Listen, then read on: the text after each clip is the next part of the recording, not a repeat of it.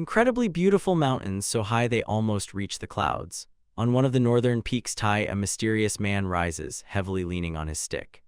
The boy lowers a medallion onto a tombstone and after a hard journey exhales, then collapses to the ground, exhausted.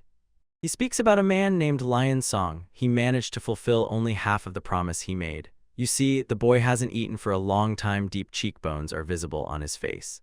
The boy continues lying on the ground, and in his eyes flickers a beautiful old woman, and he remembers the years when he was emperor. Emperor Hongwu asks his grandson what he thinks about power. The boy considers power to be flowers.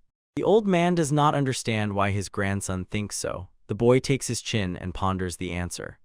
The boy thinks that if not flowers then power, it does not matter whether commoners or nobles. They all gather throughout the capital and talk about them. The grandfather lifts him in his arms and praises his insight. He says to Yun Wen, remember, although flowers are so bright and colorful, they can wither as if they never existed. His grandfather died, so having no worthy heir, he passed the throne to the boy. Yun Wen's uncle tells him that the old man entrusted the fate of the empire to such a worthless person, and the man believes such a humiliated person has no place on the throne. Yun Wen does not understand and fears his uncle. The man says everything has its order and orders him to get off his throne. Eventually, he staged a bloody coup, and many people died. Lion Song grabs Yun Wen by the shoulder and says to come with him. The uncle shouts to his men, seize Yun Wen and kill him. The imperial guard tries to protect the young emperor. Master Lion Song sent the boy out of the palace by a secret route. He tells him about the peak of the mysterious little peak of Mount Tai, asks to find a small stone monument and hang the emperor's token on it. 2 people who served Yun Wen's grandfather will help him. The boy sadly tells Lion Song that he is tired of continuing to live such a miserable life. The old man gets angry and shouts at him to pull himself together. Surviving is the only way to carry out Emperor Hongwu's order and honor his memory. Lion Song, with tears in his eyes, asks him to promise that Yun Wen will survive. The boy is still upset but replies to Lion that he understands everything. Yun Wen mounted the horse and the old man wished him luck on his back. He lies on the ground and finally realizes that power is fleeting. If he is born again, he wants to appear not as a flower that can wither at any moment, but as a free butterfly. He thinks about Lin Song and counts that as all he can do. An unknown old man stands over the candles and strikes the golden bell. He recalls the basics of soul summoning and spirit binding, preserved in the secret repository of the fire worshippers' cult. He sits surrounded by candles and meditates. If the majestic heavenly emperor had not been favorable from the very beginning, the old man would still not be in this world. He asked Huino about the readiness of the vessel. Huino removed his epithelium and shaved the skeleton, inserted ivory under the nasal cartilage, and transplanted back the same removed epithelium. The old man poured into him a dozen kinds of elixirs and poisonous juices, melted his bones, and redrew his outline. Since he is already old, he has to constantly renew himself, but despite his age, the old man makes no mistakes in surgical work. Huino tears off the cloth that covered Yun Wen and informs Huang No that the vessel preparation is complete. It worked well. The heavenly emperor would also be delighted. Huan Nok asks the heavenly demon whether he is ready to welcome his new life or not. The demon replies, how dare he wake him from sleep and disturb him. The old man says he wants to give him a new life and, pointing to the vessel, adds this. The demon laughs at his words about a new life. He answers the old man that he disagrees, and Huan Nok does not understand why he thought the heavenly demon desired this. The heavenly demon does not want to become human. He lives an unparalleled life. In hell it was much more interesting for him, and in the human world he felt boredom and loneliness. He tells Huan Nok if they summon him again, he will kill them all. The old man panics and begs to wait. Huan Nok must come up with a secret plan. If the heavenly demon returns now, all this will be in vain. He needs something to catch the attention of the unparalleled representatives of the demonic cult. Suddenly he exclaims that the heavenly demon is an idiot. The demon got angry and thinks that Huan No already desires his own death. The old man shows him if he is truly a heavenly demon then an idiot and damn poorly informed about what surrounds him. Huan No understands he must not tremble, his life hangs by a thread. In this generation appeared an unusual ascetic named Zhang Sanfeng. He is even exalted as more perfect than Dharma. The demon does not understand who is being referred to. He has never heard the name of this child.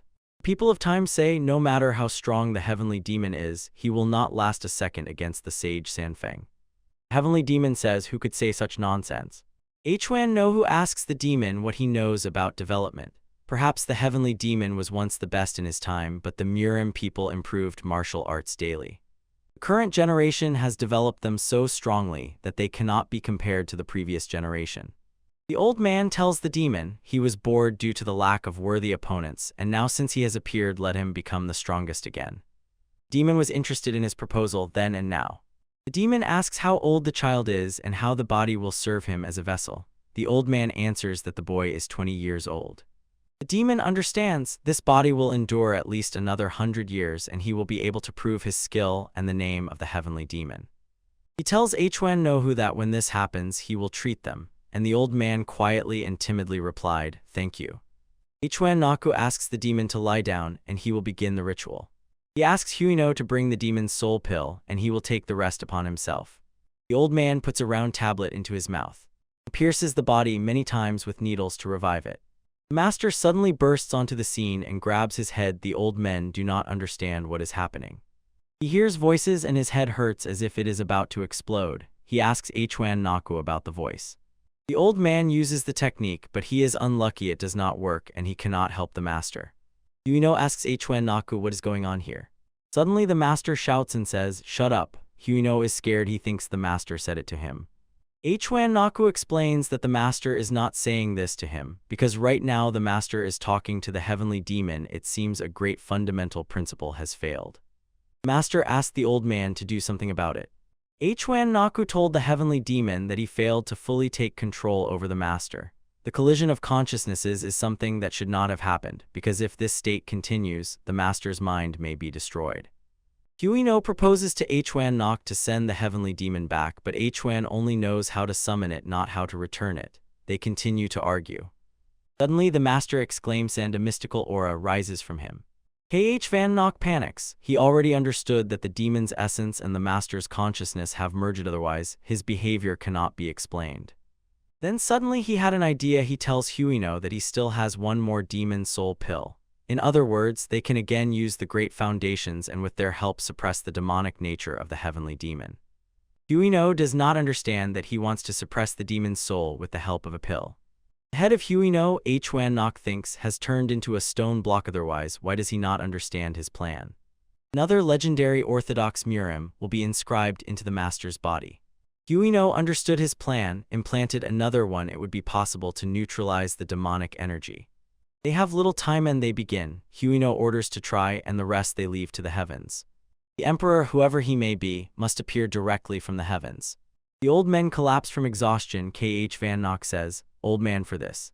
The old men notice that the master is waking up and ask if he is okay. The master is hungry and asks if they have any food. The master swallows everything he sees. Hwan Nok and Huino think their ritual was successful, although they are a bit shocked by what happened. The heavenly demon says why was he driven into such a tight place? The master and the demon are in one body. The master replies to him that the demon is much cooler than he heard. The boy can't stand it and tells these two that they are not alone here and orders them to be silent. The demon does not understand why the boy does not feel pain, although his head should have split into pieces when they said that. The boy noticed after the ritual the voices of Huino and Hwan Nok remained in his head, but they became less intrusive. The heavenly demon appears and does not understand how the boy dares to speak in such a tone to the strongest creature. Hwan Nok and Huino do not understand each other because the boy is talking to himself. The second to enter Yunwan's body was Huainan, a priest who was revered as the sixth patriarch of the Shaolin monastery. The boy realized a rather powerful man entered his body together with him. The heavenly demon can no longer bother him. He says thank you to the old boar, meaning Huan, Huino, and Hwan Nok ask, what kind of vulgar language is the boy using? Yunwan says, give him another bowl of food. Of course they fulfill his request and hurrying go for seconds. Hwan Nok noticed that the boy is changing. There are immediately 3 personalities in his body. His temperament will converge and diverge due to sudden changes and the old man does not understand what to do about it. Yunwan cuts off his thoughts and asks to bring him water. The boy asks Huainan to give him a name because he looks the most knowledgeable among them. The old man suggests he take the name Inconstancy. Yunwan does not like this. He understands that in Jianghu people will not accept this name. The boy wants to know the opinion of the demon and Huainan is angrily upset. The demon said to the old man he cannot know what coolness is and he should have asked him immediately. He suggests Yunwan take the nickname Iron-Blooded Usura. The boy replies he needs a name, not some foreign title. He does not understand how such ignorance became the strongest in the world. The demon became enraged because of his arrogance and wants to immediately seize his body. But he fails. The demon does not understand why everything is fine with Yunwen. The demon realized that because of Huinin, he cannot take control of the body. In terms of numbers, demons are weaker, so he cannot seize the body. He cannot take control of the body, so he has no choice but to cooperate with them first and foremost. The boy understands that using his surname Zhu would be strange. The heavenly demon wants to completely consume the body of Zhu Yunwen. Yunwen asks the demon what he is mumbling to himself. The demon was thinking about his own battle name and suggested to him Heavenly Destroyer. The boy liked the name suggested by the demon. Ichueng No asks the young master where he is heading. The boy replies that he wants to take a walk around Mirim. The old men do not understand why he is already leaving, and the boy says there is nothing unusual about it. Ichuan Nok said that Yunwen did not have time to restore all his strength and martial arts. The boy points to his forehead and says that all the martial arts of the heavenly demon and Huinin are stored in his head. He does not understand why, if they themselves performed this ritual, they did not know about it. Yuino says it is awkward to send a young master in such a condition. Yunwen looks at the tree. It is clear that he is thinking about something. The old men ask what he is planning. They are worried. The boy tells the heavenly demon to use his martial arts. He accumulates a huge reserve of purple energy in his hand. The boy showed them his power and set off. The elders from the cliff watch him with their eyes. He walks through the forest and hums something to himself. Ichuan Nok fears that everything will be fine, but Huino reminds him the young master has broken free from their control. Ichuan Nok is not talking about that. He means something else.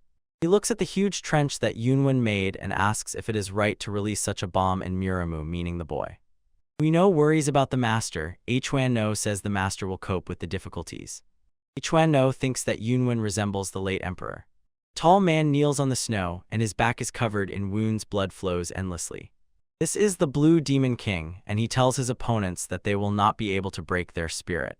The man leans on his great sword. He is surrounded by many enemies. A well-dressed man tells Ha Gunpyo his luck ends with possessing the spirit of martial arts. He traveled the world just like that, but the Northern Blades Association will not stay aside. The Blue Demon King replies to him, aren't they the ones who acted first, using their power? The Northern Blade Association may be the dominant force in Jiangsu, but Ha Gunpyo is also a disciple of a great school. The man is serious. He orders to inform the leader of the Northern Blade Association that he will soon come for his head. A member of the association does not think so, because they have spread a net of sky and earth to catch all the 7 kings of the demonic path. Ha Gunpyo, according to him, does not interfere with anything, but the members of the association tell him to stop showing off. The expression on his face changed. He became alert. A member of the association knows about his plan. Ha Gunpyo seeks to buy time, but he praises him for his courage for saving his brothers. The man, grinning predatory, points upward with his finger and asks if you heard how the blue-faced demon sounds. He thinks his brothers have already gone to the underworld. Ha Gunpyo flies into a rage. He realized that the association intends to destroy all followers of the demonic path. The man suddenly lunges at the association member with a huge sword. And the association member easily parries the attack of the blue-faced demon, deflecting his sword with his foot. In response, he strikes him on the forehead with the hilt of his sword. The man writhes in pain and falls to his knees. The association member tells him that getting rid of the followers of the demonic path is the right decision. Ha Gunpyo says indifferently that they do whatever they want, but as soon as it concerns this man, the man does not manage to finish speaking. He is interrupted by the association member. He decided that by this man they mean the Grandmaster of the demonic path, Hyuk Woo Chan, the very one whom Ha Gunpyo so respects. The man asks the blue-faced demon if he wants to learn a secret. It turns out that the King of Swords of the Northern Sea and the Assassin of the Azure Sea have turned away, and the Grandmaster of the demonic path can do nothing because he does not take any measures even when Ha Gunpyo and his brothers are dying. But Ha Gunpyo understands, Hyuk in Jian is not like people with a demonic path. The times will come when he and his brothers will shed bloody tears at any cost. The association member replies to him that he talks too much. It does not suit the appearance of the blue-faced demon king. He orders his subordinates to seize him. The man swings his sword and easily deflects the attack, scattering the enemies in different directions. One of the 3 men standing behind Ha Gunpyo does not understand how that man had enough energy to also use the Chi Aura enhancement. Ha Gunpyo looks frightened. The blue-eyed demon noticed. The one who deflected his strike blocked him with his sword's reinforced blade. These three men are three great swordsmen of Tianqian. The one standing in the middle says Ha Gunpyo is Ha Gunpyo. No, he says that Ha Gunpyo is the one standing in the middle, and that he is the last of the 7 kings of the demonic path of the Demon King's clan. Today's hunt will end as soon as they eliminate him. Ha Gunpyo also expected something similar from the scoundrel Orthodox warriors. The old man got tired because of him and says Ha Gunpyo just died. Ha. 3 masters used the invisible network of swords. The bluish demon realized that he was doomed and thought, soon he will end up in the afterlife together with his brothers. With his last strength, Ha Gunpyo puts the art of the thunder blade into action. Yunwen interferes with him and knocks the weapon out of his hands. Likewise, he does not let the masters launch an attack and swiftly rushes past them. All their weaponry lies on the ground. Yunwen says what miserable degenerates they are. Ha Gunpyo and others stand with their mouths agape, not understanding who this person is. The boy states that he was watching the fight only because it was interesting, but they behave too arrogantly even though they possess martial arts. The warriors on both sides suddenly realized Yunwen stole their weapons in an instant. They do not understand who he is, while the boy stands calmly. One of the Tianshan swordsmen asks him who he is to stage such pranks. Yunwen does not recall ever playing pranks on people. The boy tells the master, if martial arts masters have their weapons stolen, it is the greatest insult to them. The master is furious. The man throws at Yunwen. He is just a brat whose milk on the lips has not yet dried. His comrade asks him to calm down. The second sword of Tianqian, Ha Daeyang, asks Yunwen to tell him his name. The boy quietly, timidly said that he is the summoner of the heavenly demon, the heavenly destroyer. The heavenly demon begins to like Yunwen. Yunwen studied the writings told to him by the No twins and tamed the demon. The man from the Tianqian swords tells his comrades that they are idiots and why they are introducing themselves before him. He tells the boy how he dares to humiliate them when he sees him babbling about the heavenly demon, and such it is easy to understand that the heavenly destroyer also follows the demonic path. The man wants to kill Ha Gunpyo along with Yunwen, and he swiftly rushed at the boys with his sword. The heavenly demon asks Yunwen not to say that he is just going to sit idly by. The boy is not going to die in vain after having survived hellish times. He easily deflects the master's strike using martial arts. The other 2 Tianqian sword masters try to intervene in the duel, but Yunwen scatters them aside. The heavenly demon laughs and tells Yunwen that he couldn't even use half of his power. The old man gets angry, watches the fight from the side, and says how stupid bastards they are. The man grabs a sword, it flies straight into his hands. The man strikes Yunwen with a strong sword swing and tells the boy that he shouldn't have been distracted. The old man thinks there he caught him. Yunwen sets up another man. The boy asks the attacker why he ruined his hairstyle. Boy, is it allowed to cut your own allies? The man is furious at him, but the boy hits him in the face with his boot. The other Tianshan swordsmen also go mad seeing their comrade kneeling with a broken nose. They attack him, but he easily dodges their attacks and strikes back. Yunwen kicks the man in the neck for breaking his nose. He writhes in pain.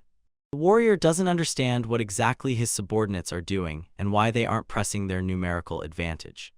And the guy quickly ends up next to him and says, it seems the old man likes to fight when he is overwhelmed by numbers. The old man flinches back in fear. He does not understand how Yunwen so stealthily sneaked right up to his nose. He is surprised by his endurance. The guy stands on one leg, the other bent and stretched upwards, and his head thrown back. The heavenly demon is surprised that Yunwen is going to use this. The guy with mystical power fiercely strikes the ground with his foot, and the demon says that this fighting technique is his symbol. The guy clones himself. This technique is called heavenly demonic roll. Blue-faced demon thinks he is hallucinating. Tianshan sword warrior believes that this is an illusion technique. Yunwen replies he is not sure. Let the old man better look for himself.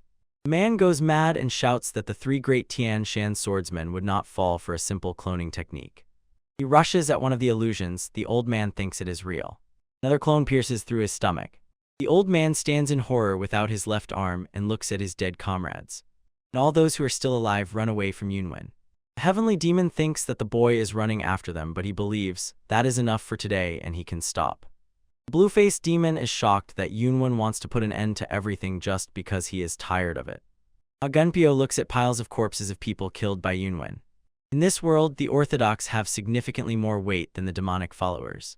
The man in this upside-down world thinks an incredible man has appeared here. The heavenly demon tells Yunwen he has the traits to follow him. Killed Ha Gunpyo crawled to Yunwen. Blue-faced demon asks Yunwen to take him with him, calling this boy a great warrior. The guy runs away from him. He calls Ha Gunpyo a hairy old man and will never take him with him, and the man continues to shout after him. The city of Kaifeng, Murem, was turned upside down. 2,000 swordsmen of the Northern Blade Association and 500 martial arts masters of the 9 Orthodox Forces Union went hunting for the 7 kings of the demonic path and destroyed 6 of the 7 kings. People buzzed with discussions. And the second news shook Murem even more. The summoner of the heavenly demon, the heavenly destroyer, the one who killed 528 people from the Northern Blade Association and 127 people from the 9 Orthodox Alliance, is the appearance of a demonic god. 3 guys discuss him. One heard that everyone who saw him died. The second says that he has a face like the devil, and the boy objects. After all, Ha Dik Hyen, the second sword of Tiantian, who managed to survive, said that he is a young and handsome master. In any case, the Association Northern Blade has already sent an investigative team. It seems there will be a bloody massacre in Murem. The heavenly demon says since everyone is talking about him, it means it was a wonderful appearance of the heavenly destroyer. Yunwen orders him to shut up. The boy feels as if he has been dragged into a senseless clash. The heavenly demon says what's wrong with that? After all, the boy even changed clothes. Hyoinin thinks he meant something else. The boy tells these 2 that they are too loud and orders them to be quiet.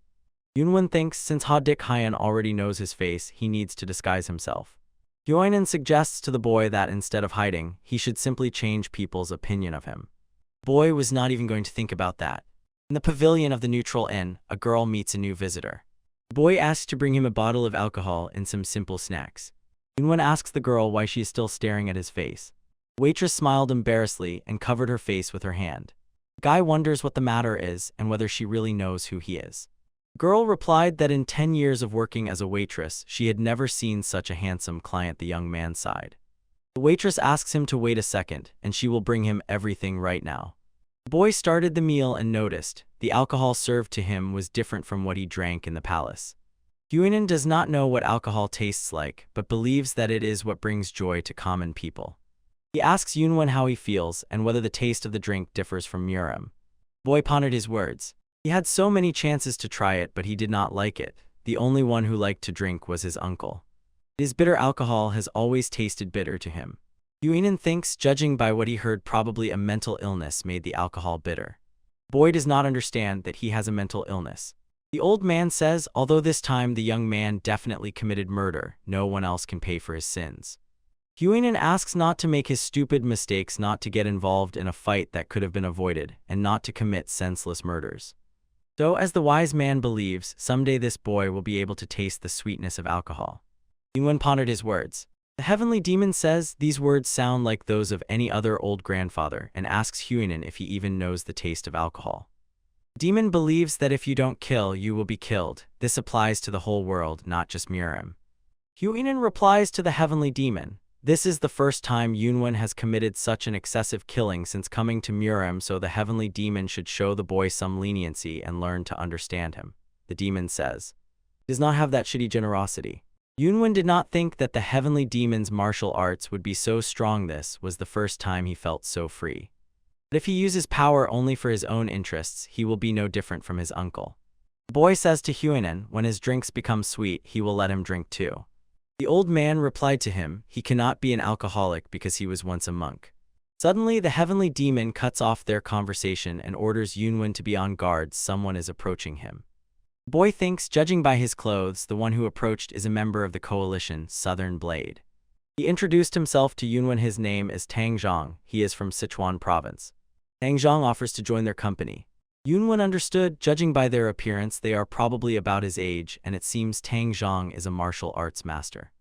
He thinks, since it's already boring, he can join them and extract some information. Tang Zhang tells his friends that since the young master gladly accepted their offer, they should greet each other. The first to introduce himself was Namgun Hyorkun. He was given the title of Divine Dragon of the White Sword. Yunwen tells him it's nice to meet him, and the demon notes that he has good composure. The muscular boy is named Zhanghu, the Iron Blood Fist. The girl is named Namgun Ayan, and she thinks he is quite handsome. Namgun Hemi is silent. He doesn't understand what is so good about him that everyone is so happy. Yunwen repeats once again he is pleased to meet them. Murong Zhongjul from the Murong clan says that from their side there are enough introductory words and asks Yunwen to introduce himself. The boy noticed that they all look like descendants of prestigious martial clans. He does not know how to behave because they all treat him very hospitably. Yunwen swaps the syllables in his surname and introduces himself as Wenyun, a scholar wandering here and there, and it is a great honor for him to be among such wonderful people.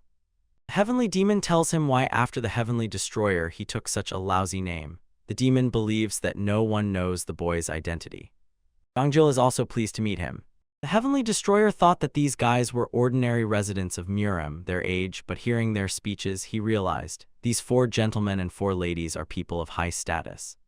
Unlike the Northern Blade Association and the Southern Blade Coalition, they belong to a much more powerful force, the Orthodox faction, known for its righteous deeds, the League of 5 Clans. And the pillars of this league were the clans, Namgun, Tang from Sichuan, Peng from Hebei, Yan from Jinzhou, and Murong. Yunwen understood these people are children of the elite responsible for the future 5 clans. The boy asks them what brought them to the Kaifeng house, as this place is quite far from Chengdu and Jiangnan. The demon is surprised because Yunwen says he hardly knows Murem, but when he was emperor he practically knew the entire map of Murem by heart. Zhanghu answers Yunwen, even if they explain, he still will not understand. The man speaks in Murem language that something happened.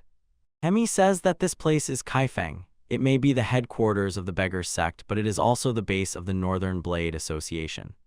The boy became anxious. He felt that he had hit right in the very heart of the Northern Blade Association. Yunwen wants to learn even more information about how their meeting is connected to the Northern Blade Association. One Hemi noisily places his cup on the table, saying how curious he is. The girl tells him that a grand banquet of representatives of the Orthodox faction will take place here.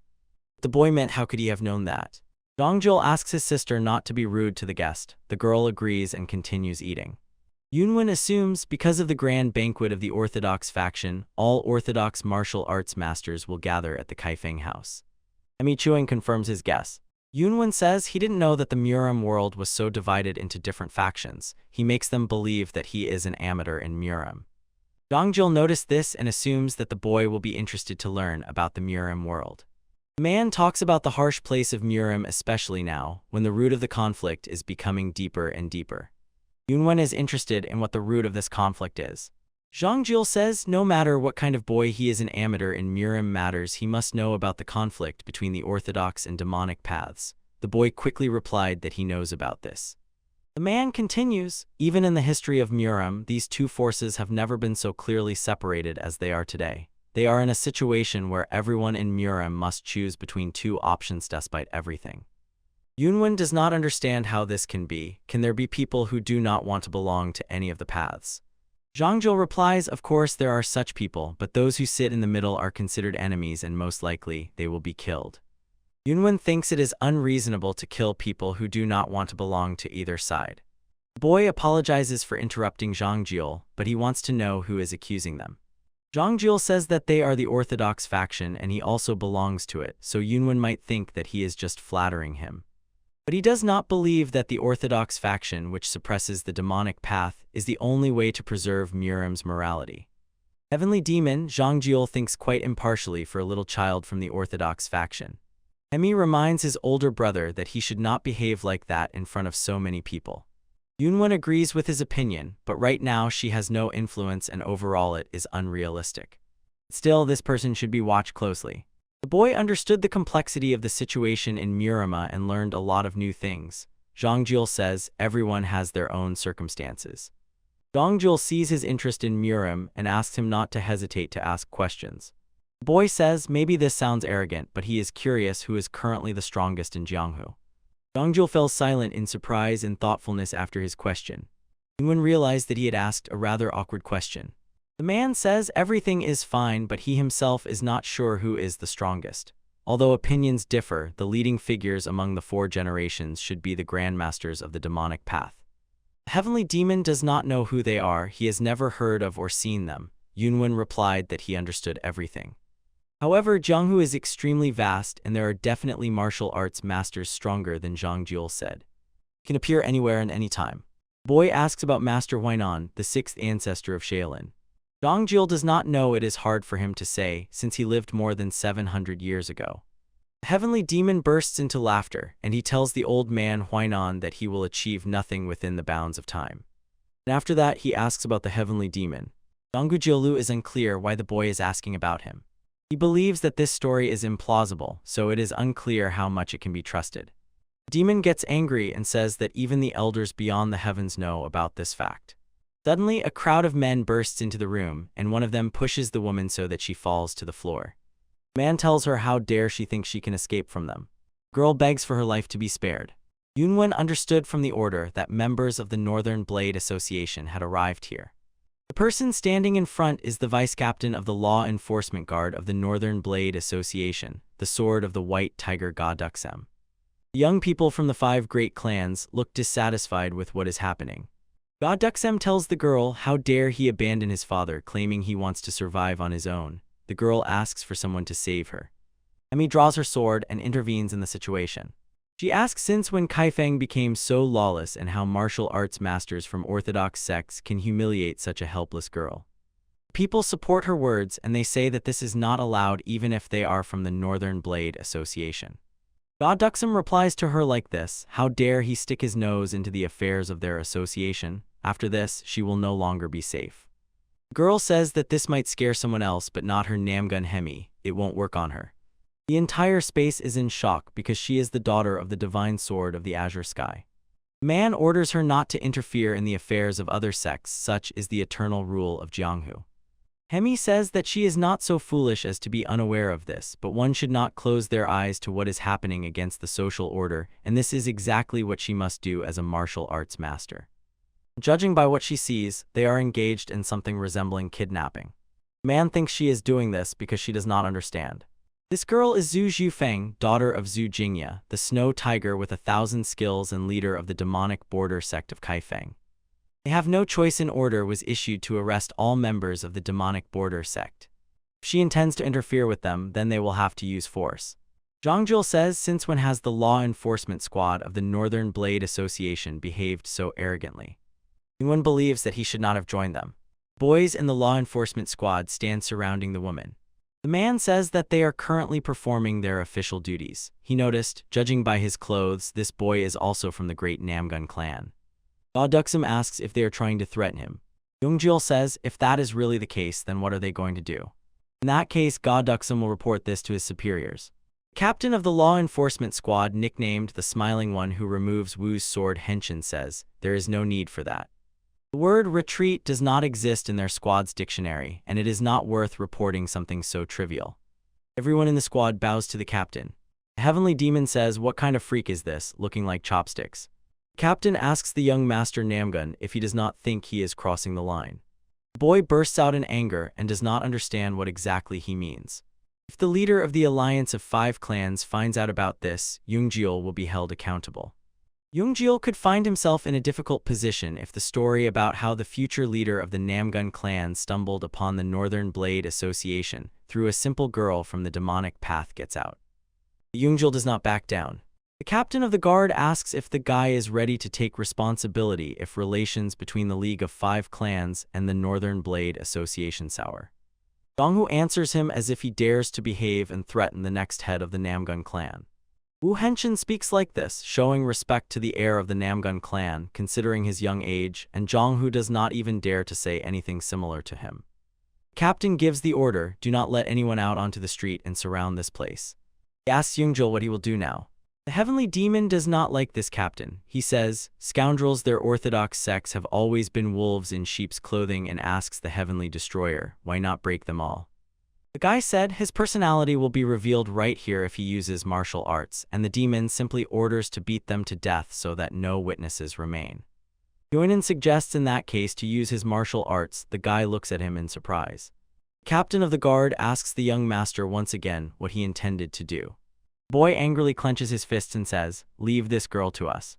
Zhangjil tells him, since they cannot, then his company will oversee the entire investigation and accompany the girl regardless of who her father is. It has nothing to do with her. And if they refuse, they will not let it go just like that. Captain's face changed. Boy does not understand what the matter is. Aduxum knows that the expression on the face means, the captain wants to kill. Wu Henshin tells them that they carry clan crests on their backs but do not know at all how the world is arranged, and orders let them try to take her from them. Boys are determined and ready to fight. Squad captain draws his wavy sword from behind his back. He cannot bear to look at the arrogant face of the master from the wealthy house. He intends to simply take and kill this girl on the spot. Dongjul says how can one act like that being a member of the Orthodox sect. He says that killing her would be too much. Captain wants to undress the girl. He says what a bastard he is. Yunwen cannot stand it and, using Huinen's power, attacks Wu Henshin. Yunwen throws the captain of the guard squad far away. Emi and Zhang Jiul are surprised. They thought the boy was an ordinary scholar. Everyone is shocked standing under the young man who is hanging in the air. Zhang Jiul knows this is Shaolin martial arts, the degree of ascending to the heavens.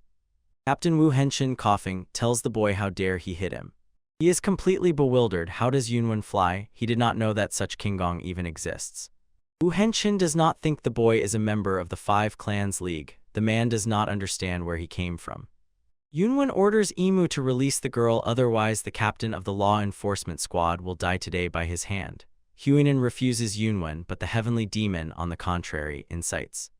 Captain does not know who this boy is, but it is even more unclear to him why he is doing this.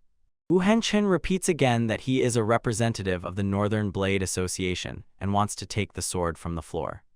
The boy hit the captain and repeats, "Let her go and stop repeating who you are again." But he cannot do this even if Yunwen is a martial arts master. The word retreat is not in the law enforcement unit's dictionary. After these words, he receives the strongest blow to the stomach with the boy's hand. Yunwen attacks his pressure points, delivering numerous strikes. The boy tells him next time he will hit for real. The captain becomes furious and orders his squad to kill this bastard. The boy casually kicks a flower pot and throws it at one of the warriors. The vice captain stands with his mouth agape from what he sees, but Yunwen quickly sweeps him out of the way. There is complete chaos in the building. Yunwen single-handedly deals with the soldiers. He kills one of them with a Buddha ground technique. The boy does not understand why these people keep fighting, having nothing but numbers. The man with the mustache also attacks him. He brushed him off with 2 fingers of his hand lightly, as if nothing. And he also covers his back from the soldier's attack. Zhang Jiul is shocked by what he sees because Yunwen uses the bamboo leaf fist, heavenly palm, and bodhisattva palm. If his memory does not fail him, then all these are advanced Shaolin techniques. Wu Henshin lunged again at the boy with her wavy sword. But again the expression on his face changes to fear. Yunwen accumulates a huge amount of yellow energy on his palm. He uses the Vajra energy palm. Zhang Jiul is still surprised because Yunwen used the advanced unbreakable palm technique. The boy suspects that Yunwen is a martial arts master who has learned all 72 advanced Shaolin techniques. Emi asks the captured girl if she is okay. The girl answers yes. The captain of the guard squad is lying on the floor after a strong blow. Yunwen uses sound transmission. He tells Wu Henshin to listen carefully because he will repeat only once. The boy ordered to inform all members of the law enforcement squad to retreat immediately. If the captain refuses, he will be covered by hellish pain unlike anything he has felt before. The man nodded in response to Yunwen. The youth from the Five Clans League together with Yunwen stands in awkward silence. The boys are shocked by his abilities. The boy realized he had overdone it. Yunwen thinks everything should be left as is and tells everyone to start cleaning the store. And after cleaning, all these young people gathered around one table, even if it was uncomfortable. The boy pats Wu Henshin on the back and suggests sitting together to relieve tension. Zhanghu has no words because there must be a limit to how arrogantly one can look down on others. He tells Yunwen how he can laugh if he made everyone look like fools. Namgun Ayan agrees. The young man pretended to be a dilettante, but the amount of internal energy he possessed was incredible. But in her mind, she still considers him cool. Yunwen bows and offers his apologies. Due to unavoidable circumstances, he had no other choice, so he was forced to lie about his identity. He hopes the guys will not be offended by him. But despite being an amateur in the world of Murem, there is truth in this. He came to Murem for the first time. The boy hopes for their forgiveness. Yungjil laughs loudly and calls him young Master Wen. Yunwen asks if the heir of the Namgun clan has any questions. The boy does not want to cling to the past and ruin new acquaintances. But it would be better if the boy told about his unavoidable circumstances so they would feel less deceived, and asked what his true identity is. The boy does not want to talk about it foolishly right away, but he understands. Fate brought them together, so he will not hide that he inherited the mantras of the Venerable Huineng, the 6th patriarch of the Shaolin Temple. The whole company is shocked by what they heard. The heavenly demon tells the boy that his best skill is inventing stories, and it cannot be said that he is completely wrong. And Ayan cannot comprehend this. She does not believe it is possible. After all, Huineng was a person of the Tang dynasty period, so the girl does not understand how one can inherit his mantra. Emi asks him if he wants to say that he has become immortal. Zhang also thinks that this is complete nonsense. The heavenly demon asks Yunwen what he was about to do now and thinks no squads of the boy will work. Yunwen understands that his explanation was not clear enough and that he has not met Huinen personally. The boy insists that he was born on Mount Tai and once, while walking, found traces of his writing in a cave. After that, he went to the cave every day. It was not easy for him to understand the texts, but later, after many years, despite some shortcomings, he was able to embody his legacy in life. Since Hemi personally saw how he does it, she cannot help but believe him. Yoongjul believes that Yunwen really became the owner of a successful acquisition. Yunwen will be grateful in any case if the guys forgive him. The young man replies that they should be careful in how they treat him from now on, and he considers it a blessing of orthodox sex. The boy is interested in what Yoongjul means by careful. Yoongjul tells the boy in Murim one of the most important things is seniority, and since the boy has a divine Shaolin being as his teacher, they must treat him with respect. Everyone at the table agrees with him. They want to raise their glasses to the acquaintance. Wu Henshin does not like that he is drinking with them. Suddenly some inner voice whispers to him, "Don't be upset, calm down." Yunwen uses remote communication again. He orders the captain to leave if he intends to spoil everyone's mood and also knows what will happen to him if he carelessly expresses his opinion. The captain knows the guy uses the yin-yang cultivation technique which separates thoughts and actions. It is hard for him to believe that Yunwen applies such a complex technique so effortlessly. The guy asks Wu, but the captain is already so scared of him that Yunwen clarifies whether there will be no other incidents after this. Captain assures him that nothing like this will happen again. Yunwen suggests he go after all, he needs to treat his wounds. Wu Henshin thanks him for the care. Zhang Jul offered Yunwen to spend the night with them because they have already settled in the neighboring tract. The guy relaxes in the hot spring. He tries to live calmly, but the surrounding world is set against him. The heavenly demon says, "Such is the life of the strong." This time he owes a lot to Huan, and the monk replies that there is nothing here to be thankful for. Huan lived a chaotic and difficult day. And suddenly he hears someone calling him the heavenly destroyer and ordering him to come to his senses. The young man looks around and sees the blue-faced demon Ha Gunpyo. The young man was very impressed by his appearance. Yunwen did not think that the boy he recently met on the snowy mountain would follow him all the way. Ha Gunpyo asks to become his disciple, calling him a great warrior. The boy says his ears are about to burst and orders him to shut up. The blue-faced demon says once he almost died and for saving his life he will dedicate it to Yunwen. Yunwen considers him hopeless, and the heavenly demon suggests taking Ha Gunpyo as a subordinate. But if he goes with him, he will attract too much attention. The boy came up with a place where he can be sent and said he would take him as a subordinate. On Mount Tai, the No twins are gathering firewood. Huino wonders what the sound is that he has been hearing for a long time. He sees Ha Gunpyo with a huge backpack on his back. The man arrived at the elders and rejoiced that he had finally found this place. Yunwen agreed to take him as a disciple, but with the skills Ha Gunpyo has, he would only be a burden to the boy, so he sends him to train on Mount Tai. The man introduces himself as the worthless Azure King of Demons. By the order of his brightness, he has come to greet his masters on Mount Tai. Huinyu asks who his master is, because this is a place that no one can know about, especially not such a dumb brute. Chuangno sighs and wonders what Yunwen is up to. Meanwhile, he meditates and practices energy control together with Huinen. The elder tells the young man to focus on the flow. It is like a wave, so one must go with it and not against it. The boy tells him to stop. The master's control over internal chi has improved. The demon does not understand why such basic training is necessary. Huinen replies that the basics are very important.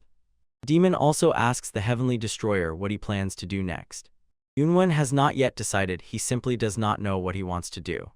The heavenly demon says the boy's body is too weak to refine his skills and suggests he make his own plan since the boy still hasn't decided. The young man replies that this only happens in a demon's dreams. Even if he doesn't have big plans, he will still do what his heart tells him. He again does not want to give up on something. Huinen asked the boy not to waste his life on vain obsession and vanity, and this would correspond to the providence of the universe that gave him this power. And the heavenly demon tells him not to give up on anything and to achieve everything he wants. Yunwen thinks he lives with a hooligan and a callous old man. The boy orders them to stop, and in any case, he himself will decide how to live. He says that only part of the memories about martial arts were passed on in the form they are, and the rest as if someone deliberately spoiled. He is curious about what needs to be done for them to become whole again. The heavenly demon believes that this will happen naturally when Chi becomes older and more mature. Then he will be able to fully unite them with Huainan and perform all possible tricks. If Yunwen is killed by a great technique of simulating death before their union, then they will be able to act temporarily without him. And in a state of complete unity, they will be able to free themselves. And the demon desires to seize his body. The boy asks again, and the demon adds that they will be able to go anywhere, both to the underworld and to another body. After the grandfather left, the young man went through a lot. What gnawed him the most was how much he missed him. The old man tells the boy that he will have to take a different path, so he must not return to the world the pain he himself experienced. The grandfather asks, do not become a lad, a demon driven only by revenge, but become a strong man. The boy begged his grandfather not to leave him. The heavenly demon and Hunan noticed that the boy had a bad dream. He was very upset because of it. Yunwen thanks the demon after all. Thanks to his scream, he came to his senses. Demon says, why doesn't the boy thank him later? He notices that someone is approaching and warns Yunwen. The heavenly demon Hunan and the young man wait and watch the door. Some girl suddenly drew back the curtain, and the boy still does not realize who could have visited him so late. The boy thinks it is the killer sent by the Northern Blade Association. Ha Gunpyo has probably already gone to Mount Tai. The heavenly demon thinks, judging by the footsteps, it's a girl. Yunwen doesn't understand what he means. He jerked up from the bed. The boy is in shock. He asks Namgun Ayan why she came to him. The girl tells him that since she saw him, she felt they were destined to be together. She takes his hand. Ayan feels if he doesn't gather courage, he will lose him. The demon thinks it's cool, and the monk tells the boy he can't do it. Ayan crawls closer and closer to him and showers him with compliments.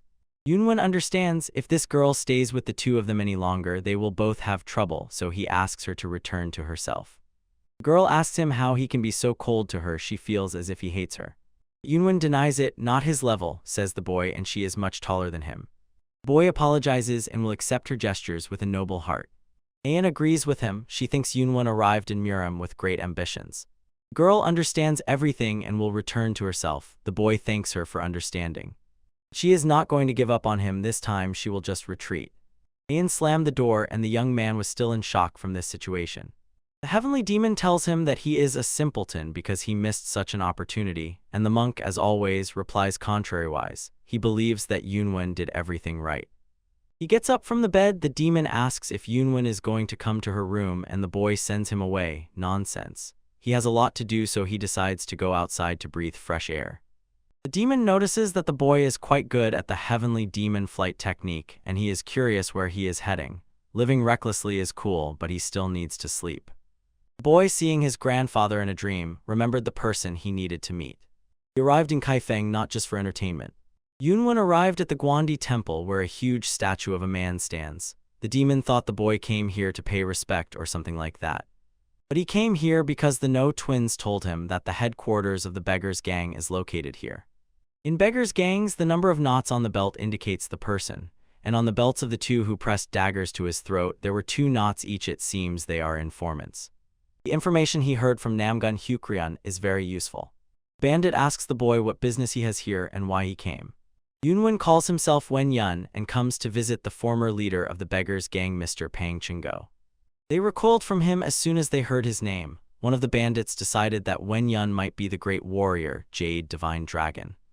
The boy does not remember where he got this nickname from, but he really is Wen Yun.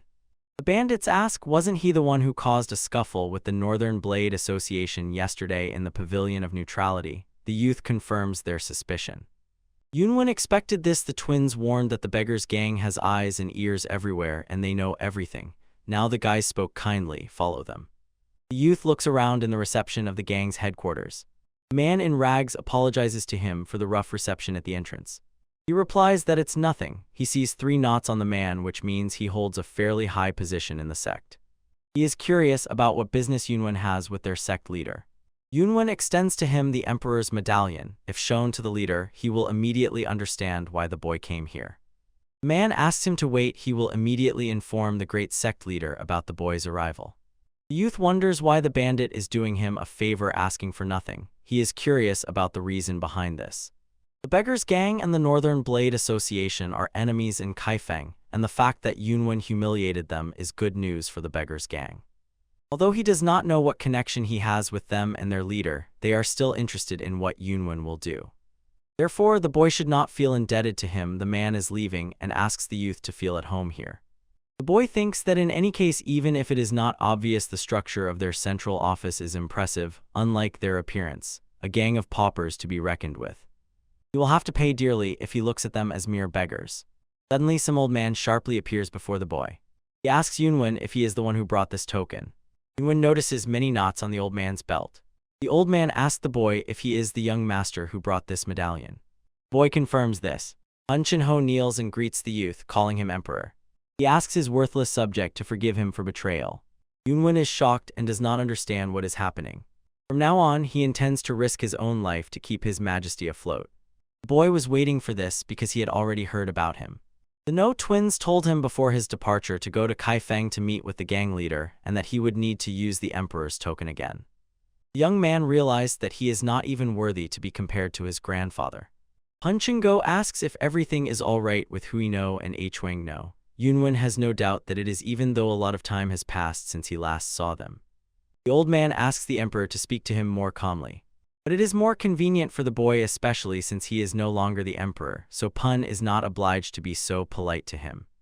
Hun Chin-go tells the boy that he and the No twins are the only forces that Emperor Taezu has placed in Jianghu. The old man says, if he had not placed the order, they would support him at any time and do everything possible for this. Yunwen replies to the old man that he no longer intends to engage in politics. His uncle is now the hero of this era, so the young man has no desire to get involved in family disputes again. Hun Chin-go understands him and asks what the boy plans to do in that case. Although the boy is no longer the emperor, he cannot live a poor life. This is why he contemplates to rule Jianghu as its emperor.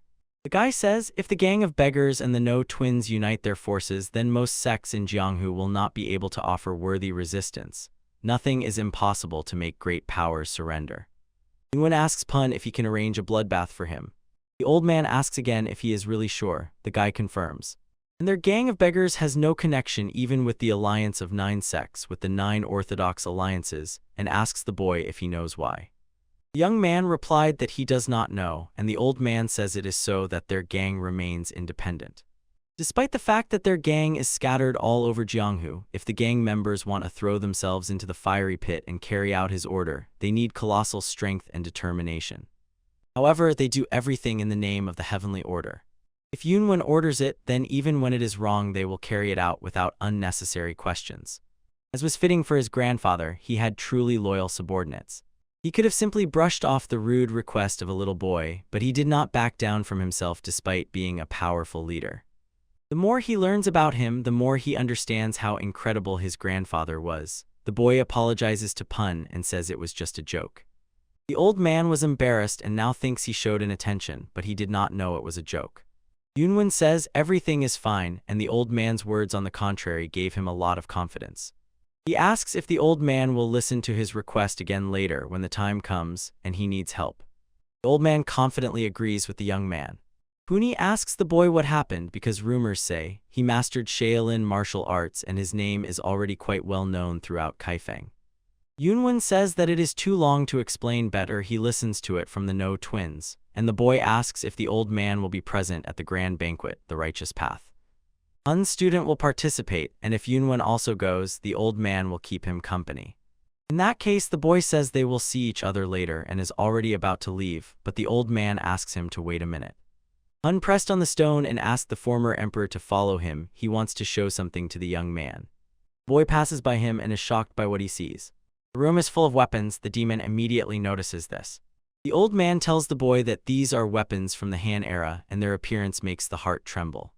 Yunwen nods along with him. This is truly an impressive arsenal, and asks how much further they have to go. Hun says that they have arrived. The boy opened his mouth wide and froze in genuine surprise. The old man preserved what Emperor Taezu acquired and now thinks it is time for these beautiful swords to find their rightful owner. The demon and the monk are also stunned. It seems the heavenly demon is familiar with these swords. The boy does not understand why they made such a fuss. He notices that there is something strange about these swords.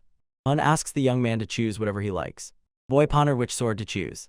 The demon and Huineng argue. The demon pulls for the boy to take the black sword and the monk asks him to take the white one, but Yunwen asks Pun if he can take both. The old man laughs and says, well, why not? The swords belong to Yunwen anyway, he can take them. The demon thinks his greed knows no bounds, and the monk believes even one of these swords is too much. The boy does not understand why Huinen and the heavenly demon are so flustered, and asks the leader of the beggars if he knows anything about the origin of these swords. As far as the old man knows, the dark sword is the heavenly demonic sword, and the white one is the Ganjiang sword. Now the youth realized why the demon made such a fuss because it was his sword. He asked about the white Ganjiang sword. The old man replied, this sword was created by a great master and it is also called the Emperor's sword. The boy looks at his swords and he is drawn to the Emperor's sword. He arrived at the hotel where the others were staying. Zhang Jiul asks Yunwen where he had been. The boy felt a bit stuffy, so he decided to take a walk.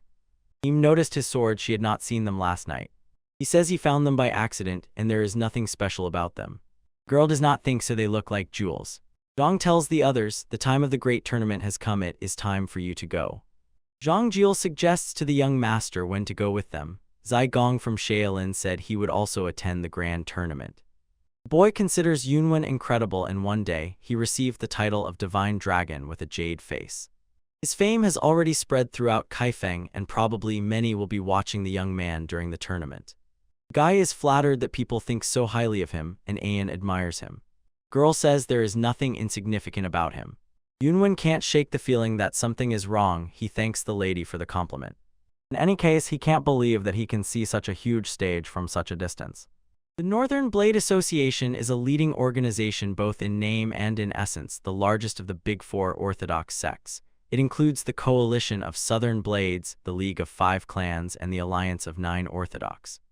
The three swords of Tianqian are directly subordinate to the head of the association. Send to the Hall of the Guardians, the Hall of the Demonic Sword, the Hall of the Bloody Sword, and the Hall of the Heavenly Sword. Below these four stand the advisor, the general officer, and the inspector. The Iron Brigade is directly under the general's command. In total, the number of soldiers exceeds 5,000 men excluding the band of beggars. This is the strongest and most numerous force. The current Northern Blade organization is very aggressive, but Zhang Jiula is now most concerned about the halls of the demonic and bloody swords. Yunwen noticed these names and it doesn't seem to him that they resemble those that Orthodox sects should use. Guy confirms his suspicion. At first they were the most famous assassins of the Dark Path and later they were recruited by the association. Their harsh nature did not change after they joined the Northern Blade Association. Their Five Clans League and the Southern Blade Coalition expressed their dissatisfaction about this, but the Northern Blades Association simply dismissed them. As a result, the Five Clans League and the Northern Blade Association were never on good terms again. Yunwen also noticed that former members of the Dark Path who joined the association would have to fight the Dark Path, and this seems contradictory. In any case, the pavilion is huge, it probably cost a lot of money. Hang Zhang says, rumors say it cost 100,000 gold taels. Guy looked as if struck by thunder at the heard sum. He doesn't understand where they got such money from. Zhang Jiul talks about their main income sources. The primary source is the cargo delivery business. They also have taverns, wine shops, pawn shops, and similar businesses. The young man looked around to make sure no one heard and whispered into Yunwen's ear. The Dark Path should be a balm to their eyes because most of these enterprises were run by the Dark Path sects. Yunwen understood getting rid of the Dark Path and monopolizing these profits would definitely mean a colossal amount of money for them. Someone riding a horse gallops and shouts to passers-by, "Get out of the way." Some had blood come from their ears because the shout was filled with chi energy. Kemi is curious who this person is. Yunwen does not move away from the road and stands straight right in front of the approaching horse. Steed does not understand why he is standing like a pillar. Girl and Zhang Jiul shout to him that it is dangerous. The heavenly demon also does not understand his actions. Could it be that the boy is going to fight the horse? Yunwen is annoyed by this recklessness. Guys shout to him again about the danger. The rider easily jumps over him. In midair, she exchanges glances with him. He landed and dashed away. The boy is in shock. The horse jumped so high that it seemed to him as if it was flying. Kemi says that it was not for nothing that he pretended to be cool, and Ayan asks if he is okay. The demon also laughs at him and does not understand why he tried to look cool. Yunwen notices he was an incredible man. Such skill in horse riding is rare even in the army. He did not think he would see such horsemanship art in Jianghu, where people are less trained in it. Moreover, the writer was a girl. The boy thinks that this huge queue is for the tournament, and Zhang Jiul thinks the same. Emmy is tired. She says why they have to wait after being invited. Brother asks her to be more polite. The guy said to Zhang Jiulu, there is no need here. He noticed someone in the crowd. The heir of the Namgun clan does not understand what he is talking about. Yunwen apparently noticed Captain Wu and is waving his hand at him. The captain does not believe and does not understand why the boy is here at all. The young man, using the transmission with sound, orders him to hurry and come to them. Wu greets him and says he should have done it earlier. Wu understood. Yunwen came to the grand tournament together with members of the League of 5 Clans. The young man asks to help the captain because their time is too valuable to stand in line. He squeezes his shoulder and asks if the captain will help the guys. Wu Henshin kindly agrees and says that they are not strangers. The boy apologizes to the warrior for the constant requests. Wu mutters that these are trifles, and Hemi is glad that she won't have to stand in line. The company entered the pavilion on the embankment. The captain asks them not to be shy and to stay here. 2 men notice Yunwen and discuss him from a distance. One of them counts the mandate squad and says that Wu Henshin is not himself after all. He was humiliated by some simple brat. Another mysterious old man scrutinizes and searches to see if this brat is really the jade-faced divine dragon. It turned out that he is the leader of the association. The soldiers who were whispering and gossiping froze in surprise. The old man tells the young man not to take courage upon himself because he came here after what he did. The mandate squad beat half of their own members. They had to pay compensation to the hotel, and they also missed the daughter of the leader of the Demon King clan, Sol Ken-ik. The heavenly destroyer has already caused them great harm, and the inhabitants of Jianghu began to look down on the Northern Blade Association. They cannot forgive him. The leader of the association asks to quietly bring Yunwen. He will pay for disgracing the Northern Blade Association. The guys from the League of 5 together with Yunwen sat in their seats. The boy noticed that the arena was full of people. He wondered if they were all representatives of the orthodox path. Advisor So Cho-nak, nicknamed Three-Eyed Heavenly Head, stepped into the center of the arena and declared that today at this meeting they intend to discuss 2 things. First, to destroy the forces threatening the well-being of Miriam. Second, to attract talents to fulfill this most important role. While the demonic path has not strengthened and sown chaos in Miriam again on behalf of the Northern Blade Association, he primarily offers him to take care of them. Everyone in the arena rejoices and supports this. Yunwen listens to his proposal and the boy does not understand. Could they really have gathered so many people from orthodox sects to talk about something like this? The young man asks Zhang Jiul who this is. He is told that this is Advisor So Cho. He asked the descendant of the Namgun clan if their goal was not too obvious. Zhang Jiul agrees with him, but despite this, no one can object without careful consideration. The boy is sure.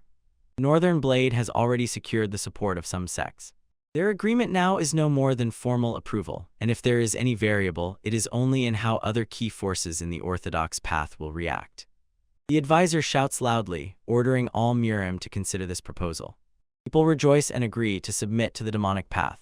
The demon says how well their scenario is written. The young man agrees, saying this is simply ridiculous. The monk arrived at the association pavilion. Yunwen noticed that the atmosphere had completely changed. Venerable Zigong, the Shaolin overseer who watches over the commandments, arrived, and while Zhang Jiul was talking about it, Ayan was intently watching Yunwen. The heavenly demon says to Huinan it seems Zigong is his grand disciple, and the monk also notices this. Zigong introduces himself before everyone in the hall. The boy thinks that the representative from Shaolin is indistinguishable from the ox of the 9 Orthodox Alliance. The monk thanks the representative of the Northern Blades for such a wonderful proposal. The old man disagrees with this. Everyone is shocked by the words of the Shaolin overseer. He does not deny that the proposal to unite the Northern Blades demonstrates dedication to the well-being of Miriam, but everything is subject to the laws of nature. Zigong says it is not worth provoking members of the demonic path while they are occupied with their affairs. Miriam is at peace when the demonic and orthodox paths are equal. Even in the darkest times of Miriam, when the ruler was the heavenly demon, even if the generosity of these people was minimal, it was precisely thanks to this orthodox path that they managed to endure and survive. The same applies to members of the demonic path. Moreover, if they claim to be representatives of the orthodox path, then they absolutely cannot commit such foolishness.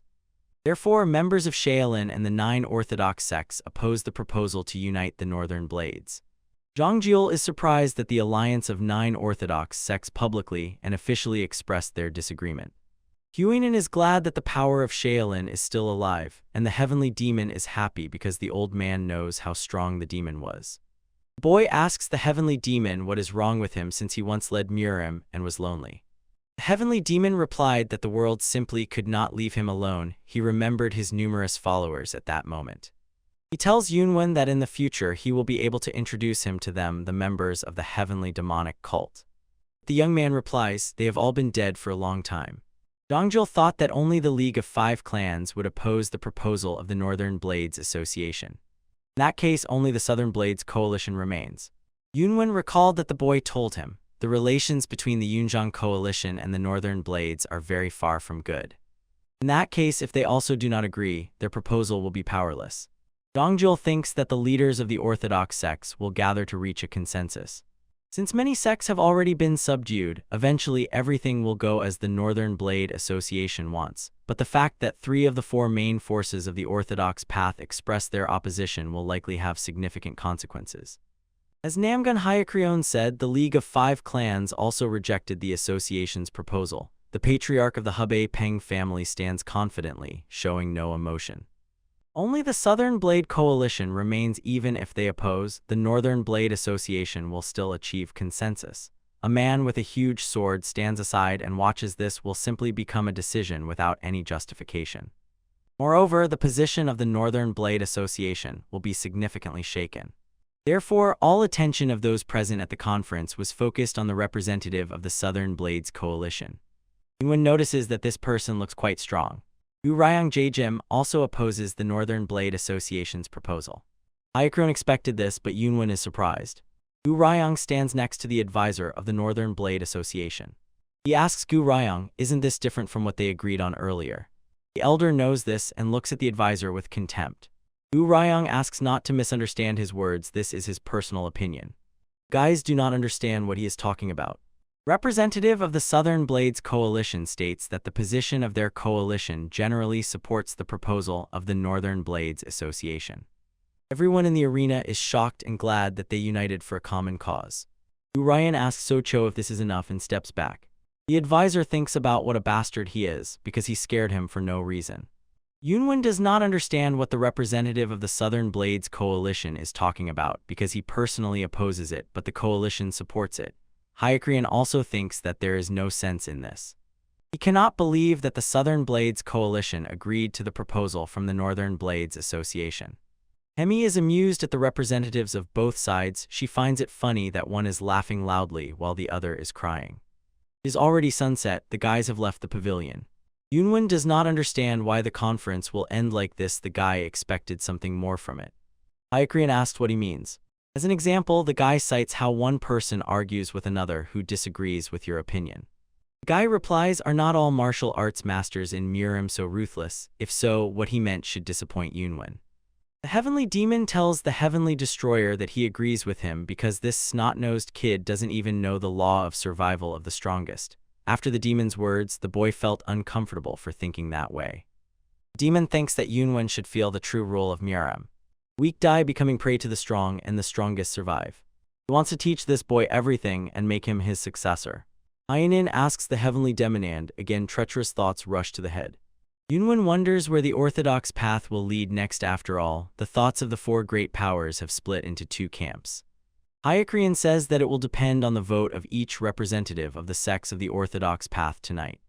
Yunwen realizes today's results will decide whether the demonic path will be conquered. The soldiers are asking the guys from behind who among them is the Jade Divine Dragon. Yunwen turns around and says this, he, and that guy asks what exactly they want. Soldiers say the leader of the Northern Blade Association called him and asks him to go with them. Beijong thinks that it is Rudethi must inform them of the reason. Since he has no relation to this, the soldier tells Jianghu to step aside. Jiang is angry at his arrogance and Yunwen exhales, saying that he is fine. The boy understood there is no other choice. He has to let himself be dragged along because, it seems, the matter is urgent. The soldier in the middle tells the boy that he is a rare young man, talking nonsense despite the fact that he himself knows where they are. The boy says that everyone who came here knows what this place is. Monk Zigong apologizes for the intrusion but is in a hurry, so he asks for understanding. He ran here in a rush because there was not much time, the vote is ahead. He heard that the one who inherited the mantras of the venerable Huineng is here, so he came here. Soldiers do not understand what he means. The monk tells Yunwen, relying on rumors, the roots of his martial arts go back to the 6th patriarch Huineng, a great warrior, and if this is true, the young man will become their martial uncle. Hyakrion understands him and understands how he himself did not guess this, while Yunwen stands embarrassed. Huineng is the founder of Shaolin, and therefore Yunwen can hold a high position in Shaolin.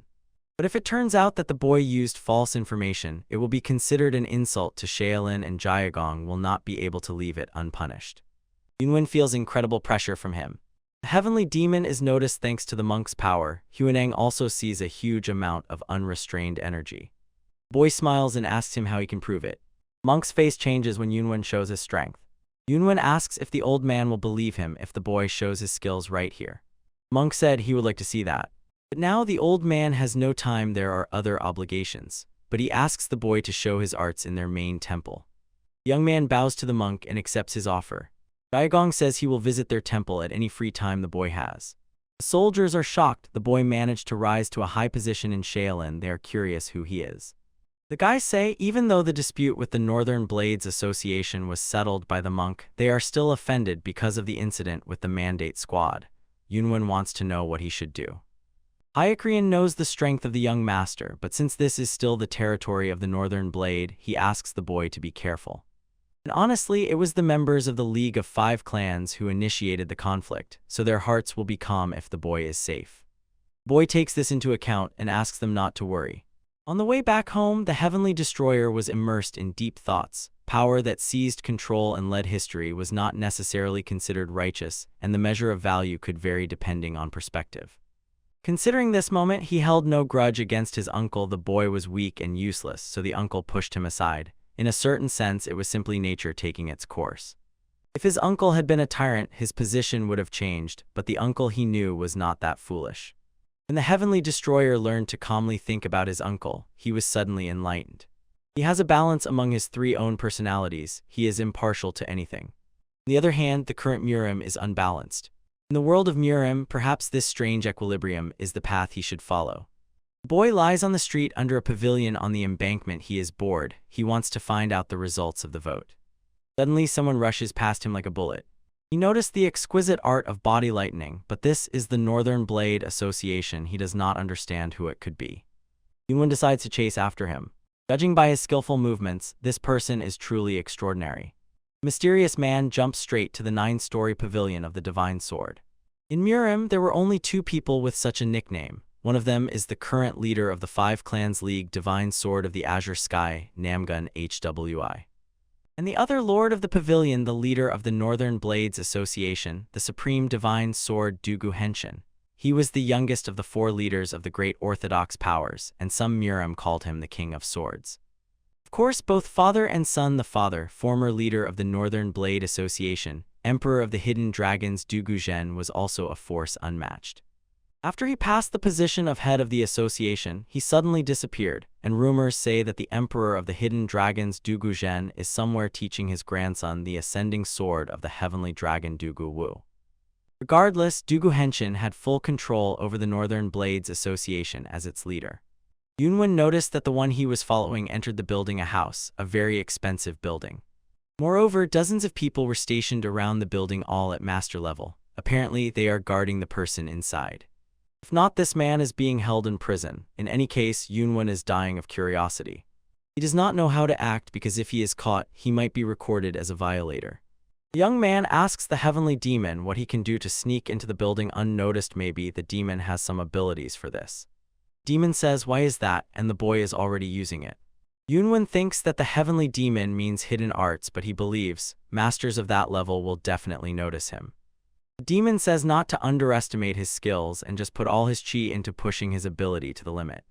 Yunwen tells him that he is showing off. After the Heavenly Destroyer burst into Jianghu, this was the first time he used the heavenly demonic hidden art at the limit.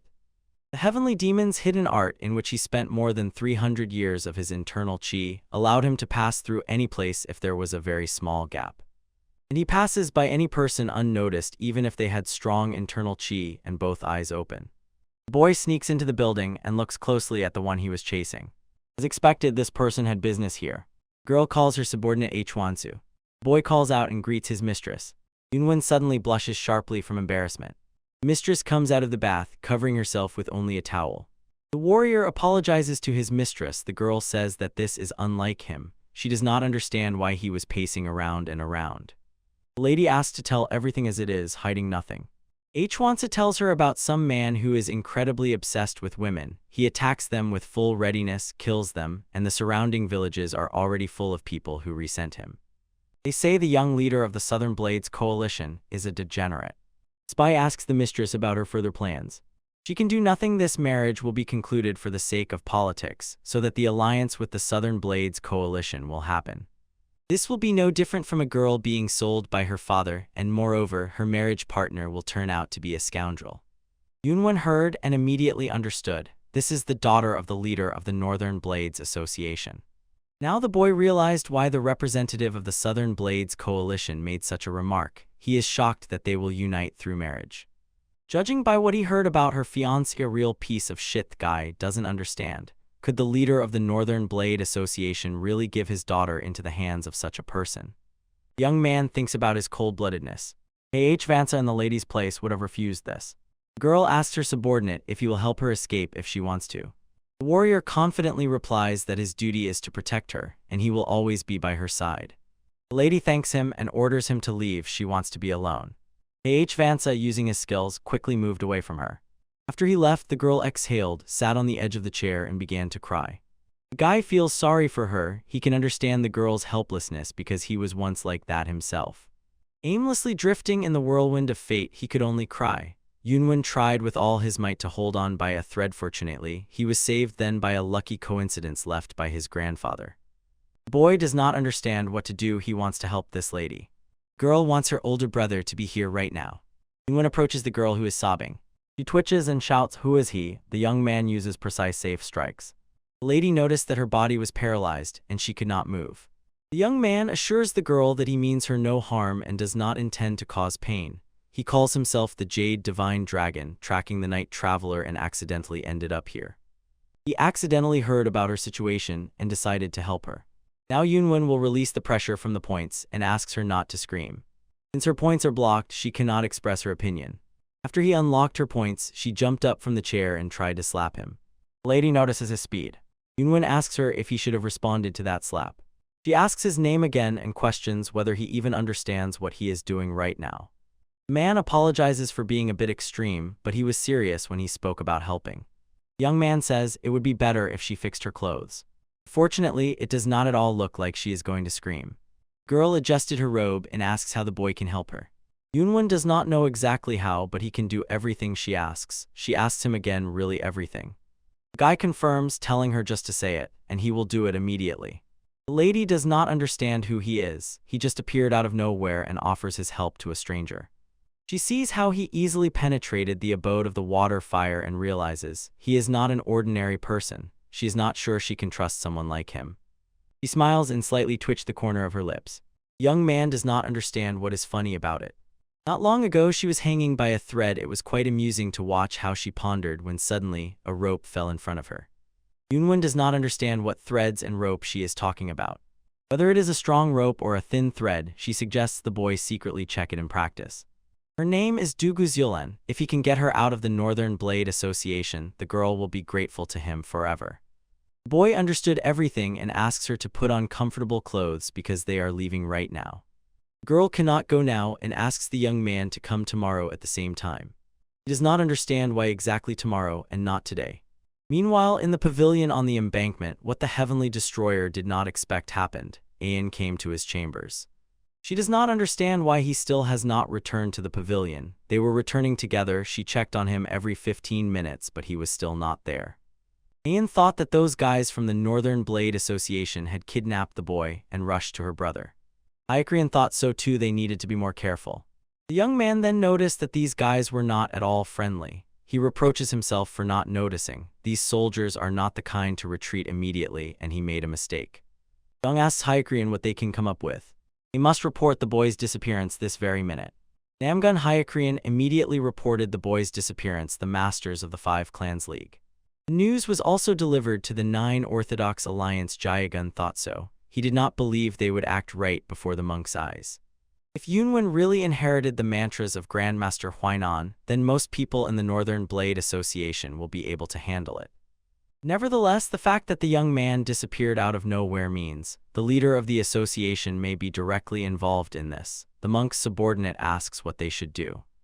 Diagong wants to simply observe the situation at first and not rush. Hyakrion says that they had a small conflict with the commander of the Mandate Squad of the Northern Blade Association at their inn. Abe Peng thinks that this guy might have become a victim of a conspiracy by the Northern Blade Association. Suddenly someone shouts and they all turn around in shock. King of Beggars has arrived. He asks them who became the victim of whom.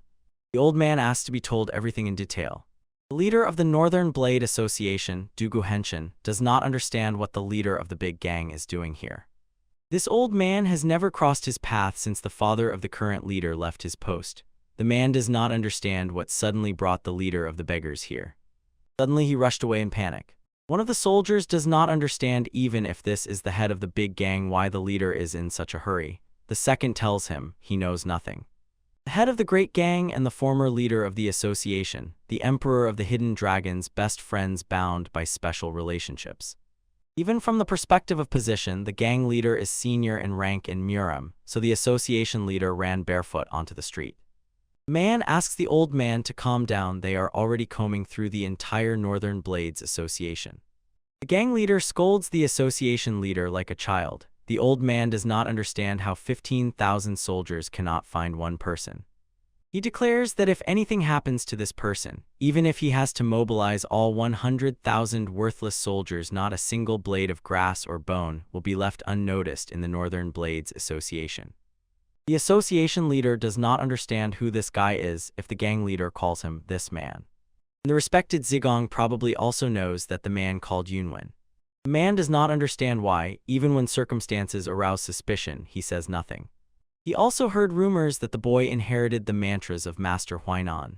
If this is true, he does not understand why Shaolin has not raised an uproar yet. The man sitting next to the monk does not understand who this boy is, why such a fuss was made because of him. Abe Peng snorts at Dugu Henshin. He always kept his composure, but now stands like a boy. The old man asks Peng whom he is mocking and why his father did not teach him manners. The man quickly apologizes to the elder. Meanwhile, Yunwen had already approached the pavilion on the embankment. He does not understand why the girl decided on tomorrow specifically, and the boy hopes that she will not betray him. The heavenly demon wonders if the heavenly destroyer really intends to do what this lady commands him. The demon thought, could it be that he has fallen in love with her, and the strange thing is not even that, but that she entrusted such an important task to a person she barely knows. The boy tells the heavenly demon that he cannot understand him, and that he should try to understand her. Moreover, he does not want to think that these eyes have deceived him. The demon shouts about the futility of love and considers the boy a fool because the girl might make him an enemy in the future. Yunwen says that it is none of his business. Huinan remains silent, and the demon grows increasingly furious. That is why the demon does not trust such young people, but time cannot be wasted. The demon's name must be made known throughout Muram again. The boy asks the soldier why they are all so flustered. The man replies that due to one missing person, an order was issued about a first-level emergency and they have to find him, but they do not even know what he looks like. The young man realized that they were looking for him. The leader of the association asks the advisor about news, and he replies that there is nothing yet. Pen is not considered a problem. He had an argument with the advisor over the disappearance of the boy. From what I heard, Pen humiliated the association. That's why they decided to remove him. The old man shouts, "Shut up, or are you already ready to fight?" Yunwen entered the pavilion and asks everyone what is happening here. The gang leader falls to his knees before him, calling him master. All the leaders are in shock. They do not understand why the old man treats Yunwen this way. The boy asks the gang leader to stand up.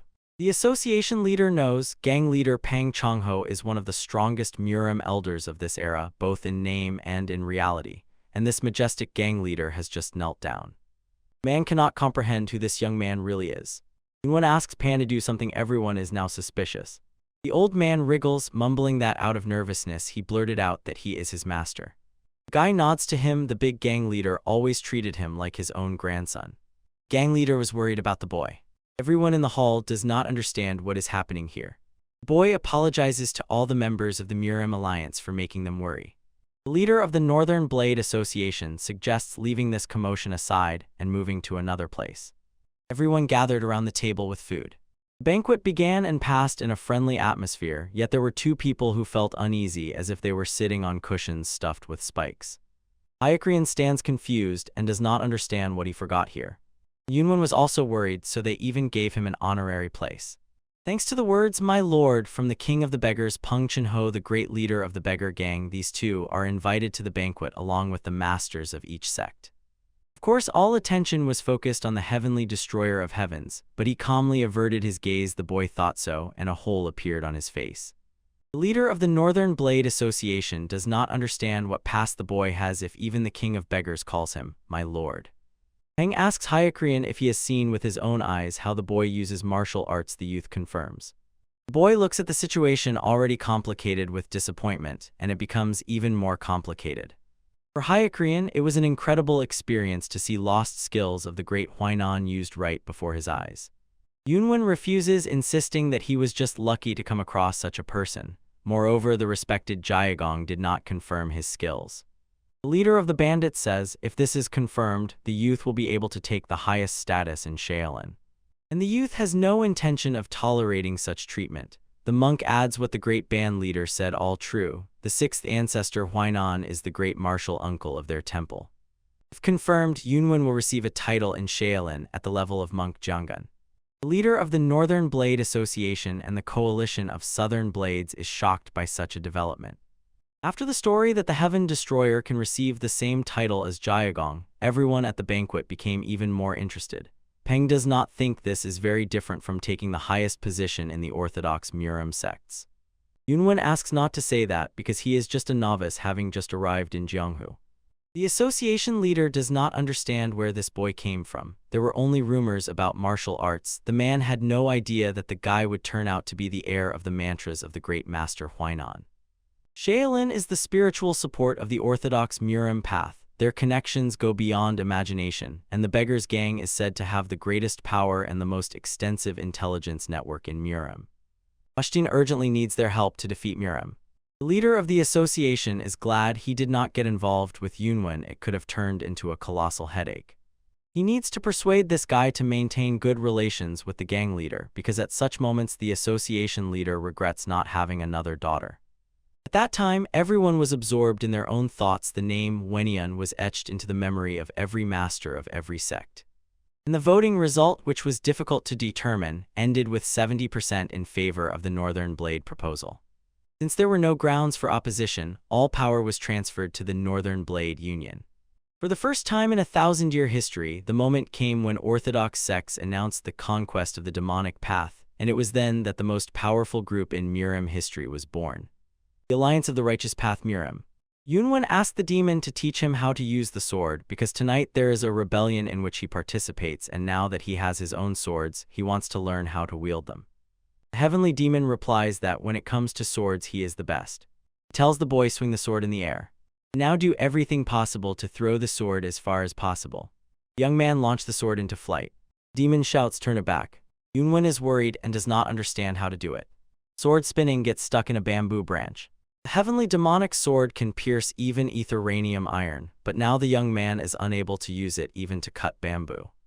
Since the sword flew 31 meters, Yunwen's internal chi energy was exhausted, and that is why the sword ended up in such a position. For now, this is the limit of the boy's internal chi. At this level, what he just did was nothing more than fencing. The young man does not understand the demon's language. The heavenly demon asks him what, in Yunwen's opinion, is the highest level of sword mastery. The boy notices that the demon has taken the role of teacher very seriously. He knows almost nothing about it. The highest level is the realm where true chi fully connects with the energy of the universe through the sword, and when he reaches the highest level, he will be able to master the true power of chi that controls the sword. Yunwen poorly understands the demon's examples. The heavenly demon says there is nothing complicated about this, and for now suggests he first reach the level of the immaterial sword. The young man trains to master the sword. He thinks that this time he managed to apply the enhanced sword chi. Demon is still dissatisfied the current sword-enhanced chi cannot destroy the mighty sword veil. The heavenly demon orders him to slash his enhanced sword chi, transform it into a sword surge. Yunwen concentrates chi power in his hand. He releases a powerful burst of energy. The demon can hardly believe that the boy immediately executed the sword surge like that. The young man is completely exhausted after training and asks the heavenly demon what level he has reached. His skill level went beyond the immaterial sword. The boy is stunned, judging by how the demon said it. There are several spheres beyond this. The sphere that goes beyond the immaterial sword and transforms part of nature into a sword is called the Sword of Nature. Yunwen thinks joking, he does not understand how this is possible. But the heavenly demon is not joking. He asks to imagine as if he transforms rainwater into a sword rain. The Chi army, hundreds of thousands of people, was destroyed in an instant. And the same can be done with other weather phenomena. The boy does not believe that it is possible. The demon convinces him otherwise. The demon could not explain to him the next level of the sphere, he just thought about it. The young man wonders if there is a sphere beyond the immaterial sword and the sword of nature, and if it is even possible. The heavenly demon talks about the universal sword and believes that this sphere definitely exists. Yet this is not what Yunwen should worry about now, when he becomes strong enough to attract the attention of these people. Yunwen does not understand who he is talking about. He thinks it is about martial arts masters. Demon states that they have nothing to do with Muram. The heavenly demon tells the young man that they must unite into one whole despite everything. The young man is shocked. The head of the Northern Blade Association invited only him to lunch. The boy knew after the words of the beggar Pang and the respected Jiagong, they would be even more interested in them. Who would have thought that the leader of the association would show such initiative? Yunwen wants to take advantage of this chance. Dugu Henshin specially prepared something for the two of them today. The man hopes that it will not cause the boy any inconvenience. Yunwen thanks him for the invitation here. The boy considers this place stunning to such an extent that he almost wants to join them. The leader of the association thinks, since he cannot get rid of the youth, he must accept him. The man replies to the boy, if he really decides to stay with them, they can build a new pavilion of the divine sword for him. The boy jokes, saying that there is no need to build a new pavilion, the leader can simply move. The cultivator smiles in response, but the thought of the youth's audacity spins in his head and he does not want to give up his pavilion. Yunwen says that it is just a joke and also notices, the man is good at saying things he does not mean. After this journey, probably Yunwen got hungry. The leader of the association invited him to the table, and the boy was shocked because he had never seen such dishes. When he was emperor, he was fed 3 times a day. Considering that there are many dishes whose ingredients the youth could not even know, the leader of the association must lead an extravagant life.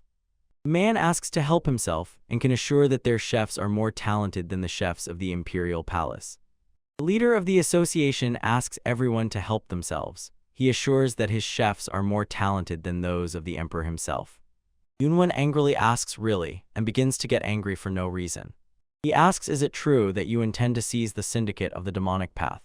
The man replies that this issue was already resolved during the voting of the Orthodox sects. This is exactly what all the residents of Jianghu want, so they have no choice but to comply.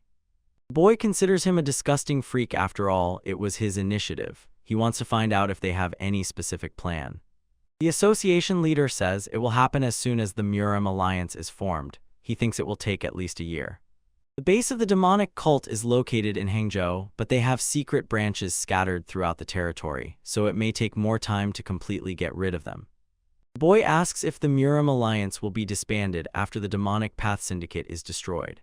Dugu Henshin realized that the boy wants to test him. He replied that they will decide when the time comes.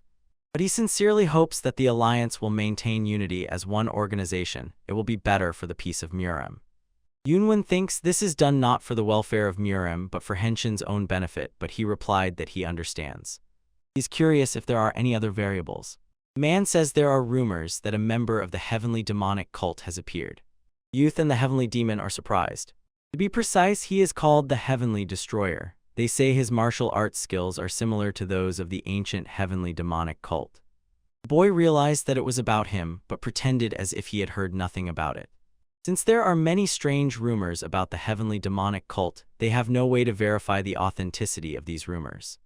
Yunwen asks the heavenly demon what he is thinking about. The demon replies that it is not quite so. The leader of the association asks, would the young man like to work together for the justice of Muram? The man states that their new alliance desperately needs talents like Yunwen. If he agrees, he promises a position lower than one person, but higher than 10,000 people in the Murim alliance. The young man noticed how Henshin imagined himself as the leader of the Murim alliance and now understands they want to make him a pawn. He is very pleased to hear such words about himself, but he needs to think over this decision and asks for some time.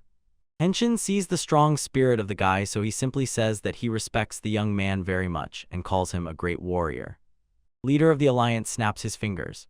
Boy does not understand what the matter is. He called his daughter to him. Yunwen is in shock. He cannot understand what the man wants this time. The alliance leader asks her what she is doing and why she does not greet their guest. The girl recognized him but still introduces herself to him.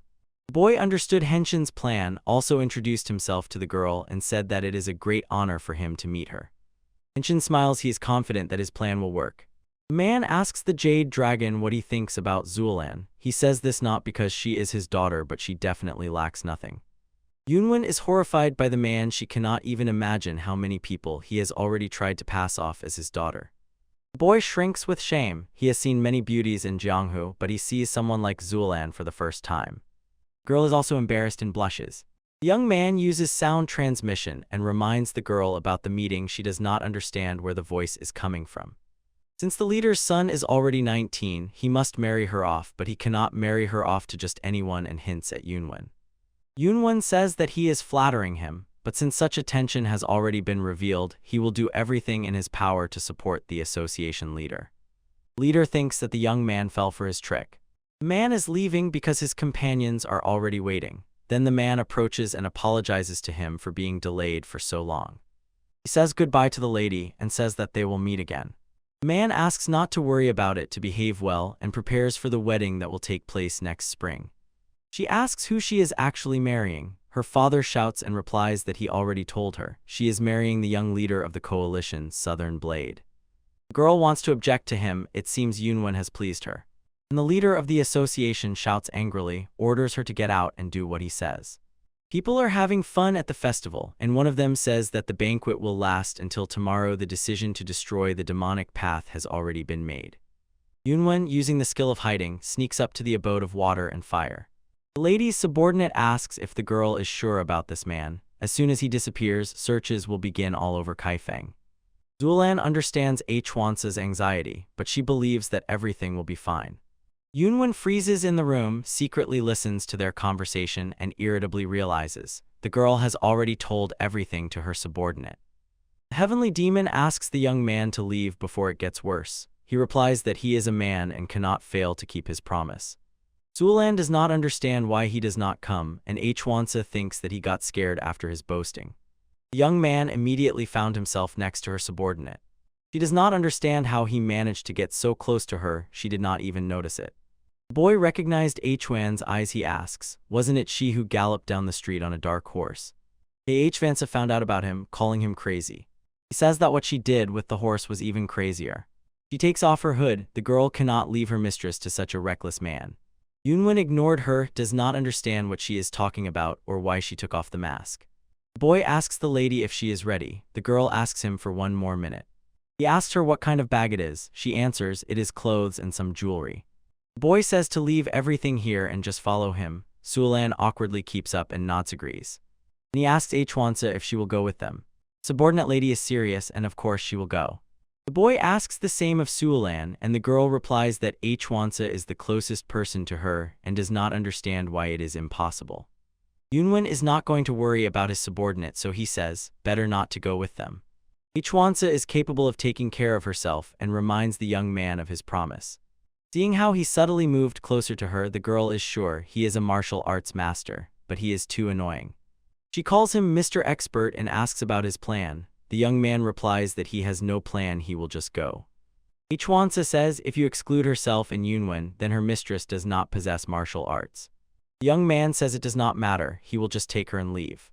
Chuanza replies that he will not be able to avoid an ambush around the water fire sanctuary if he holds Zuolan.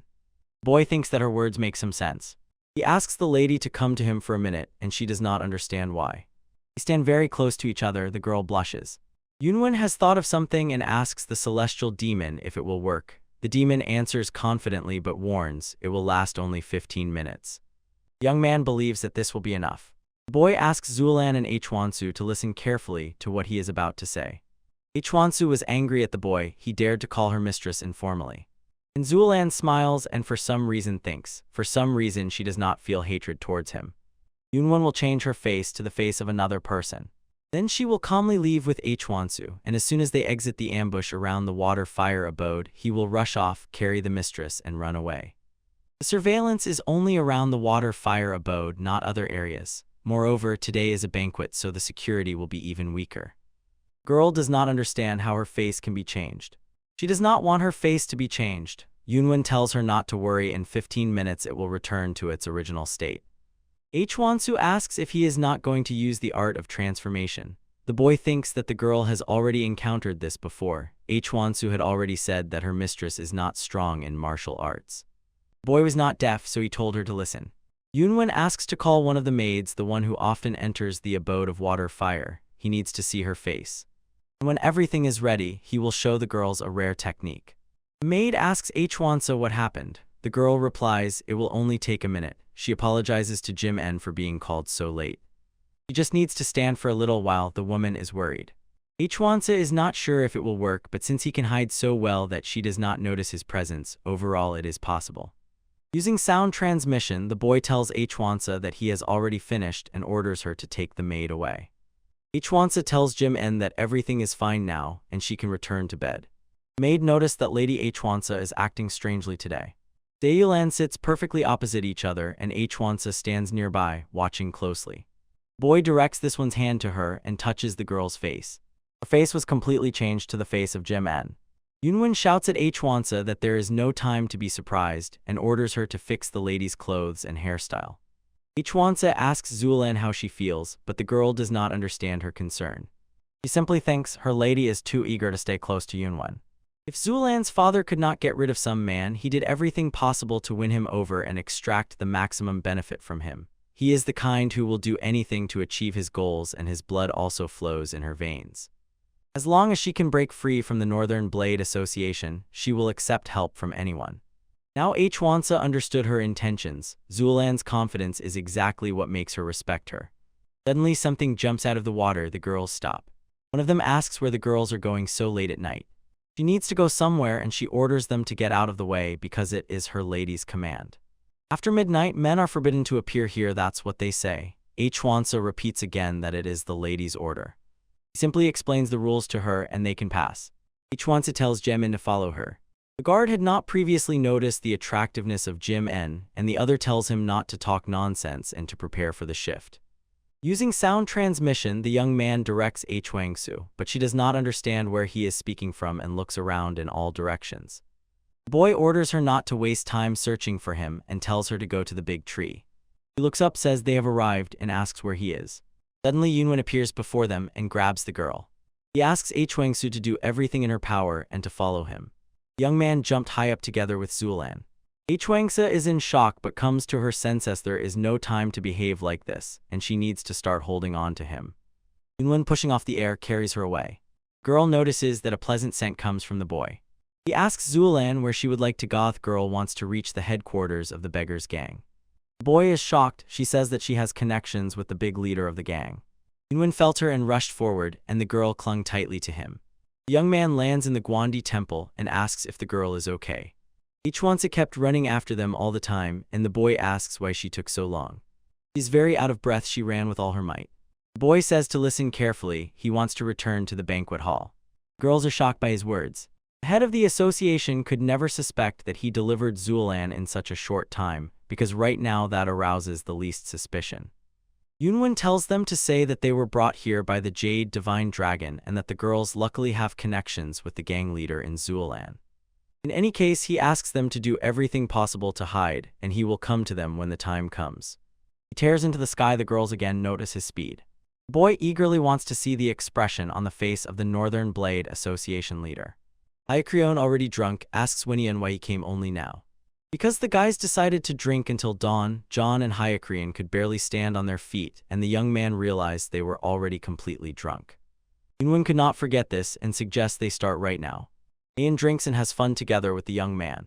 Jong and Hyakrian laugh loudly and entertain themselves. He must have fun and talk to as many people as possible, because they will witness his innocence. Jong notices that the guy is not only a good warrior but also knows how to drink well. He jokes and asks what he cannot do. Jong speaks the plain truth. At first he hated the guy because of his lies. The great warrior Wenian can both drink and fight. The guy realized that Jong was already tipsy. He respects Yunwen and is glad to meet a person of such a level. Yunwen says meeting the guys is the best thing that happened to him since he just arrived in Muram. Jong throws himself into the guy's embrace. Hyakrian suggests to the young man, if he has no plans, to go with them to the League of Five Clans. The young man replies that he will need to go somewhere after he leaves this place. He is very sorry, but the boy promises to visit the League of Five Clans later. Guys raise their glasses to their friendship. The leader of the Northern Blade Association shouts and does not understand how his daughter Lang could have disappeared. According to the investigation results, the likelihood that the lady was kidnapped by outsiders is practically non-existent. Entian does not understand what this nonsense is, and the advisor thinks that Lan left of her own accord. The Hall of Water Swamps is responsible for protecting the Water Fire Sanctuary. In their opinion, it is impossible to kidnap the young lady without leaving any traces under their watch. Moreover, yesterday, according to the guards, a person named Hwansa and the maid Gem N left the Water Fire Sanctuary together. As soon as they set out to interrogate the maid, she insists. The matter is not only that she was not with Hwansa, she did not go outside at all. The association leader thinks that someone used camouflage techniques. The advisor says it is the art of transformation. Man is completely stunned. The lady never mastered martial arts, so either Hwansa or someone else applied the art of transfiguration to her. Since Hwansa is not capable of this, the leader of the association believes that a third party is involved in this matter. If he is an expert of such a level, then he must be at least a representative of the three main clans or the leader of the main factions, but all of them were drinking last night. The man orders a thorough investigation and to consider everyone's suspects until new evidence appears, and it does not matter what they have to do. He commands to find the guilty at any cost. Somewhere in the dungeon, an unknown man in a hooded cloak asks the overseer if the one they are torturing is alive. The man answers, yes, but this person is barely breathing. The man asks, what about the grandson? The overseer, no matter how much he tortures him, does not open his mouth, and surprisingly, he is resilient. It seems the guy in the cloak will have to meet him himself, and he orders the thug to take him to him. He stands opposite a naked man with long gray hair chained. The unknown man admits that the old man and his grandson are indeed persistent. The boy says that last night the old man's granddaughter escaped, so this old man is the father of Kentian and the former leader of the Northern Blade Association, who disappeared under mysterious circumstances. The man asks if the girl has any assistant. It can't be that the girl named Hwansa has such abilities.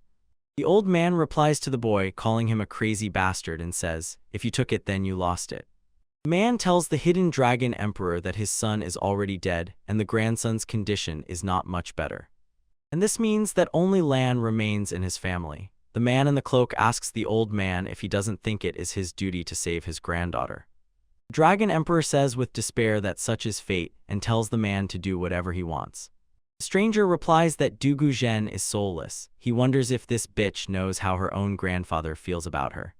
The man declares that under the pretext of conquering the demonic path, the Northern Blade Association will soon plunge Jianghu into a sea of blood, and the Northern Blades Association will face harsh criticism for its actions.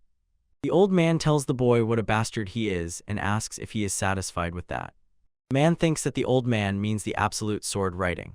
He concluded that they never had the absolute sword writing at their disposal. It was a fabrication invented to ensure their survival. After the death of Dugu Zhen and his grandson, this place will be buried, and no trace of its existence will remain. The old man gets angry at him and calls him a bastard again. Suddenly the hood falls off and it turns out to be Henshin, but it is unclear, is it him or the one who took his face after death? The people rebelled. They do not understand why they are being stopped and consider it abnormal, saying that this is how the Northern Blade Association behaves. The guards say they are conducting a small investigation, even if it is a bit inconvenient for the people. One of the guards asks for cooperation with them for some time. People mean why they were not told at least the reason they call the association a dishonest group. Despite the fact that people were categorically against it due to unclear explanation, the association conducted a thorough investigation, regardless of people's words. Among the large crowd, they began to snoop and investigate everyone who was listed as missing during the period from 11 o'clock in the evening to 3 o'clock at night. The otherworldly investigation reached the Heavenly Destroyer. The investigator asks Yunwen where he was and what he was doing during this period. The boy asks if he really has to speak. The man barely smiles and says, if it was nothing shameful, then there is no need to hide it. But the boy has some reasons why he cannot say it. The young man already feels offended by how the investigation is conducted, and now he is also accused of some crime. Yunwen calls the investigator a bastard and says that if he wants to hear his story, he should call the alliance leader here. The guard shouts and does not understand how the young man dares to speak like that. The guy says it is the guard who behaves arrogantly and suggests he check it. The demon suggests the boy run away is not going to fight, but Yunwen has a plan, so he asks the demon to wait because he thinks they will make a mistake first. Another member of the association asks the guy how he dared to mention the leader of the association. Yunwen meets him again. As before, he asked to accompany him and now says who he is to allow himself to say something like that to him. The guy's name is Yon Samo, commander of the Heavenly Sword Company of the Northern Blade Association. Now he asks Yunwen to answer the question. The guy already said that if they want to hear his story, let them bring here the leader of the Northern Blades Association. The guard cannot hold back and attacks the young man with his sword. Yunwen skillfully stops the sword with his fingers and says that it is too slow. The guy blocks his attack again, this time with his own elbow. The demon offers him to use his sword, and the young man thinks it will be a waste of time against such punks. The guy kicks the guard to the side and uses the technique of the sculpture of the unbreakable echo. Yunwen drove him into the ground. The strong survive, the weak perish, only oppressive power rules.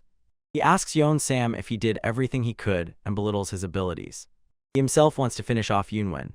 The leader of the association finishes him off with a kick to the head and says that his subordinates did not know yet, so they could not recognize the boy. He asks to find mercy in his heart and forgive his people. The boy, with a serious look, using quick air movement, disappears from there. With the appearance of the leader of the Northern Blade Association, the Heavenly Destroyer got a chance to escape, and thanks to this was able to avoid a painful situation. But the guy felt disgust at the cruelty of Dugu Henshin, the one that contradicted his attitude towards him. The Heavenly Demon asks the boy what is wrong with him. The youth thinks he is in a bad mood because of yesterday. The more Yunwen thinks about Henshin, the angrier he gets at him. He not only used his own daughter's marriage for power, but also treated his subordinates like dogs. The fact that this person has the greatest influence among the four main forces seems absurd. The demon does not understand what is so special about this. At the top stands a strong person, not a good guy. He tells him, do not say that you decided to become an apostle of justice and that it is all because of that girl named Zuelan. Yunwen says he is not talking about that, but for the demon, it sounds exactly like that. The youth informs the celestial demon and Huinan that after the great banquet he decided to strengthen his influence. The Heavenly Demon does not understand. Kainan thought the guy just walks freely and lives in Muraim. He thinks it will be hard to enjoy freedom if he remains alone. The demon agrees with him, saying that the young man is absolutely right. Before the demon made a name for himself, it was hard to carry every little thing alone. Later, when he created the heavenly demonic cults, he was helped to deal with everything that annoyed him. Yunwen agrees with his words because with each manifestation of his influence, fewer and fewer people will want to confront him. The demon asks how the young man plans to expand his influence. The young man thinks he wants to gain the support of the League of Five Clans or Shaolin. The guy does not want to strengthen his influence when the association Northern Blade claims the role of the representative of the righteous path. The youth asks the celestial demon if there still exists a celestial demonic cult. The heavenly demon shuddered and replied that he was not sure. He does not understand what the matter is and is not sure about it, and his reaction to the mention of the cult by the alliance leader was unclear. The demon names the number 1,700 years. Yunwen does not understand what he was talking about. So many years have passed since he was their leader. The guy is shocked by this. When he heard Yunwen's story, he did not doubt at all that the sect of heavenly demons would disappear. But as soon as he heard what Dugu Henshin said, he changed his mind. The guy thought the demon was talking about him, but he meant rumors related to the cult. The heavenly demon replies that they could call him the Heavenly Destroyer, but they never said he was a member of the heavenly demonic cult. Although the heavenly demonic cult is only a legend, it seems people still talk about it without realizing it. In essence, rumors are contagious and pass quickly. Yunwen asked Huinin what the demon meant. The old man thinks he meant that gossip spreads quickly and does not last long. The fact that rumors still circulate, regardless of whether they are true or not, means that someone saw something resembling a demonic cult. So the demon takes that single memory of the heavenly demonic cult to say that it still exists. He is hidden and powerful, although he never reveals himself, he definitely exists. If these monsters from the heavenly demonic cult followed the instructions of the heavenly demon, then they definitely still exist. Yunwen tells him to stop talking and already find this cult. He calls the heavenly demon. He clumsily responds to the boy. The young man asks him if he is sure that people even live where they have come after all. These are snowy mountains with fiercely strong winds. Yunwen thinks that no one would live in this area. The demon replies, then all his followers have long been dead. The boy's face turned red from the cold, and he offers his spirits to check if there is anyone here or not. He, thanks to his skills, notices someone from afar. If it weren't for the snow, it would be easier to find members of the heavenly demonic cult sect. Suddenly, he grasps something. The boy does not understand how he himself did not think of this earlier. The demon does not understand him, but the monk Huineng seems to have grasped what Yunwen means. Taking a deep breath, he exhales sharply. It did not work, and the snow continues to fall. Celestial demon and Huineng are irritated. The young man entered a narrow cave and is making his way between the rocks. Yunwen feels warm energy coming from here, and a human hand is clearly visible. After all, a tile was placed there. After some time, he shudders and exclaims, but does not understand where the cult members are. He has had enough, and the young man decides to stop searching. He does not know that this is a huge labyrinth, and the boy is standing right in the middle of it. The demon asks if Yunwen is crazy because he has already found what he needs. The young man does not understand what the demon is talking about until the demon orders, "Look at the stone lying behind you." 3 demonic masks are painted on the stone. Yunwen asks the demon what this sign means. The demon says these are symbols known to all his followers. There should be a mechanism nearby that can be activated. The boy finds it. He presses the levers, first the third, then the 5th. Yunwen says it is not that simple. The boy felt for the right combination and opened the passage downwards. Yunwen froze in surprise and does not understand how a forest can be underground. It seems this cave is connected by tunnels to other places. The demon notices this. He could expect this from his followers. Suddenly, the boy became alert and applied the technique of hiding the traces of the heavenly demon. He noticed people ahead, 2 young girls who look alike. The red-haired girl is curious who will win. Perhaps she means a duel or some tournament. The girl with turquoise hair says that the final will be decided by the demon of Alka anyway. The red-haired girl does not know but hopes, when this ends, they will be able to get out of here after everything. But if the bloody demon wins, they will not be able to reach Changwon. Girls want to go out to Changwon and see the entire Murim together with the young master OK Kai Rin. Yunwen is curious about who they are. He thinks it is some popular type. The boy asks the heavenly demon if this is his sect. The demon replies this is the least one could expect from his followers. They have a decent collection of weapons here and unlimited potential of warriors. The young man considers him a blabbermouth, but he must move on. He runs past the building and notices it. In his opinion, it looks good. He needs to go inside. The boy secretly looks into the room where the girl lies, and next to her, a boy is squatting. The girl says even if the alder demon loses, it will change nothing. He asks the young master, will he side with the winner? Yunwen and the demon notice the girl's beauty. The heavenly demon says he has a cool sect. She says something like this, the alder demon from the northern palace wants to take everything under his control, but for now, their back is covered by the Liu family. Moreover, Damned and Guyan are not that close. Ultimately, everything leads to the northern palace gaining all the power. She orders the boy to tell this to his brother, the demon of the gloomy sky, that everything will go according to their plan. Yunwen thinks about all these families and clans, something like the League of 5 Clans, but in a demonic sect. The young man understood and says he will go, and the lady asks him to wait. He asks what his name is. The boy's name is Liu Chang'an. The girl says that he could be her nephew, so she orders him to massage her feet. Trying to massage her soles, the boy gets kicked in the face by the girl. She says how pathetic he is and drives him away. The youth, flashing his heels, runs away, and the girl thinks what an idiot he is. Suddenly, Yunwen disperses his technique and appears right above the girl, asking what she will say about him. She is frightened by his appearance. The boy cannot believe that there is such a beauty in this sect. They look at each other without looking away. Yunwen does not understand whether she is nervous or not, and why she is looking at him so intently. The girl calls him Tiny and asks if he wants to massage her legs. He is embarrassed, and the heavenly demon does not understand how she dares to say that to him. The heavenly demon thinks that she reads body language perfectly and apparently uses a technique to maintain youth. The boy agrees and only asks for permission. He orders him to start with a smile. Yunwen, using his combat skills, paralyses her energy points just as he did earlier with Zuolan. He, using sound transmission, tells her to answer the questions he will ask honestly. The young man paralyzed the girl so quickly that she didn't even have time to react. She still doesn't understand who this boy really is. Yunwen introduces himself, calling himself the disciple and successor of the heavenly demon. He sees that she doesn't believe him but still asks if he could infiltrate the sect's refuge without the demon's help. She believes every word of this handsome guy. The boy doesn't understand why she blushed. Additionally, he left no energy trace. This supports Yunwen's opinion.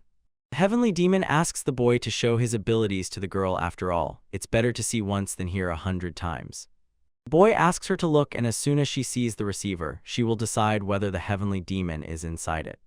There are 3 combat techniques that the heavenly demon did not pass on to his disciples: the 3 swords of the heavenly dragon and the destruction of Asura. In the 3rd technique, the boy asks to watch carefully.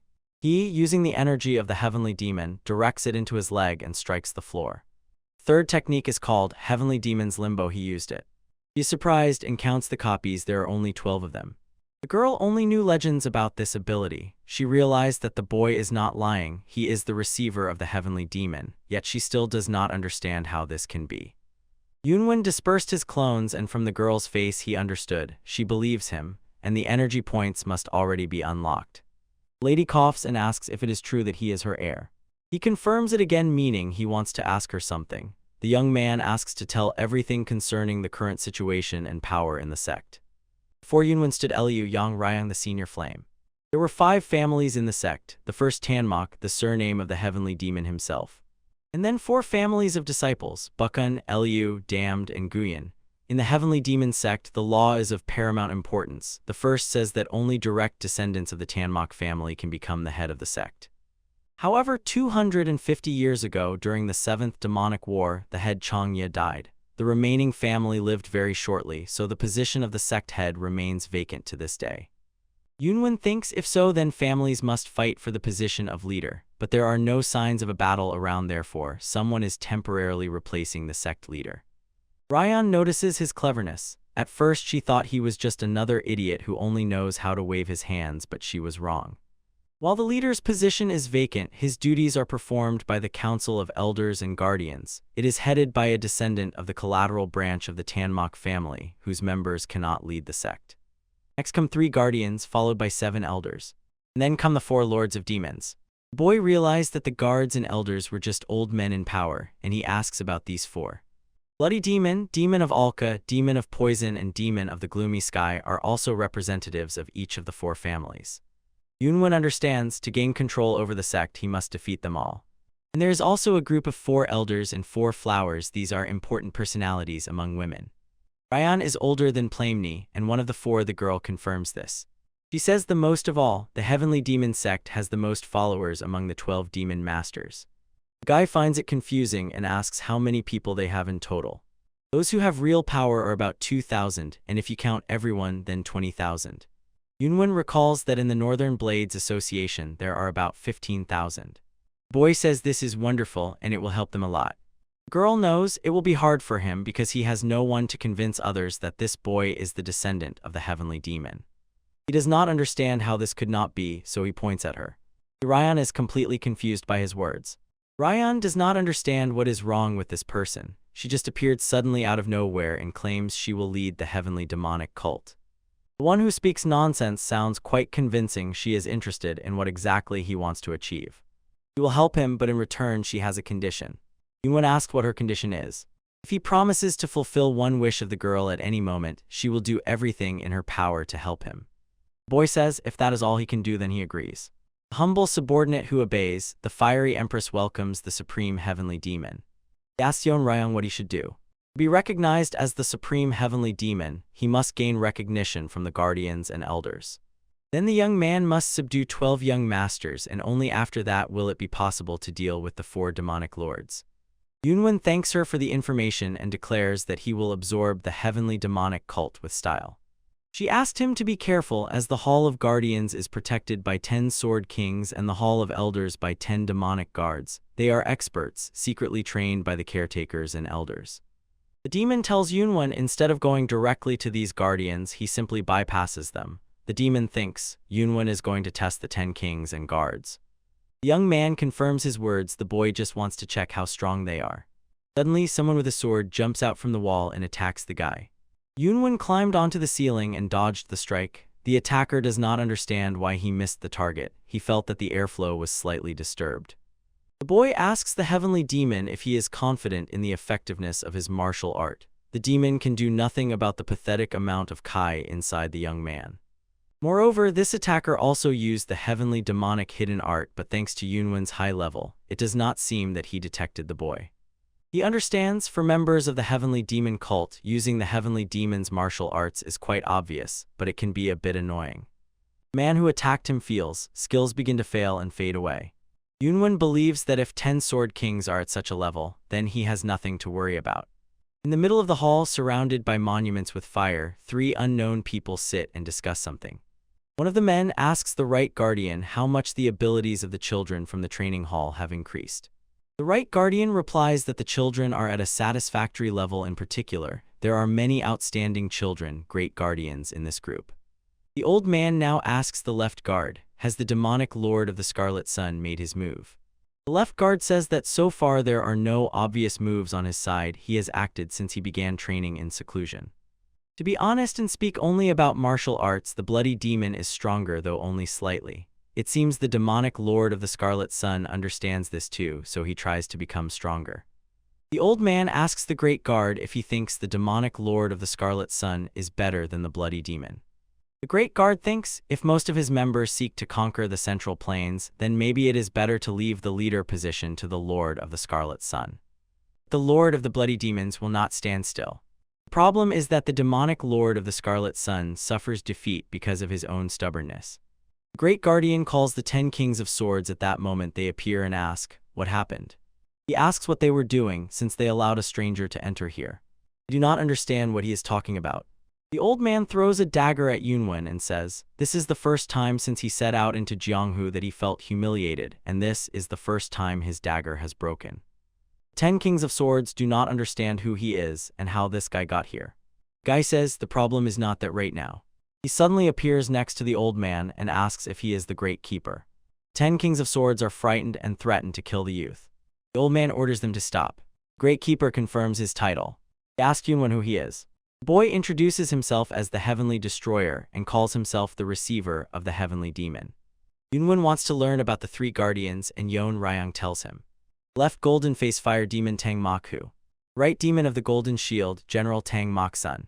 However, the one who truly deserves attention is Yunwen, the first guardian, advisor to the Heavenly Demon Tang Mok Chanan.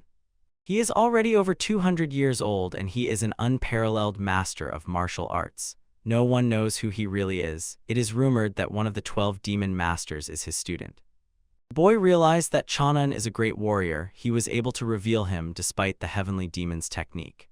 All 3 guardians are shocked after Yunwen's words that he is a student of the heavenly demon. The fire demon Hu says, how dare some boy joke with the name of the heavenly demon and think that he has lost fear. The feeling of fear is alien to him. He is truly his student. He stands bravely surrounded by 10 swords. Man asks the boy what he will prove to him. Yunwen decides to take out his heavenly demon sword to confirm his identity. The right and left guardians are amazed. They think it is a fake. He asks if they believe him now. The first guard says if his old eyes do not lie, before them is the sword of the heavenly demon, but that is not enough for them to recognize him as the supreme leader. If he returns the blade to them, they will honor him as an esteemed guest. But if he decides to covet the position of the head, they will have no choice but to make him reconsider. Yunwen sees that his authority in the heavenly demon sect has fallen below the baseboard and asks the demon what he should do about it. Demon says what parasites they are and who do they think they are. Guards do not understand whom he is talking. Tothi think he has lost his mind, since they do not see the heavenly demon. The old man says if the young man is truly his successor, he must prove it with his own skills. One of the 10 swords leads the guy through the dungeon and says there is just a little left. Yunwen is glad because he is already tired of walking.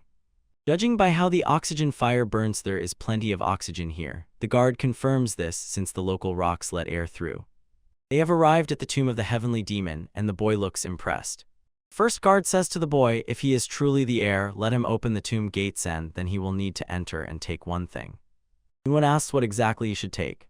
The old man replies that he will have to take the ring. It is a sacred object that once belonged to a celestial demon. Such a symbol of power could only be worn by the founders of sects of those times.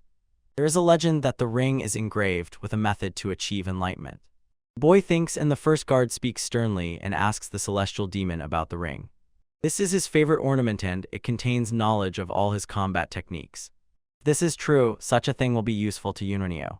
The door does not open. The boy thinks there is some secret here, but it is just an iron wall. The left guard asks the first guard if they will really allow this young man to enter the tomb just like that. The old man says, judging by the technique the young man used, he is by no means so far from being a disciple of the heavenly demon. But you can't just make him the leader of the sect for that, and also because he somehow has the sword of the heavenly demon. If he has abilities like a celestial demon, he will be able to open the tomb and take the ring. This will be sufficient grounds to make him the leader. Yunwen will then cope with this task and become it. The first guardian will settle everything. Most likely the tomb is under serious guard. One of the 10 swords arrived at the guards. They ask him what happened. The boy speaks. The young man asks them for a favor. The man asked what exactly favor he wants. Yunwen wants healing and nourishing elixirs, and also ordered that no one approach the tomb. The first guard does not understand what could threaten people near the tomb. His subordinate says that the lad intends to pierce the gate with his sword. The demon asks Yunwen to focus on one point. The demon's weapon can withstand even such a strike. The boy knows this and suggests testing the sharpness of his blade. And the young man attacks the tomb gate with the sword of the heavenly demon. The boy is confident he definitely managed to pierce the gate. The heavenly demon says that for his gates this is only a scratch. Yunwen realized he should have struck harder. The exhausting work continued. Even the heavenly destroyer found it hard to break them. He attacked the gate for about 3 hours, but managed to knock out only a small chip. However, he began to focus less on combat techniques and more on concentrating internal energy. The boy concentrates on distributing energy across all his points. Yunwen asks the young master if everything is alright. The heavenly demon asks him not to be distracted. The demon thinks maybe the boy will succeed next time. There is no point in explaining how important the amount of internal energy is, and this will be enough for enlightenment to become significantly stronger. And to reach a completely different level of martial arts mastery, and all this depends only on Yunwen's own determination. The execution of combat techniques directly depends on the flow of internal energy. Thanks to this, the sword itself will understand how to attack without interrupting the flow from the heart. One must open the soul and decide to go all the way. And then the energy path will be laid in the heart. Softness, hardness, and flexibility replace each other, and they no longer exist separately. After 28 hours, 14 minutes, and 24 seconds, Wenyan finally opened his eyes. He radiates energy. The demon shows him respect and asks how he feels. The boy does not know whether he should even say how meager his former abilities were. It's hard to describe, but he seems to have discovered a new vast world, one he could not even imagine before. It turns out these were not the demon's usual tricks, not the boundless sword and not the natural sword, so the boy would have lived on without knowing all this. The heavenly demon says how delightful it is to discover this, and this is only the beginning. Maybe someday he will even reach the end. The boy will go further and further until he understands when he should stop. That is why he needs to do something to feel alive. Yunwen felt such lightness as if his body became empty. Although he could not grasp the full extent of the energy that overwhelmed him like a wave, he understood it because he attained a completely different state. He thrust the sword into the same place he had hit before. He needs to transform the hand of swords into the wind of swords, and all that will remain is the explosion of the sword. He concentrated a huge whirlwind of energy and delivered a powerful strike to the gates. He truly became stronger, and he is overflowing with energy. Yunwen now, after opening the door, will set out to find where the ring of the heavenly demon lies. Inside a huge library, and the young man holds a martial arts manual in his hand. The boy throws the book on the floor. Yunwen does not understand why the young master does not like to read. The heavenly demon thinks no one likes it. These papers cannot help the one who has opened the path to the energy of the heart. The tomb of the heavenly demon was divided into 6 halls. The first stored the secrets of martial arts, the second gathered manuals created by former elders of the sect, the third hall was dedicated to elixirs. The boy looks around in surprise. There are more glasses here than there were in the palace there. The cat cried them out. You will need to return here later. These elixirs may be very useful in the future. Fourth hall, the arsenal, was completely filled with weapons. Each specimen had a short explanation hanging on it. The fifth hall, the Hall of Knowledge, where information about former leaders of the Heavenly Demon sect was kept, was filled with life-size statues, books with their techniques, and memoirs. According to the Heavenly Demon's advisor, the last hall stores the demon's personal belongings and his treasures. The demon laughs and thinks everything has definitely been taken. Yunwen asks if it doesn't seem a bit strange to him. Could the discovery of the tomb alone prove that the boy is his successor? Of course, it was not that simple, but it still doesn't fit in the mind. They entered the Hall of the Heavenly Demon. The sculptors successfully managed to convey his appearance. Someone is flying down from above at Yunwen the boy, and his spirits do not notice him yet. That creature that approached him says it hasn't smelled a human in a long time. Boy doesn't understand who he is and uses trail concealment. Boy already thinks he will never see him again. And this monster suddenly appears behind him. He throws the boy up hard. 500 years ago, the former demon lord, the strongest of the four, one of the most influential figures in the history of the Heavenly Demon sect. One day greed blinded him. He secretly infiltrated the tomb and stole the Heavenly Demon ring, then began practicing martial arts and hiding from everyone. The energy coming from the ring was too powerful, and eventually the master went insane. More than 300 warriors of the sect sacrificed themselves to lock him in the tomb and seal the entrance. Just a little more and Yunwen would have had big problems if he hadn't managed to react to his strike. The demonic energy of this creature spreads everywhere and demands from the master who he is. The man says the boy will find out if he survives him. He intercepts the sword strike of Yunwen with his sword. It attacks the boy in response. Still in midair, sparks fly all around. The demon sharply jumped aside from the youth. The Heavenly Demon praises the youth, saying how well he parried the strike. The man says that Yunwen is not so bad and asks if the boy wants to see what he is capable of. He sets his sword in motion with a kick with all his might. Yunwen also launches his sword. They and their swords meet closely, a close clash, a face-to-face confrontation. The boys launch their swords again and fiercely engage in a fierce confrontation with each other. The demon stops this tug of war and their swords end up stuck in the floor. The opponents stand facing each other and exchange glances. Yunwen notices how his aura has become incredible, and the internal energy within him has also increased. The man is glad that he came across such a person. Although the boy is young, he is close to the man's aura. He is curious about who he really is. Could it be that these old men from the sect just let him in so easily, and surely they did not raise such a good warrior? The boy says that his skills are so outstanding the man would have already gotten out of here, but he is still stuck here. The man says that there is nothing interesting here, and he also has to accomplish one task here. He asks why Yunwen came here. The young man came to the secret hideout for the ring of the Heavenly Demon. The man understood everything and thinks that this is advice sent to him by the advisor. The youth says he just came here to take what belongs to him.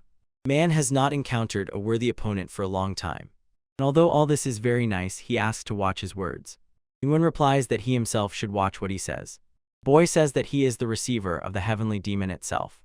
Boy pleadingly asks Zhu Gui to spare him at least once and remember their old friendship. Winner of this clash is declared to be Dantai Zhu Gui. He does not understand why everyone is happy just like a tiger kills a rabbit. The killing of such a degenerate does not bother Zhu Gui at all.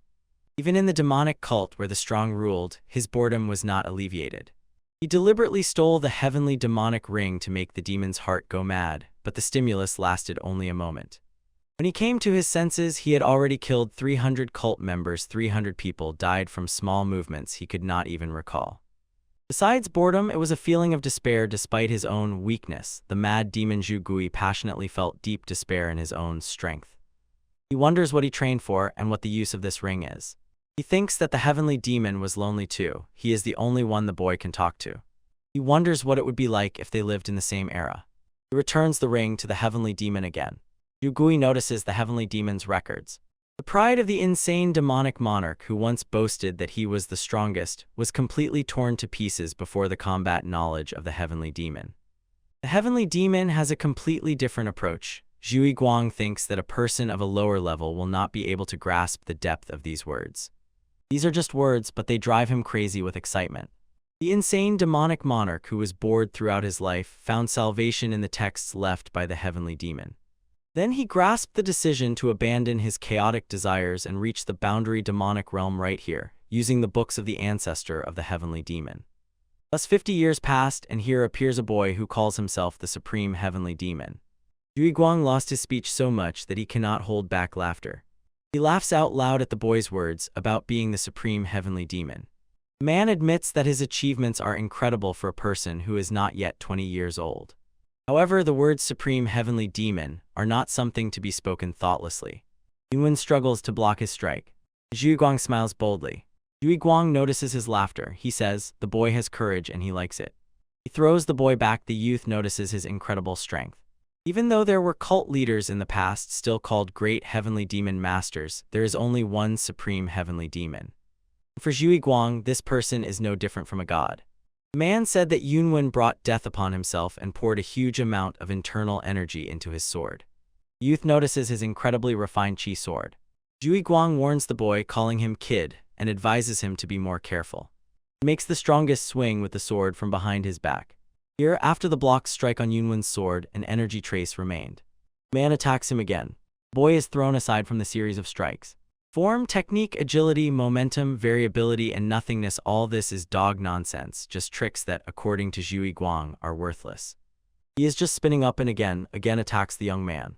Yunwen knelt down and leaned on his sword. Deep marks from the man's blows are visible on the floor. Zhu Guang is irritated and does not understand how the boy endured it. The heavenly demon scolds Yunwen and tells him not to fight head-on, but to use his techniques and tricks. Even if the demon had not told him, he already knew it. Zhu Guang asks why the boy is talking to himself and tells him to just die. Yunwen is already ready and has taken a stable stance. The boy used the technique of heavenly demonic spears. Zhu Guang considers it just a pitifully copied technique, not a true technique of the heavenly demon. Yunwen attacks the man together with his clones. He notices that all of them are real and does not understand how the boy can use such an exclusive technique. The martial arts master at the level of the Mad Demon Lord could easily discern the continuous attacks enhanced by the sword chi. At first glance, they looked like several attacks converging in one moment, but upon closer inspection it was clear they were definitely following some order. Counterattacking in such an order was elementary. It didn't matter which martial arts master he faced. The difference was only in speed, and the essence remained the same. But the technique of the Heavenly Destroyer was different strikes from the side of material bodies simultaneously. Even if it were a Mad Demon Lord, it would be impossible to block all the attacks flying from all sides at once. The man suddenly starts spinning and raises a whirlwind of energy. As I expected, Yunwen, Zhu Guang is not an ordinary guy. The Heavenly Demon says that this is not enough and asks to continue and attack him. Huinan thinks they need to move to another place and calm down first. The guy orders them to shut up, but they just whine with words, and for him, it's like a thorn in the ass. Yunwen notices an incredible solution. Zhu Guang asks why some guy suddenly started talking to himself. He thinks Yunwen is as crazy as he is. The guy rushes away and asks, give him a second to think. The man tells Yunwen, running away like a coward. The young man replies that he does not intend to run away, he was just thinking about how to defeat Zhu Gui. He has just come to the conclusion, the man lost. The boy decides to start using the second sword, the Emperor's Sword. The man considers him arrogant and does not think he can immediately use two swords with the help of internal chi. Each of his attacks is fiercely laughable. Compared to how he used one sword, his strength has not diminished at all. Zhu Gui realized that it not only did not decrease, it even increased. Only after they crossed swords did he understand, this young man is the very heavenly demon he dreamed of. Yunwen throws him into flight, raising a huge club of smoke. He stands opposite the defeated Zhu Gui and asks if he now believes that he is the supreme heavenly demon. The man finds out if it is true that such a thing can really exist. The young man replies that it no longer matters whether it can happen or not. He should have already understood this himself after fighting him. Yunwen asks if the man still intends to stay here. Zhu Guang replies that he does not know. Mastering the martial arts of the ancestor of the heavenly demon and achieving high skill, even tried to seize the cult. But now, with Yunwen appearing here, what gave his life meaning has disappeared. The boy asks how about he gives her meaning. Yunwen will take the power of the heavenly demonic cult for himself. He does not know what he will do in the future, but assures that Zhu Guan will have no time to be bored. He is needed by this guy, and he suggests going with him together. Man trembles with excitement. It seems his dreams have come true. From now on, he is his disciple, Mad Lord of Demons. Dantiai Zhu Guang meets the supreme heavenly demon. tears of joy streaming down his face. In the Hall of Guards, one of the 10 swords informs the first guard the old man asks if the boy has already died. The subordinate does not know how to explain it, but the boy not only did not die. All 3 guards turn around and freeze in surprise at something. Yunwen stands with the ring of the heavenly demon and smiles at it. The old men are in shock, and they also notice Zhu Gui behind him. Behind their faces it is visible. He believes that what he has done is quite enough as proof. The young man asks the demon lord what it is like to breathe fresh air after half a century. The man says, so many years have passed and nothing has changed here. The first guard is completely surprised by what is happening. Not only is this the demon lord, but he also called the guy supreme. The young man took the ring and survived, and this madman even brought the demon lord here. The boy asks the advisor not to delay with the answer and asks if there is enough evidence to confirm his identity. The advisor among the guards, Tan Mok Chanan, wholeheartedly celebrates the appearance of the supreme heavenly demon and kneels before him, holding his hands together. Everything in the hall, both the 10 swords and the rest of the guards following Chanan, and all equally greet the supreme demon. They gathered, and the guards together with Zhu Guang sit opposite Yunwen. The right guard learned that the spirit of the heavenly demon resides in the boy's body. Yunwen confirms this and says that it is all thanks to a ritual called the basics of summoning and binding the soul. Zhu Guang realized that during their fight the boy was not talking to himself. The first guardian says, in this world there are many things that the human mind cannot comprehend. It is truly incredible, and the old man is curious about what the heavenly demon is telling the boy now. Yunwen has been cursing them for quite a long time already. The heavenly demon screams that they are all brainless idiots. The boy sips tea and says, the demon thought that they had already conquered all of Murim since they are considered its followers. And the fact that the sect cannot be found even if you wash your eyes with some potion disappoints him greatly. The heavenly demon wants to tell him something and asks to quote the boy's words. He is a celestial demon. Guards together with Zhu Guang shudder and greet him. The heavenly demon criticized the current state of the sect long enough, then ordered to equate Venyu Yun to the title of heavenly demon and to assist him in every possible way. Of course, no one could doubt his words, so everyone obeyed the orders of the sect founder. First guard asks the boy what he thinks about the ring of the celestial demon. The boy says he does not know, and at first glance the ring just looks unusual. The demon thinks that he is a little fool and will now show the power of his weapon. The young man says that the old man is not talking to him. If you fill the ring with energy and throw it, it can cause incredible destruction. The ring will pierce any enemy defensive barrier like a sheet of paper. It also provides fire resistance, and if you take the ring in your mouth and focus energy in it, it neutralizes any poison. Yunwen understood and said that the ring was indeed not simple, and the demon corrected, it is more than not simple. The guy addresses the demon lord, it's time to move, and Zhu Guang wonders where they will go. The young man says, ahead of them lies a difficult road, they must tame 12 horses. The demon lord does not understand which 12 horses the boy is talking about. First guard thinks he understands what Yunwen is talking about. The old man tells the heavenly destroyer that they are among the best warriors of their sect, have enormous potential, and everyone expects that they will restore the sect's former glory if the boy manages to gain their trust in the future. They will help him. Yunwen knows about this, so he is preparing to meet these demon masters. Zhu Guang doubts that they necessarily need to use underwater diving equipment to reach that place. He thinks that this might scare the horses and they will scatter. The demon lord suggests first sneaking up unnoticed. Yunwen says that these brats still have milk on their lips. Zhu Guang notices those 12 demon masters the boy talked about. The young man shouts at them at the top of his lungs and asks if he can join. The demon lord is definitely puzzled by his action. 12 demon masters do not understand who this boy is and where he came from. The boy thinks the 12 masters can be dealt with like this explained, but he asks the demon lord to help him with this. Zhu Guang says the supreme one is before them. One of them says they should not make them laugh. In a second everyone got punched. The guys still do not understand who these two are, and the subjugation of the 12 masters ended. The boy says that for their age they have excellent skills, and asks the boy opposite him what his name is.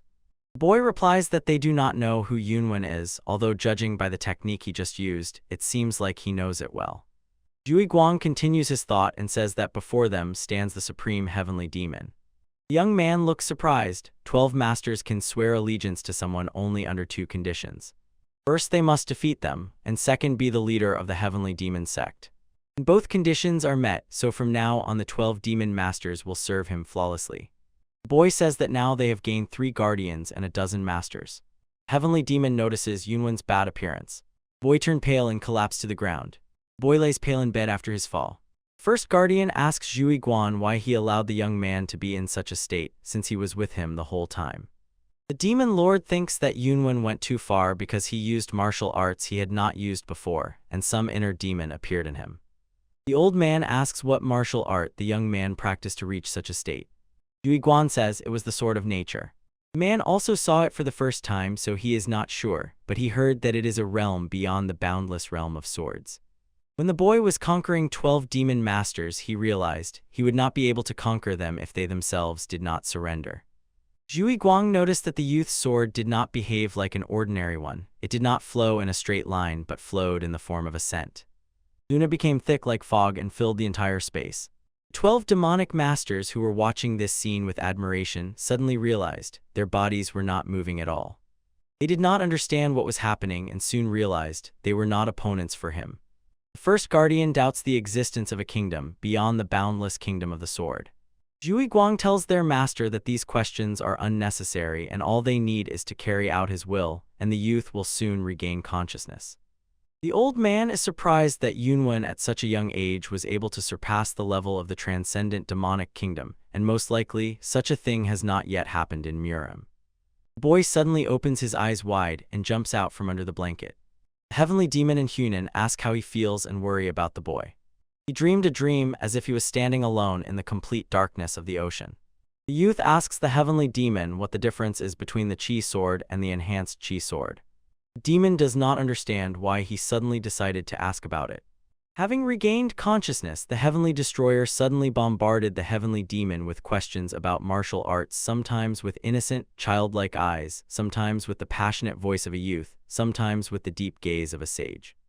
The heavenly demon at first froze in surprise but quickly laughed. A person had appeared with whom all this could be discussed.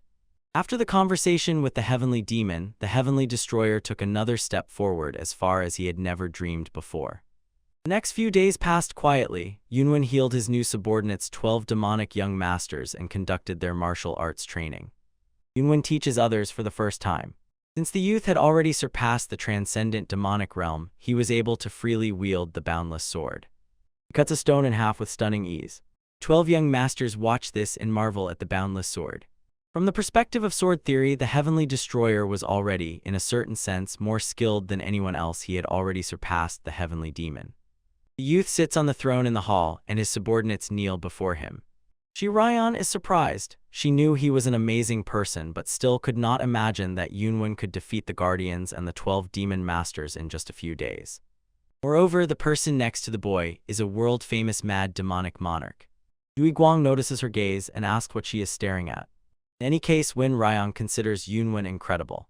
The first guardian asks the young man what he thinks about announcing all the facts and indicating the path to advance their heavenly demonic cult. The boy wants to watch a little more. He insists that everyone in the heavenly demon cult recognize him as the supreme heavenly demon. Tomorrow there will be a sparring match between the Lord of the Scarlet Sun Demons and the Lord of the Blood Demons. Despite both being talented people recognized by everyone in the cult, they feud with each other over any reason. This sparring is not just a competition, but an event that determines the future path of the heavenly demonic cult. First Guardian says that when Yunwen appeared, this stopped mattering. Yunwen says that is not true. These two demonic lords can be seen as representative forces of the heavenly demonic cult, and he believes it is a great opportunity to see the power of their cult with his own eyes. For now, he wants to first watch how the sparring goes and hopes that everyone will remain calm and listen to his words. Everyone in the hall says they will obey his orders. Zhui Guang asks the boy what he intends to do with the Central Plains. He knows it must be him who wants to conquer them. The young man plans to bypass the strong war with the Central Plains, and the demon lord cannot comprehend his intentions. The method by which the sect wanted to conquer the lands of Chanwon would have led to numerous casualties, and he wants to unite with their opponent. The man says, now what is important is not foreign policy, but internal policy. First, they should reorganize the structure of the sect. One of the 12 demon masters, OK Kai Rin, asks Mu Yon Jiang, is the supreme heavenly demon different from their sect? Yi Jiang tells Kai Rin to stop talking nonsense because she herself saw what Yunwen is capable of. But in his mind, the boy already agrees with her, and he is curious about what the Heavenly Destroyer really planned. Zhui Guang trains under Yunwen's guidance. Traces of exercises are visible on the ground. The boy says he has warmed up and is ready. Yunwen does not understand who is warming up like that. The Heavenly Destroyer tells the man that he did well today. Also, the young man needs to secretly select warriors under the age of 40 loyal to the sect. The Demon Lord asks if a person's gender has any significance. The boy says that it does not matter, and he still needs to find out how things are going at the training center. He orders him to take care of it. The man accepts the task, but he does not understand what his master really wants. From what Yunwen already knows about tomorrow's tournament, it will become clear whether the Heavenly Demon Sect will try to conquer Changwon. Sooner or later, a fierce struggle will unfold between the Northern Blade Association and the demonic sects. The only good thing is that for now they are not interested in the Heavenly Demon Sect. The young man already realizes the world is on the brink of change. The boy calls the leader of the 10 Swords after him.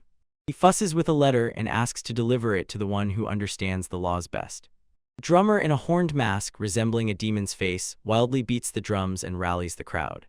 The crowd rejoices at the start of the tournament.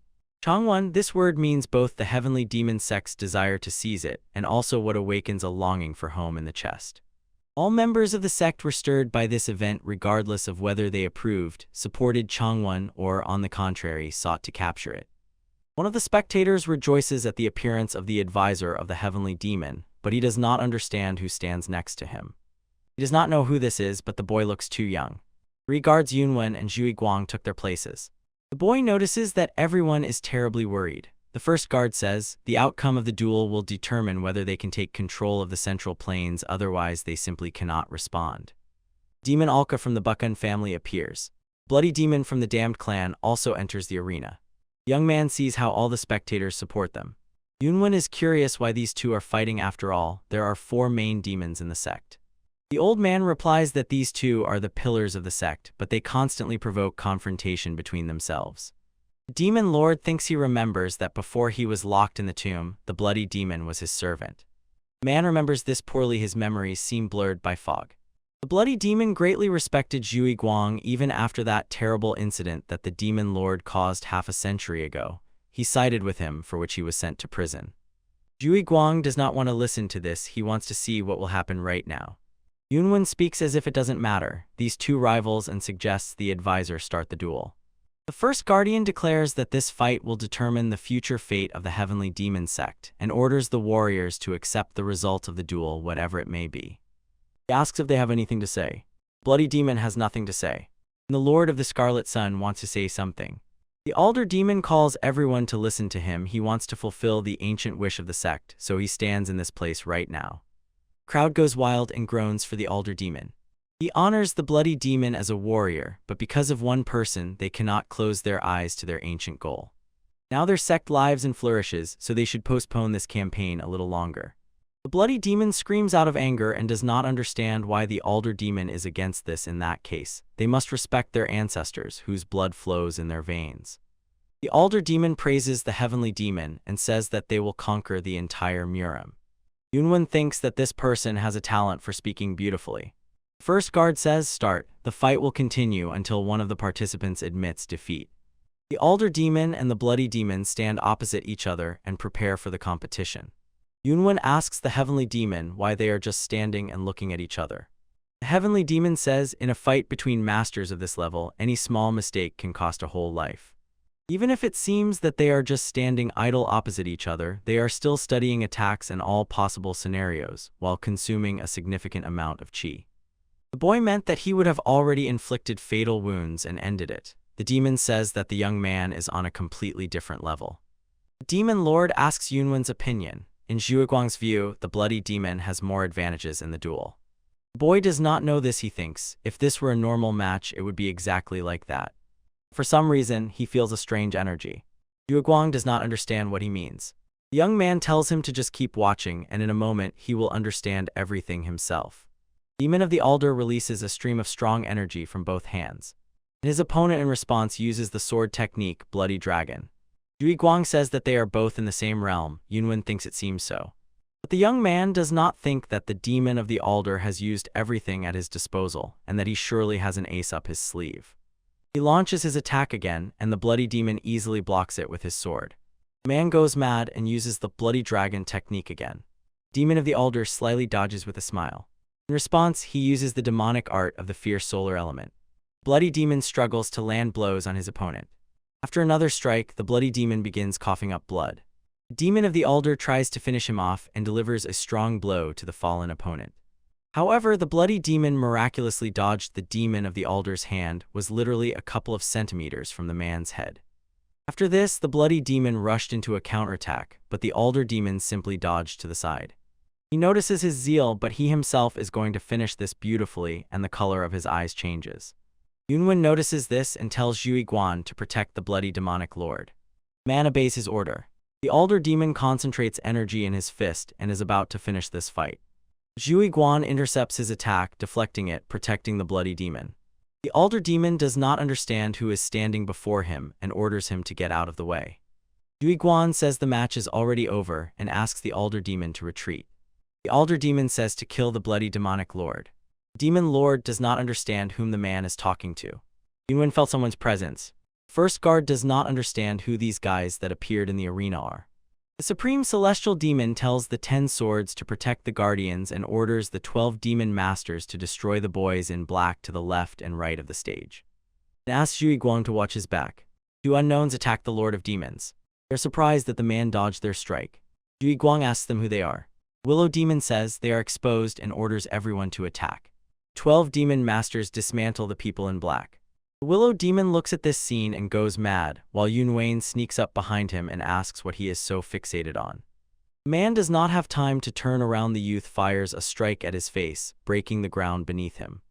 The Lord of Demons freezes in surprise while holding one of the attackers at the same time. The boy asks where the real demonic Lord of the Scarlet Sun is. The man did not know that there was such an expert in the celestial demonic cult and does not understand who he is. Yunwen grabs him by the scruff and says that he was the first to ask the question. If the man does not want to answer, let him not answer. In that case, Yunwen will simply vent his anger. The man's name is Zhu Huguang, an icy demonic heart. He is the deputy leader of the evil bloody cult.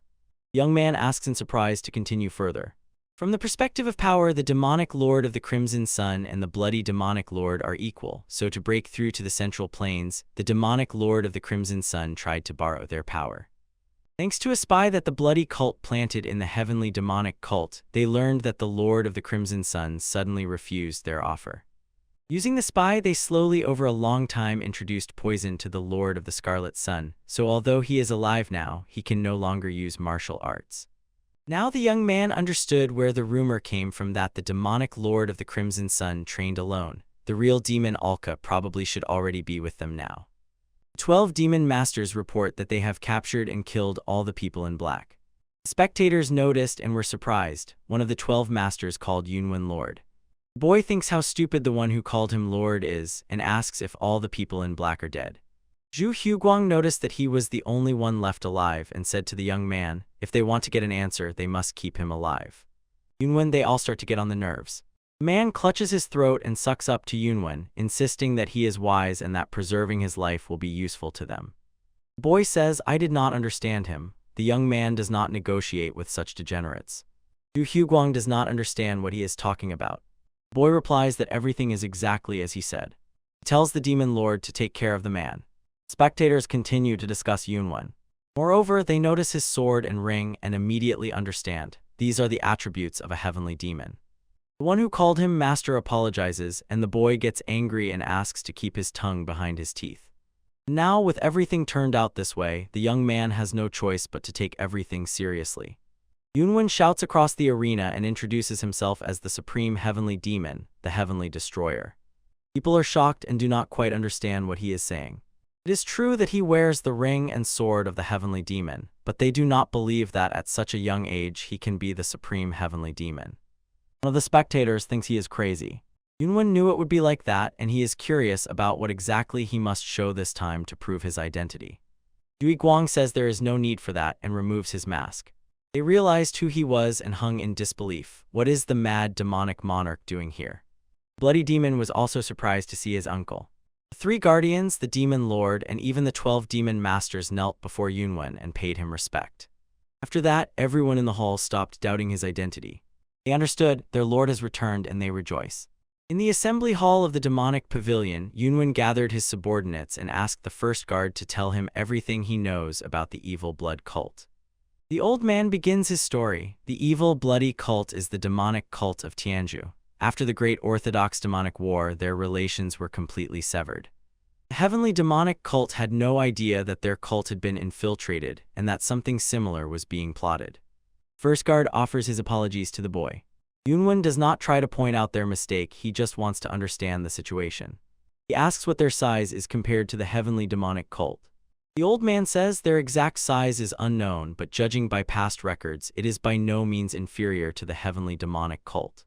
The young man does not understand why under such circumstances these people are unknown on the Central Plains. The first guard answers this because they are the same secret force as they are and have never come out onto the plains. Even in the last Great Orthodox Demonic War, only part of their forces were introduced into the cult of the heavenly demon and allowed to participate in the conquests. Yunwen thinks since these bastards decided to absorb them, it means their cult is confident they are strong enough. And for now, they should find and talk about the details with the true Lord of the Scarlet Sun.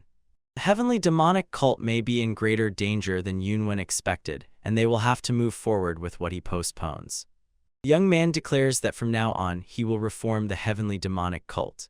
Heavenly demonic cult cave forest. The girls who met Yunwen at the beginning of his arrival to the demonic cult talk about the return of the supreme heavenly demon. They notice his beauty and want to see him again. The first guard shouts to Yunwen that it is impossible to open the heavenly demonic secret vault. This is a tradition that has lasted for 1700 years, and only the worthy can look into these secret manuals.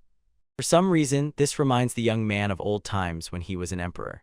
The boy says that traditions will eventually be broken anyway, and valuable information is only valuable when applied where it is needed. Yunwen wants all students to see the secret manuals and also to use weapons and elixirs to enhance their martial arts skills. Three guardians look irritated.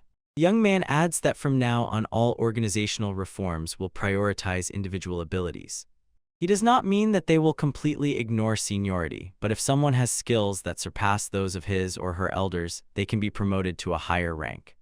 The new systems proposed by the Heavenly Destroyer were indeed unconventional. All ranks of the Heavenly Demonic Cult were reorganized and divided into 10 ranks. Accordingly, each rank was assigned its own clothing color. The organization was reorganized, administrative management was minimized, and the quality of work of each chain was improved. The leader of the Demonic Emperor's Sword Squad, Yunwen's guard, will be the mad demonic monarch Zhui Guang. The man says he is at his complete disposal. He will also serve as the chief mentor for all cult disciplines. The elders discuss his decision and probably want to object. Yunwen understands it was Zhui Guang who was to blame for the bloodshed 50 years ago, but since he has already taken away his anger, there is no need to worry about it anymore. Even if his body wears out and his soul is crushed, Zhui Guang will do everything for his master and the heavenly demonic cult. The first guardian asks what will happen to the vacant position of the Scarlet Sun Demon. Yunwen is reported by subordinates. The Lord of the Scarlet Sun Demons is here. And they carry him on a stretcher. The young man does not understand what could have brought the man to such a state. The old man is curious how the youth managed to find the Alder Demon. Yunwen assumed that he was imprisoned in their cult and he was not mistaken. He wants to leave the vacant position of the Scarlet Sun Demon to him. Right Guardian objects this man is a traitor. Yunwen knows this and his farewell happens only once, but if he decides to betray again, the young man will punish him with his own hands. The Alder Demon in tears begs to forgive him his sins. The boy will forget the mistakes of the previous Lord of the Scarlet Sun, but he asks him not to forget those hot tears that are flowing from him right now. Zhui Guang thinks that it is impossible to fathom the depth of their lord. When they first crossed swords, his heart trembled with loyalty to their supreme ruler who existed only in books, but now his presence touches the soul differently. The heavenly demon in the books was a lonely man, and the more Zhui Guang learned about him, the more he grew fond of him. But their current supreme lord is a bit different. He reforms the organization, introduces new laws, and also listens to his subordinates. An unparalleled master and a transcendental demonic realm that is something else. What he sees resembles more an emperor. Perhaps his lord is more powerful than the first supreme lord. Zhui Guang trains his disciples. Yunwen asks him how many children have died in this training camp. About 10% died, those who could not endure the exhausting training. The Man says this world is cruel, in it the strong eat the weak. Perhaps this is too harsh, but the experience gained here will be valuable for the children who are destined to live their whole lives as martial arts masters. Yunwen understands this and says that Zhu Guang is right. Children practice techniques with wooden swords. The boy notices, although they are children, how amazing how diligently they work. This is truly a strong group. He understands why every time all Murim must unite as soon as the heavenly demonic cult appears. The heavenly demonic cult had a tense life. Each organization established discipline. It supported the development of martial arts. Thanks to secret manuals, elixirs, and weapons from the heavenly demonic secret repository, the disciples reached a new level of perfection in their inner chi every day. In a moment, 2 months passed, and Yunwen finally realized that the time had come. Yunwen gathered everyone in the pavilion and said their cult had changed significantly, but as he said before, they would avoid participation in the total war with the Central Plains. Zhu Guang asks if they will continue to increase their power here. The boy says that some people from their cult will go to the Central Plains. The heavenly demonic cult will dominate in such a way that they will not feel it. Zhu Guang, Beigong Huanzhu, and Dantai Wuxian will go together with Yunwen to the Central Plains. All of the Azure Dragon, the first guardian, asks the boy to do something before leaving. The old man said for generations, the leaders of the cult used to reward the best student among the children graduating from the training hall with martial arts and weapons. This time one boy graduated with exceptional grades, but if Yunwen does not want to follow the old tradition, it is not a big deal. The boy says that of course he will do it. It is his duty to support the children who will lead the heavenly demonic cult in the future, and asks to bring this kid here. Yunwen notices that she is a girl. Beigong Zioqian greets her master. He heard about her excellent results and asks what she wants. She replies that she wants nothing. The boy is confused and does not understand her. The girl's eyes shine. She looks at him intently. The right and left guardians discuss her and consider the girl strange. Yunwen asks her who she wants to become in the future. The girl declares that she intends to become the strongest sword master. Guardians are angry about how she speaks to the Lord. The boy asks her what, in her opinion, the strongest swordsman should be like. He thinks it is someone who can defeat nature with a sword. The elders are still angry and want to know her instructor. Suddenly Yunwen shouts and says how brave she is. The girl is embarrassed and confused after his words. The boy likes her answer. He did not expect that. Guardians are utterly astonished. Yunwen wants to give her another gift besides weapons and martial arts. Since he does not have many weapons, he gives her the Emperor's sword. The first guard thinks this is too much, and regarding weapons, asks permission to bring weapons from the heavenly demonic repository. After this, the young man declares that the second gift is himself. The girl and the guardians are in shock. From now on, they will have a student-master relationship. The girl will gradually learn martial arts from him. She has mixed feelings. She is both happy and afraid at the same time. The old man wants to find out what her first gift will be. Her goal is to become the strongest sword user, a good one, but too distant. Approaching it will become her third gift. He tells her to go with him and says her next goal is the Central Plains. Beigong Zioqian shines and really wants to go with him. In honor of the Destroyer of Heavens and his squad, who set out on a journey through the Central Plains, all members of the heavenly demonic cult gathered in the large assembly hall. People in the hall are curious about how the sect leader plans to act.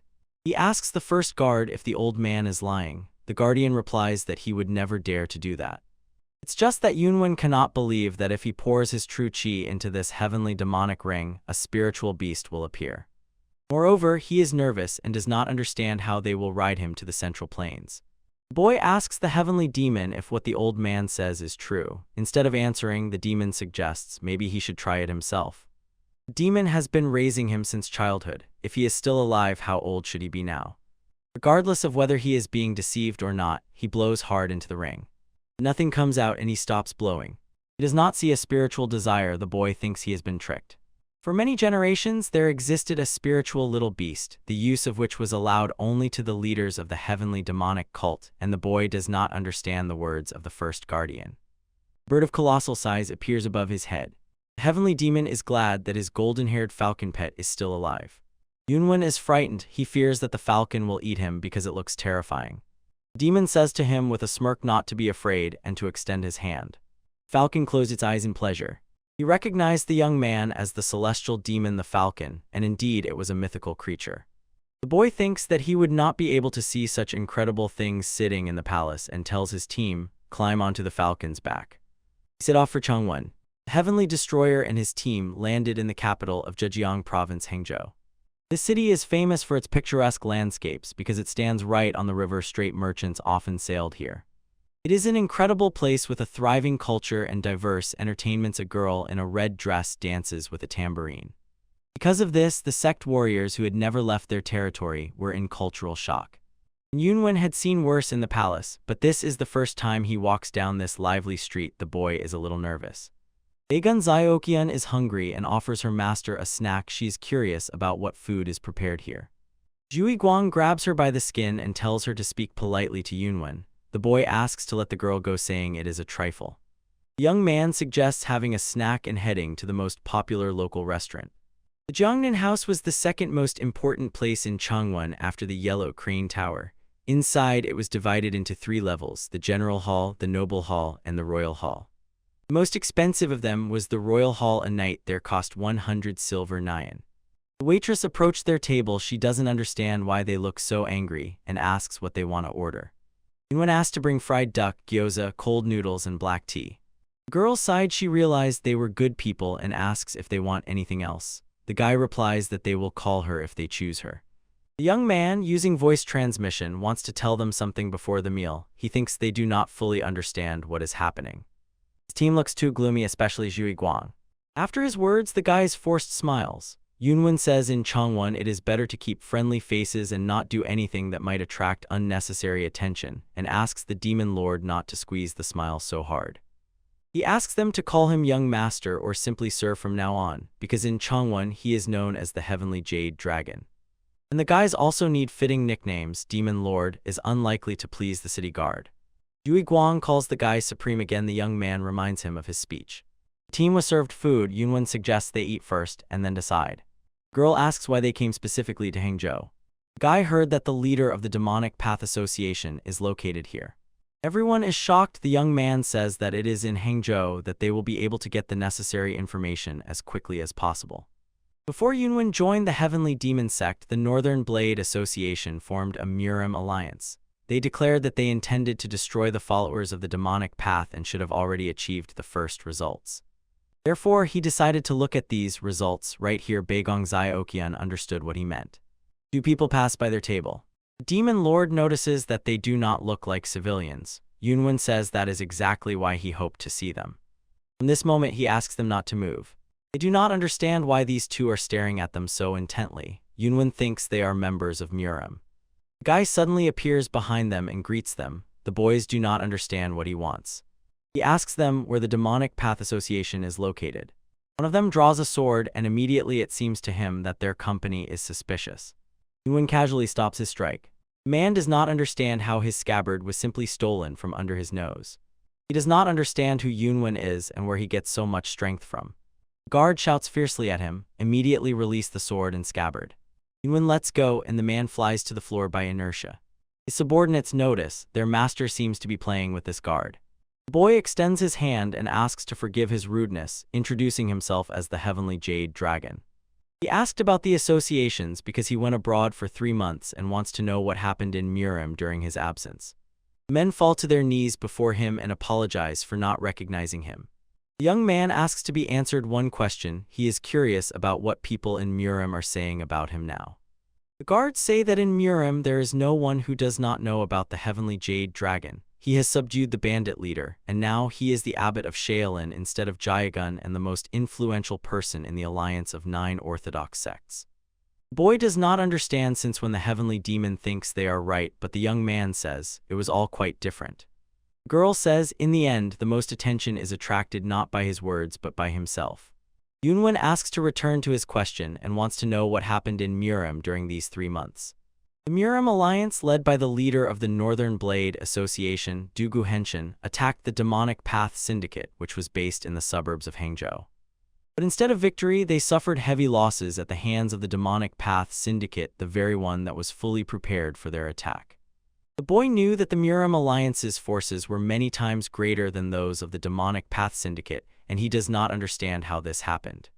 Instead of a head-on battle, the Demonic Path Syndicate switched to a hit-and-run tactic, while on the other hand, the Murim alliance must remain noble because a momentary carelessness can cost a whole life. The Boy believes that the syndicate is not despicable, but rather worthy of praise. Avoiding a direct attack is a very wise decision.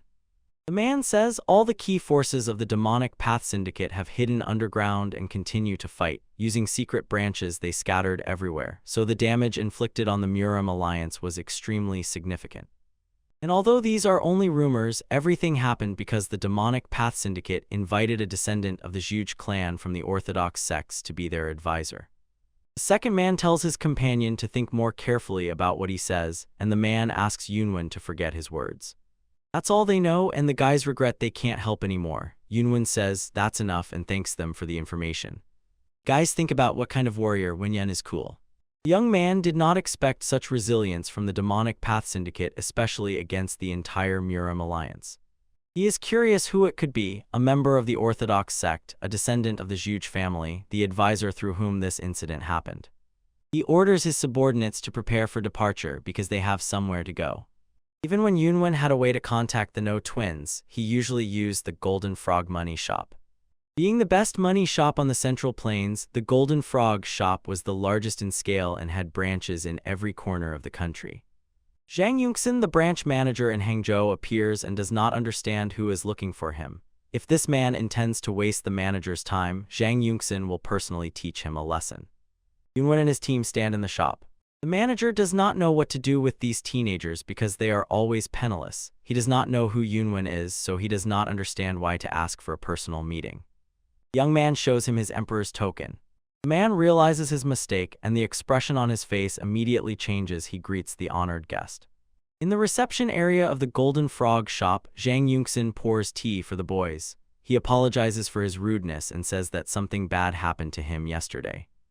The boy asks him not to worry. He has arrived to find out where the No brothers are. Although the twins are elusive, they can be contacted at any time.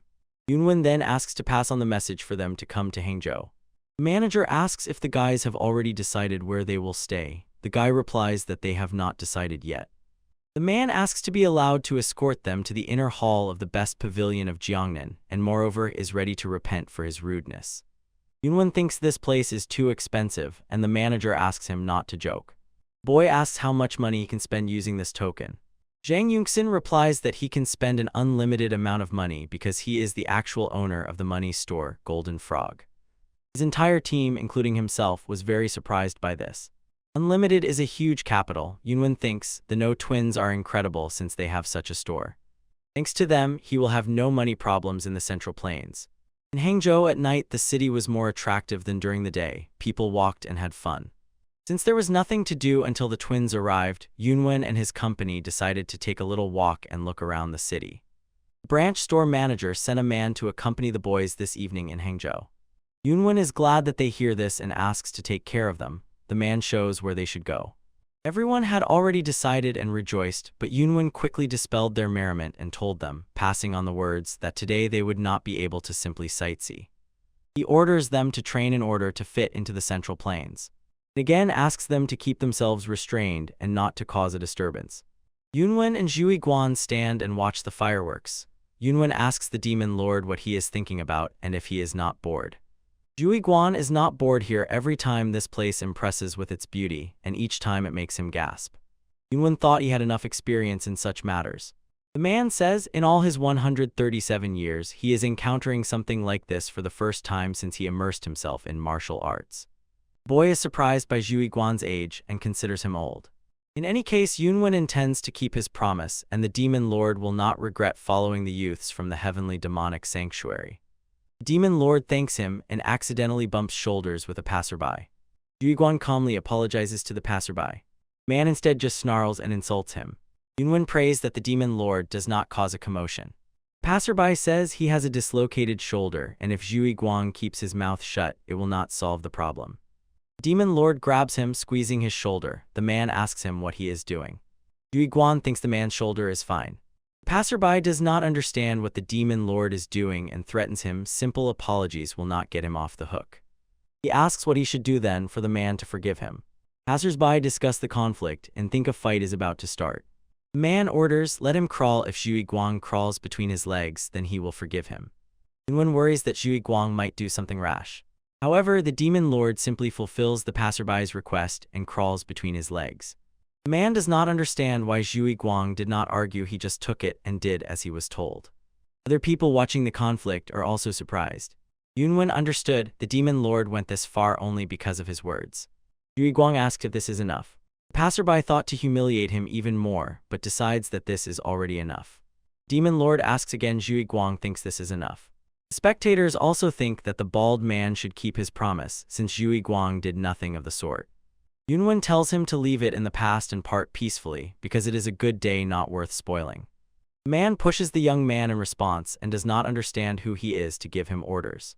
The demon lord grabs him by the head and slams him into the ground. The onlookers are shocked by this. If it is his master's order to crawl between his legs, he will do it calmly, without any hesitation. He will never tolerate some bastard touching his lord with his dirty hand. All the people scatter from him and are afraid, because he just killed a man. Yunwen asked him to be more careful, but Zhui Guang says he could not tolerate such treatment of his master. The man who accompanied them along with the whole team runs to Yunwen. He is angry because now they will have to clean up after them. The guy apologizes to him for getting into a fight and asks if it will be difficult to settle everything here.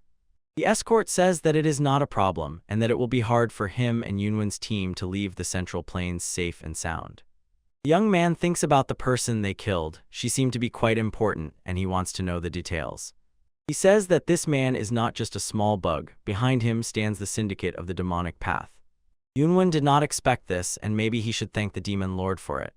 To avoid revenge from the syndicate of the demonic path, they have to take some action, but they do not know exactly what to do.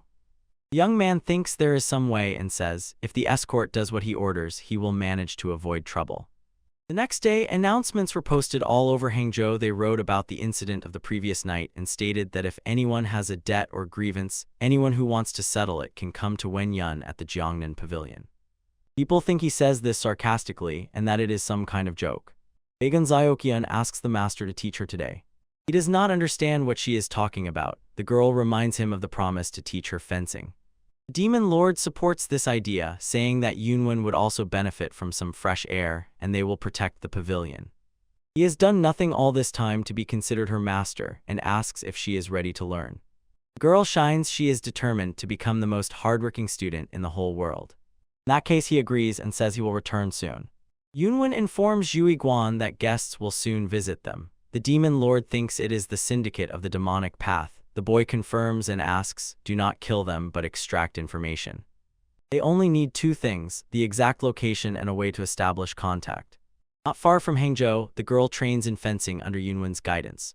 The boy tells her to be soft like the spring wind and it must happen lightning fast. She should focus on the tip of her sword. Her hands tremble as she grips the sword. Yunwen thinks it is unusual for her. After all, this is a new sword and she will get used to it later. The girl drinks water greedily. The boy asks what she feels when practicing the initial movements of the three heavenly demonic swords, but she is not sure yet. When she reaches great heights, the girl will enter the state of the sword of the mind, even if it will be difficult for her. He tells her, never give up and always move forward towards your goal. The girl reminds him that he has not taught her anything yet. The boy understands this, but he had very little time and he will try harder. He has rested enough and is ready to train again. Yunwen asks the heavenly demon why he has become so grumpy. The demon does not understand why the boy is smiling while looking at his student. After all, he has not yet conquered the world to pay attention to students. The young man does not understand what suddenly happened to him. The demon shouts and he does not like it. He does not like the boy's decision to spare the members of the demonic path syndicate. Yunwen replies that this is not some childish fight and he knows, if he does that, he will have to face the entire Murim. Demon says he can fight anyone. Yuanan supports the young man and himself believes that there is no need for unnecessary killings. The boy asks the demon not to worry, because this is only the beginning of his journey as a heavenly destroyer. The heavenly demon thinks the boy only knows how to speak well. Yunwen heard something. It seems Zhui Guang completed his mission. Yunwen returned to the pavilion. Representatives of the demonic sect are lying dead, and the boy asked Zhui Guang to leave them alive. Zhui Guang spared one life. He left him for interrogation. He is breathing, but the boy does not know if this person can be considered alive. Zhui Guang tells him to tell everything to his master, what he already told him before, specifically about the location of the sect and the method of communication. Suddenly, the hostage uses a kunai to tear the rope and jumps up from the chair. He was waiting for their leader to come to finish him off. Aegon Zyrokan deals with him using the technique Triple Blades of the Heavenly Demon. He will not kill him because it is Yunwen's order. The girl does not think the man has trained enough to fight their master. He is very surprised because those who were here had strong skills, but this girl seems to be not yet 12 years old and already so strong. Yunwen thanks the girl for the good work and approaches their hostage. Guy said that now it is the man's turn to answer the questions. Perhaps the shock from the defeat of the young girl after one strike was too great, and the killer from the Demonic Path Syndicate obediently answered his questions. In the end, the Heavenly Destroyer obtained a lot of information about the Demonic Path Syndicate. It had 8 leading forces that carried out the group's missions, and they were called the 8 factions of the Demonic Path. There was also a separate sword killer unit, which was under the direct command of the Demonic Path Syndicate's apartment headquarters, and they came to kill Yunwen and his team on the orders of the leader of this unit. Guy asks how they are connected. The man says the deceased was the cousin of their squad commander. Guy asks to be taken to their commander to apologize to him personally. The prisoner is in shock. He believes that the commander already knows they were defeated and sent people from the group here to restore order. So, this is no different from suicide. Heavenly Demon notices that quite a few of them are here. There is no longer a need to go out to meet them, considering their direction and speed. Yunwen thinks they are already here. The guy intends to believe what the Demon Lord says, and if something goes wrong, Zhui Guang will bear the responsibility. The man asks to be believed and assures the young man of success. Other boys discuss this. Yunwen and Zhui Guang talked about it 2 days ago. 2 days ago, on the night of the dispute, the Demon Lord decided the young man needs a strong appearance. Yunwen thinks the man wants to say that his face looks pathetic. Zhui Guang confirms this. He believes that instead of saying the young man looks weak, one should say he looks handsome. The boy thinks only about foolish idiots. They chase after appearance or fake names. Zhui Guang and all the others know well about his strength, but weaklings from the Central Plains might make false conclusions if they judge only by appearance. He suggests simply wearing Yunwen's mask when needed. Yunwen tells the man he is lucky to be a member of the Sword Killer's squad, because he will be the first to see Yunwen's second form, the one he applied thanks to the art of transformation. The captive looks stunned by this. The boy ordered him to move and tell his commander that the writer of the Heavenly Demon has arrived, the Heavenly Destroyer. The crowd on the street does not understand what is happening in the best pavilion of Jiangnan. They think that the pavilion is temporarily closed, the lights inside are off. The man replies that due to certain circumstances, their pavilion is temporarily closed today. For the first time, I would never have thought that the best pavilion of Jiangnan is closed. For the knife, this man is told, keep up the good work. The Syndicate of the Demonic Path has taken the staff hostage. Yunwen says since they are already here, let them stop sneaking around secretly and come in. The man secretly peeks through the crack of the door. The hostage of the Heavenly Destroyer panics. Judging by his reaction, the boy understands. This bastard is the commander of the Ha Jingchen squad.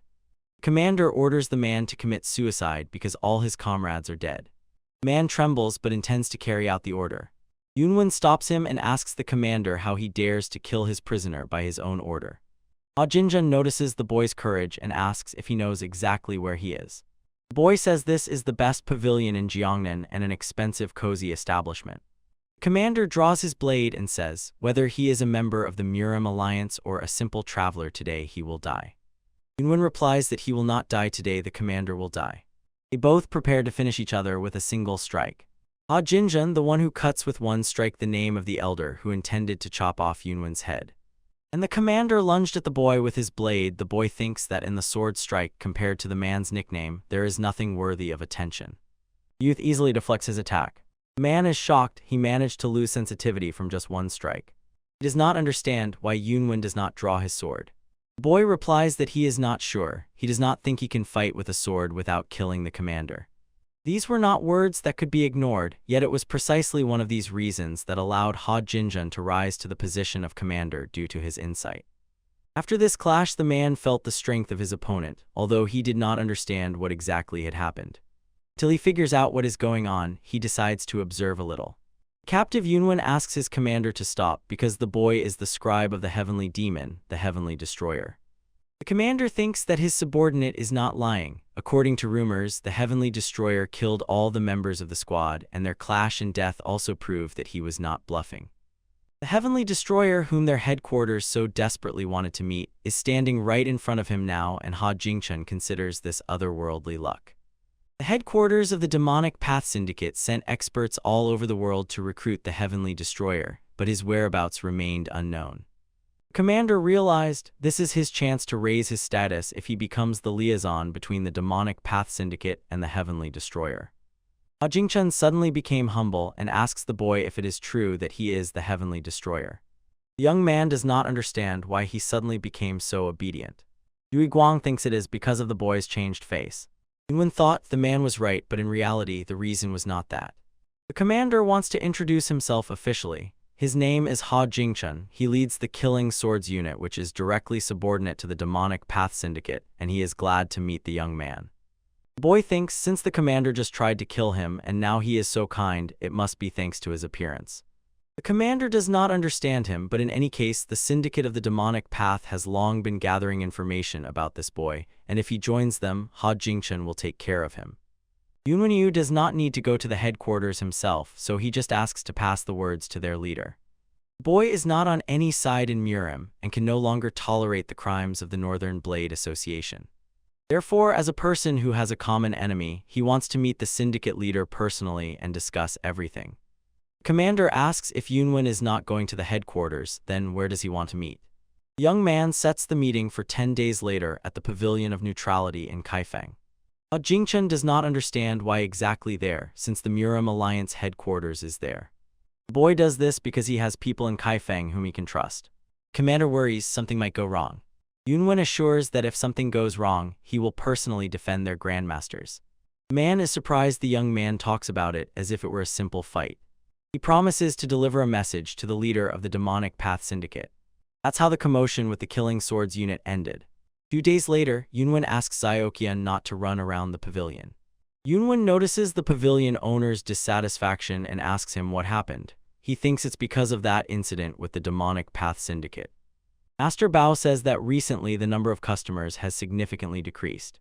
After the incident with the Demonic Path Syndicate, the Murim Alliance members continued to monitor the pavilion and prowled among the guests. Because of this, visitors began to disperse en masse.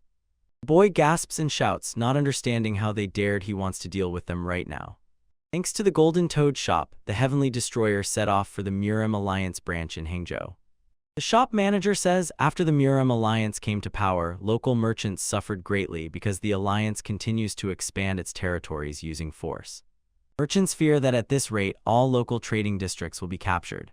Yunwen is angry about the pavilion incident, and also the Murim Alliance influences the trading world. The man says they cooperate with merchants who listen to them, and those who oppose are forced to submit, so there are no people opposing them. The boy does not understand how many more enemies the alliance will manage to make for itself. At the store Golden Frog, everything is fine because they rely on the support of the imperial family and government ministers. They arrived at the Murim Alliance branch in Hangzhou. Yunwen thinks that they put all their strength into him. Guards ask who he is and whether the boy is registered for an appointment. He shouts at the Hangzhou branch manager to come outside. The guard asks who he thinks he is to cause a scene here, and Yunwen orders him to disappear. The branch manager comes out and asks who dared to cause a commotion in broad daylight. Yunwen recognizes him. Wu Hencheng heard this. He does not understand who dares to address the manager like that. Suddenly the expression on his face changes. It seems he recognized Yunwen. At first he was not sure, but now he really understood. This is the former commander of the Mandate Squad, and he points at him. The manager thinks about what sin he committed to have to run into this devil again. The boy says that they haven't seen each other for a long time. The guard is surprised they are acquainted after all. In the reception hall of the Murim Alliance branch in Hangzhou, Yunwen and the warrior Wu are drinking tea. The young man says, Wu looks much better than before. Thinks it's because Wu has now become the branch manager. Yunwen places his cup of tea and is about to get down to business, but the young man stops at the first pavilion of Jiangnanan. Suspicious people are constantly lurking around him. The man does not understand which bastards dared to loiter near the place where the boy stopped. He thinks that nowadays children are fearless. The young man suspects that this is the work of the manager. He looks scared and says that it is not him. Wu jumps up from behind the table and the man says he needs to go to the toilet. Yunwen laughingly notices that Wu runs quite fast. The man could not have imagined that the young man was involved with the best pavilion of Jiangnan. A little earlier, Wu gave the order to monitor the entire pavilion and also to study every client who entered the pavilion. He rushes to one of his subordinates and orders him to immediately go to the best pavilion of Jiangnan and take all their people from there. The branch manager of the alliance returned to Yunwen and said, apparently there were problems with his breakfast. The guy says if Wu has problems then, of course, he will have an upset stomach and advises him to be cautious. Wu does not understand that the young man is in a state of anxiety. The man looks agitated. Yunwen says that if the area around the pavilion in Jiangnan is free, then no problems will arise and asks Wu to take care of it. The man understood the boy already knows everything. Wu says he will not allow anyone to approach this place. One could say the problem is solved and the boy is interested in how things are currently in Murem. He asks because he only recently returned from a trip and wants to know about the latest events, a great opportunity for Yunwen to extract information about the Northern Blade Association.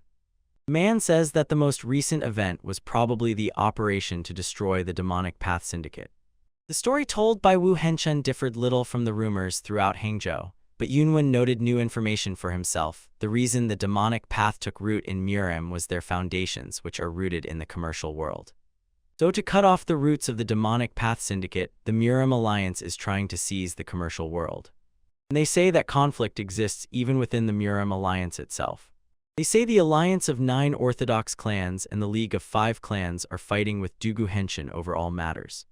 However, apart from them, all forces are under the command of the Alliance leader, so, as the Alliance leader himself said, this will be a minor problem. Yunwen does not think so. He does not understand. Could it be that the Alliance leader does not know the full seriousness of the situation? He is transported to childhood memories. His grandfather asks the boy if he knows what can destroy a huge dam. Yunwen thinks something like erosion. That is exactly what it is capable of. The old man says the boy is mistaken, but he himself does not understand why. Grandfather is convinced a gigantic dam can be moved only by a single rat. The boy does not think that a single rat is capable of bringing the dam to destruction.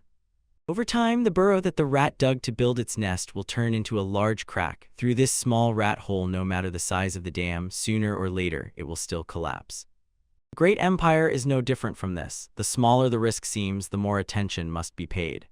There's a limit to how long enemies can be ignored, and Yunwen is curious about what Dugu Henshin will do. Wu asked Yunwen when he planned to join the Murem Alliance, and the young man looks confused. It is already getting dark, and the boy leaves the branch. The steward Wu will convey the boy's words to the Alliance leader. Yunwen still answered the man. He intended to set off for the Alliance in a few days. Wu says the strength of this boy will be useful to the Murem Alliance. Although the young man managed to brush it off, he will probably soon have to face the Murem Alliance. Still, it's good that he visited the branch. It seems the Murem Alliance is not as strong as it claims. This information will be useful later. The boy returned to the pavilion and told everything to the owner. The man thanks him because now he can rest.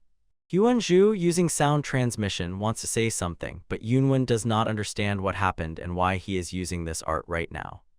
The guest visited them. The Heavenly Destroyer felt nothing special, and he talks the same way with Mr. Bao during the audio transmission. The monarch without a shadow asks the young man to be careful because this person, upon entering, said that he is his guest. He came from the headquarters of the Demonic Path Syndicate. The young man asks Mr. Bao not to bother him because he had a hard day. He wants to rest. The syndicate leader had to hurry because he came to the pavilion without waiting for their meeting. The young man says, right, 10 days is too long to sit idly. Yunwen thinks by the voice that it is a woman. He does not understand how Zhui Guang let her in so easily. The man says she was extremely polite. The guy gets angry and reprimands his subordinate. Zhui Guang offers his apologies. Yunwen heard about how the Demonic Path Syndicate skillfully deals with the Murem Alliance. Despite being cornered, he was glad to hear this news.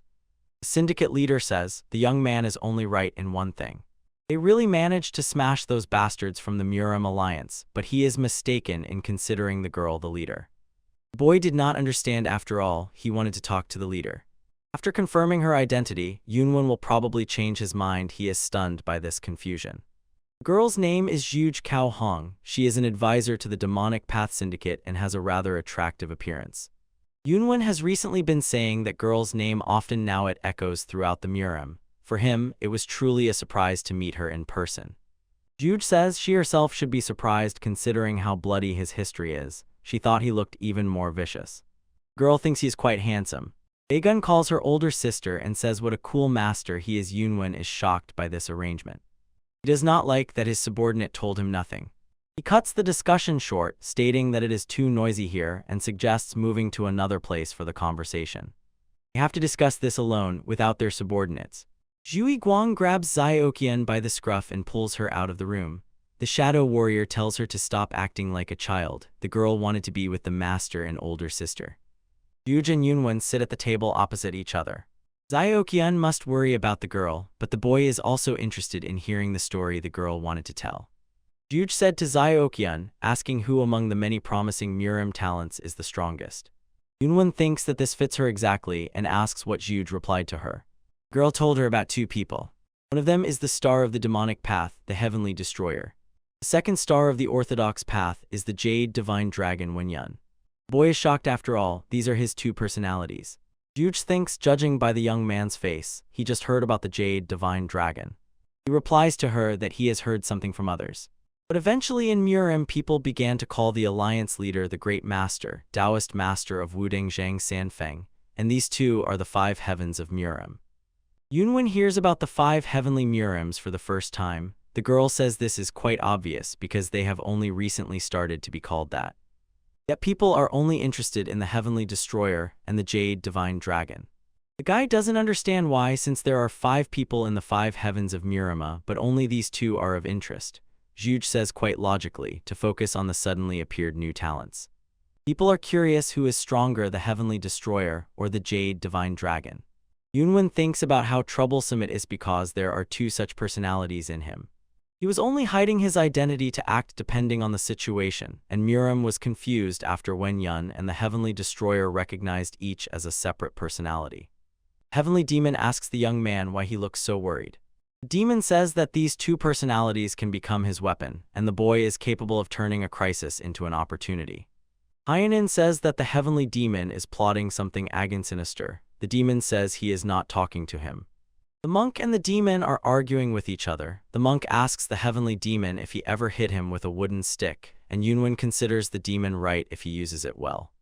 Juge tells the boy that he can tell him his story since there is nothing more to ask. The young man agrees. She immediately takes the bull by the horns. The syndicate of the demonic path needs the power of the heavenly destroyer. Yunwen knew that the girl would say something like that and asks her, why won't the syndicate of the demonic path solve all problems with its cleverness? Juge says no matter what her abilities are, one person cannot cope with the power of the Murima alliance. Thinking about this from this perspective, he himself begins to become a personality, so he believes. The girl says that this is not true. She believes that sitting in front of her is not a person but a star. The boy thinks that this joke is completely tasteless. Juge, on the contrary, was impressed by her own wordplay. She thinks the boy liked it. He flatters her, saying that she has a talent for making people laugh, and the boy is interested in what they will do if he refuses. The girl will not be able to do anything if he refuses. But if rumors spread that here is the heavenly destroyer, the Murim alliance will do everything possible to attack him. Yunwen thinks they will spread rumors if he does not cooperate with them. The girl says it depends on what he thinks. However, under any circumstances, the orthodox path will suffer great losses regardless of whom he fights, and if it benefits their syndicate, then Juge will do anything. The boy thought she was gentle, but it turns out she is quite a scary woman. He understands why the Murim alliance has so many problems with her. And yet the young man, the same one holding the sword hilt, does not know whether he should accept the offer or not. He asks if the syndicate will fulfill any of his conditions. The girl asks to first tell her about these conditions. He has only 2 conditions. First, no one has the right to command him or restrict his actions. Second, he asks to be granted the authority to command the forces of the syndicate of the demonic path whenever he requests it. Juge thinks although there are only 2 conditions, it sounds like he wants to become a great master. Yunwen tells her not to complicate things. He wants to become a great master of the demonic path. He is curious about what she plans to do. The girl agrees but has a favor in return. The boy thinks that asking him for a favor is shameless. Juge knows this. Even if she has to kneel, she wants to borrow the power of the heavenly destroyer.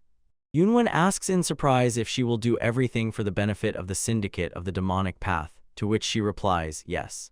The boy says, considering the despair they are in, he is ready to listen to the girl. The current syndicate of the demonic path is collapsing from within. The Council of Elders, which holds the syndicate's power, is jeopardizing the authority of the Great Master. Yunwen thinks the master could simply remove them. It would be great, but right now there is a war with the Murim Alliance. If Zhuge or the squad subordinate to the Grandmaster takes on solving internal problems, the syndicate will suffer a heavy blow and will collapse. The boy is surprised that problems exist not only in the Murim Alliance, even within the syndicate of the demonic path everything has gone awry. Yunwen realized even if he takes control of the syndicate, he will not be able to manage it. The girl says that's true, but if Yunwen removed all the rot from the syndicate of the demonic path and reformed it, everything would be different. The boy asks her, can he call the syndicate of the demonic path his own after he does this? Zhuge tells him to act as he himself sees fit. He calls him the Great Young Master of the demonic path. Yunwen asks her what kind of position is Great Young Master of the demonic path. The girl asks him to speak calmly. The young man's place is next to the Great Master. Even he cannot give orders to the boy, and the young man has full authority to inspect and punish all the disciples of their syndicate. The boy is surprised because he is not a great master, yet his position corresponds to this. He knows that Zhuge is not a master and doubts that she can make such a decision. She cannot tell him everything in detail but asks the young man not to worry about it. Yunwen asks her if this means they will not tell him everything. He thinks it is somehow connected to their plan. The young man says if this is what she wants, he is ready to become part of this plan. The lad asks to be told where their hoe is and he will be there in a few days. He gathered his squad and asks if everyone is here. Guys call out to him. Xiaokan asks Huanzhu what the master will say to them. The boy replies, just listen to the master's words and you will find out everything. The girl says to the shadow warrior, don't be so cold towards the girl. Yunwen watches their quarrel. Guy asks Zhu Guan to sort it out. The man orders the newcomers to be silent because their lord is about to start the speech. Now that everyone has gathered, he suggests moving straight to business. He told the members of the heavenly demonic cult everything he knew himself, as well as what he had recently learned. Yunwen told them about the Jade Divine Dragon, revealed his true identity and the meaning of his pseudonyms in Murim, as well as the story about the Demonic Path Syndicate. Therefore, his team will also have to adapt depending on how Yunwen's position and status change, and there can be no mistakes. Zhu Guan guesses that they will also have to resort to the art of transfiguration. The guy says that Zhu Guang, Huanzhu, and Wu Xian will use the art of transfiguration, and since Xiao Qing cannot use it due to weak qi, she will accompany him only when Yun Wen is in the form of the Heavenly Destroyer. And when he is the Jade Divine Dragon, let her pretend not to know him. The girl does not understand how to do this, and many people have already seen her accompany him in Hangzhou. Yun Wen says that they have not been on the Central Plains for very long, so everything is fine. He just asks to be more careful from now on. He asks her not to be upset and simply not to be with him when he is in the form of the Jade Divine Dragon. As always, they must not act on their own, without his order. The guy shows Zhu Guan, be extremely careful because your skills are very different from the others. The man is surprised. Yun Wen does not scold him, he just asks him to be more careful because he is very strong. Zhu Guang behaves like a child, he blushes from his master's praise. He asks the guys if they know any martial arts of orthodox sects that can be used. Huanzhu knows them, and Wu Xian has not tried yet. He asks Wu Xian to try to imitate the martial arts of orthodox sects based on her specialization, the swift sword. The girl is also pleased with the praise. She had no idea that the Heavenly Destroyer would remember her specialization. From now on, he forbids the use of demonic martial arts without his order while they are on the Central Plains. Yunwen is confident she is definitely not an ordinary woman and a beast lurks in her heart. Zhu Guang asks his master what he means. She told him that their syndicate is located under Dongting Lake, and the girl assured the boy he will not regret his decision. The boy thinks about the location. They chose it knowing that a fight with the Murim Alliance would begin, and this is their strategy. When orthodox sects became stronger, they always tried to suppress the demonic path. Zhuge was simply preparing for the future by reflecting on the past, so she does not think this can be called a strategy. Yunwen says she is incredible, and he heard that she is a descendant of the prestigious Zhuge family, so he asks why she is going to turn away from the orthodox path. She says there is a person she wants to kill, and now he leads the orthodox path. The boy understood that she was talking about Dugu Henshin. Zhu Guang is surprised. The name Dugu Henshin comes up too often. Yunwen says the leader of the Murim Alliance, truly an amazing person, and it seems he wants to make the entire Murim his enemies. The man asks the Heavenly Destroyer who these people are with whom they are about to meet. Yunwen is tired of hearing this question all the way and says these people are his benefactors. Zhui Guang simply cannot contain his curiosity about who these people are, whom his master calls his benefactors. Yunwen tells him that she is curious too. He is curious about how the No twins are doing. Manager Jan says that the brothers are already waiting for him in the reception. He enters the room and Huan No, surprised, grabs his cup of tea and drops it. The boy asks how the old men are doing. They rush into his arms. The twins say they are fine, seeing how energetic their milord is. Huan No, with the sadness in his eyes with which he saw the young man on Mount Tai, completely disappeared and he regained his world again. They cry with joy. Huan No does not understand how he can address the boy other than His Majesty the Emperor. The boy asks them not to cry so much and they make him cry as well. The azure-faced demon king Ha Gunpyo also arrived with the No brothers and greets Yunwen. He is surprised at how huge Ha Gunpyo has become. He wonders what training the azure-faced demon king received and why he is still without clothes. The man survived a time he does not even want to remember, all thanks to Yunwen's mercy. Zhui Guang is jealous of Ha Gunpyo towards his master and does not understand how he dares to speak like that to the heavenly destroyer. They butt heads with each other. Yunwen orders them not to spoil such a wonderful day. The men obey. Nishchai Pang is also here and greets the young man. The boy asks how he is doing and the old man says he cannot be unwell when spending time with the granddaughter of his sworn enemy. Zulan enters the room and asks the boy if he feels well. Zulan tells the boy that he has not returned for so long after saying he would come back soon. Yunwen could do nothing about it. Troubles kept coming at him from all sides. The boy asks the lady how she feels. She replies that thanks to him, the girl lives quite comfortably next to the great leader of the beggar gang. The old man cuts them off mid-sentence and suggests starting to talk about the reason they all gathered here. The girl asks Pang how he can be so heartless. After that, the meeting began. Only those whom Yunwen gave approval participated in it. Pang says the situation in Murama at the moment is quite serious because the Murama alliance suppresses those who rise against them under the pretext of destroying the demonic path, and the alliance of the 9 Orthodox and the League of 5 Clans have become mere assistants. This is an obvious political scheme, but the young man does not understand how the alliance of the 9 Orthodox and the League of 5 Clans so quickly bowed under the influence of the Northern Blade Association. The old man says hope is not lost because a new organization has appeared. This is a secret organization created by young promising talents from the alliance of 9 Orthodox and the League of 5 Clans. Its goal is to keep the alliance leader and designated forces in check, so that they do not abuse their power and do not resort to tyranny if the alliance remains alive after the victory over the demonic path. The boy is a little stunned because Dugu Henshin is not the kind of person who would allow such a secret organization to exist. Pang tells the alliance leader that there are not only no reasons to oppose their organization, and according to rumors, they have also received significant support from Dugu Henshin himself. Young masters of the Northern Blade Association are also involved in this. The old man asks Yunwen if he knows how Dugu Henshin deals with his enemies. The young man replies, if possible, he will eliminate them. And if it is impossible to destroy them, he will try to make them his allies. If the young man were in his place, he would do the same.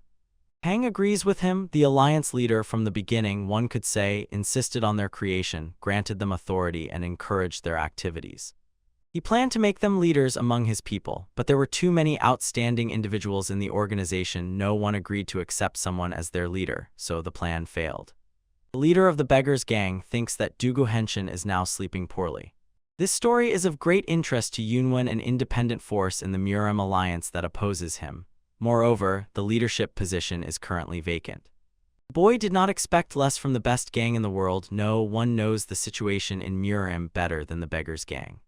The No twins think Pang wants to take all the attention of their master for himself. The elders have prepared a special squad for Yunwen. For over 30 years they have secretly gathered and trained orphans, and now there are nearly 1,000 of them. The young man says this for quite a long time and is interested in what their current level is. They say that there is no outstanding expert among them, but one man has accumulated 120 years of internal chi, and Yunwen praises them, saying they have done a wonderful job. He knows for sure that this is at least in comparison with the celestial demonic cult, but without any doubt it is a great power. Beggar Pang asks the young man what his relationship with Lady Zulan is. The boy says they are just acquaintances. After the boy left her with the king of beggars, she kept questioning him about Yunwen, so the old man decided that there was some special relationship between them. The boy realized he needed to change the subject, so he asks where the woman who is always next to Zulan has gone. The old man says this Hwansa has disappeared. Everyone is already dispersing, and Yunwen asks them to repeat once again what he asked all of them. He ordered Ha Gongpai to secretly gather practitioners of the demonic path who are not members of the demonic path syndicate and create an organization, as well as wait for further orders. He asked Pang to mobilize all members of the Beggar's Gang and investigate the actions of forces in the trading world and the movements of forces beyond the Great Wall. He ordered the twins No to monitor and control the cash flows on the Central Plains through the Golden Frog Bank and to beware of forces trying to establish close contact with the Imperial Palace. Also, they must unite with small and medium traders and secretly shake up the trading world of the Murim Alliance. He suggests they conclude the meeting and see each other again next time. After the meeting, the old men continued to tell each other stories they hadn't finished. Yui Guang tells Ha Gunpyo that next time they meet, they will have a real fight. Man nods and will no longer forget Yui Guang's ugly face. Zuolan wants to say goodbye to Yunwen, but doesn't know when they will meet again. Yunwen doesn't know what this girl thinks of him, and he still has a lot of work, so he doesn't understand if he will manage to live up to her expectations. She says that Hwansa has not yet returned from her mission, and the only man the girl knows in the Beggar's Gang is the gang leader, so perhaps she missed the boy more than usual. The old man tells Lan, until now he doesn't know about Hwansa's disappearance. It would hurt her to realize that the person she trusted and relied on has left. Yunwen felt sorry for the girl. He should have taken better care of her. She takes off her necklace and asks the young man to accept it, and she will be satisfied if every time he sees this accessory, he thinks of her. The boy says that this is too fashionable an accessory to take. Zuolan replies that it's okay, it's just her stubbornness. The girl asks not to worry about it. Yunwen says it's not about that, it's burdensome to carry things with him, but he thinks it would be perfect if he places the ornament on his wrist. The girl politely agrees with him. The Heavenly Destroyer left his acquaintances and arrived at the Yangtze Canal. The Shadow Warrior asks his leader what their next destination is. The guy recalls a conversation with Pang. The old man said that after his longtime friend the Hidden Emperor disappeared, he never managed to find any traces that he left the Northern Blade Association. Yunwen thinks that Pang means Dugujen never left the Northern Blade Association. The old man says exactly this. The conclusion about that gang of poor people is one they destroy. Although the fact that the Emperor of the Hidden Dragons is still in the Northern Blades Association has not been confirmed, they consider this a correct statement. The Moon of Hwansa infiltrated the Northern Blade Organization to investigate this matter and eventually disappeared without a trace. Guy thinks that something is wrong with the Northern Blade Association, and they should first look into the association itself. Pang says even if the young man takes care of this, he does not think they should get involved with the Northern Blade Association right now, and before that there is one place Yunwen should visit. The young man is curious about what that place is. Now he is transported to the present time, and the Shadow Warrior asks his master why he is so deeply thoughtful. Yunwen asks the children if they have experience fighting with a blade. Yuanju does not understand him. The boy jumps up and tells his team to prepare for a clash with the blade. He jumped right onto the ship's mast, and the captain orders him to come down immediately. The young man says the next destination is the Southern Blade Coalition. Yunwen is sailing on the ship with his company. The boy asks the boatman what song he is singing. The boatman answers strangely, saying the young man does not know songs about heroes. He asks the man if he can tell him about which heroes he is singing. The boatman replies that it is not difficult for him. The five heavens of Murim, the head of the Murim Alliance, the great master Zhang Sanfeng, as well as the loyal disciple of the heavenly demon and the heavenly jade dragon. Beyond them are the four rulers.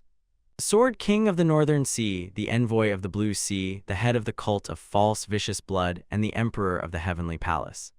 The boy recalled that the cult of false vicious blood attacked the heavenly demon sect, and now he is interested in the Sword King of the Northern Sea, the envoy of the Blue Sea, and the emperor of the heavenly palace. The boatman explains that the 7 wonders are the best warriors among the 36 squads of the alliance of 9 orthodox sects, and the League of 5 clans, 4 dragons and 2 phoenixes are outstanding newcomers of Murim, and the pair of emperors refers to 2 great warriors among the 5 heavens of Murim. Yunwen regrets asking, thanks the man for the explanation, and asks him to stop. The boys arrived in Wucheng on the banks of the Yangtze River near the Sheshan Mountains. Here stands a famous structure for centuries, the Yellow Crane Tower Pavilion. An employee of the establishment tells Yunwen's team they have no free seats and even booking a seat is very difficult. Now he feels even more sorry for Zyeokyun, who still hasn't mastered the technique of transfiguration she had to wait for others at the Golden Frog branch in Wucheng. Zhui Guang tells his master why they don't go directly to the Southern Blades Alliance instead of making stops along the way. Guy says there's no need to make unnecessary noise besides, this time they have no valid reasons for it.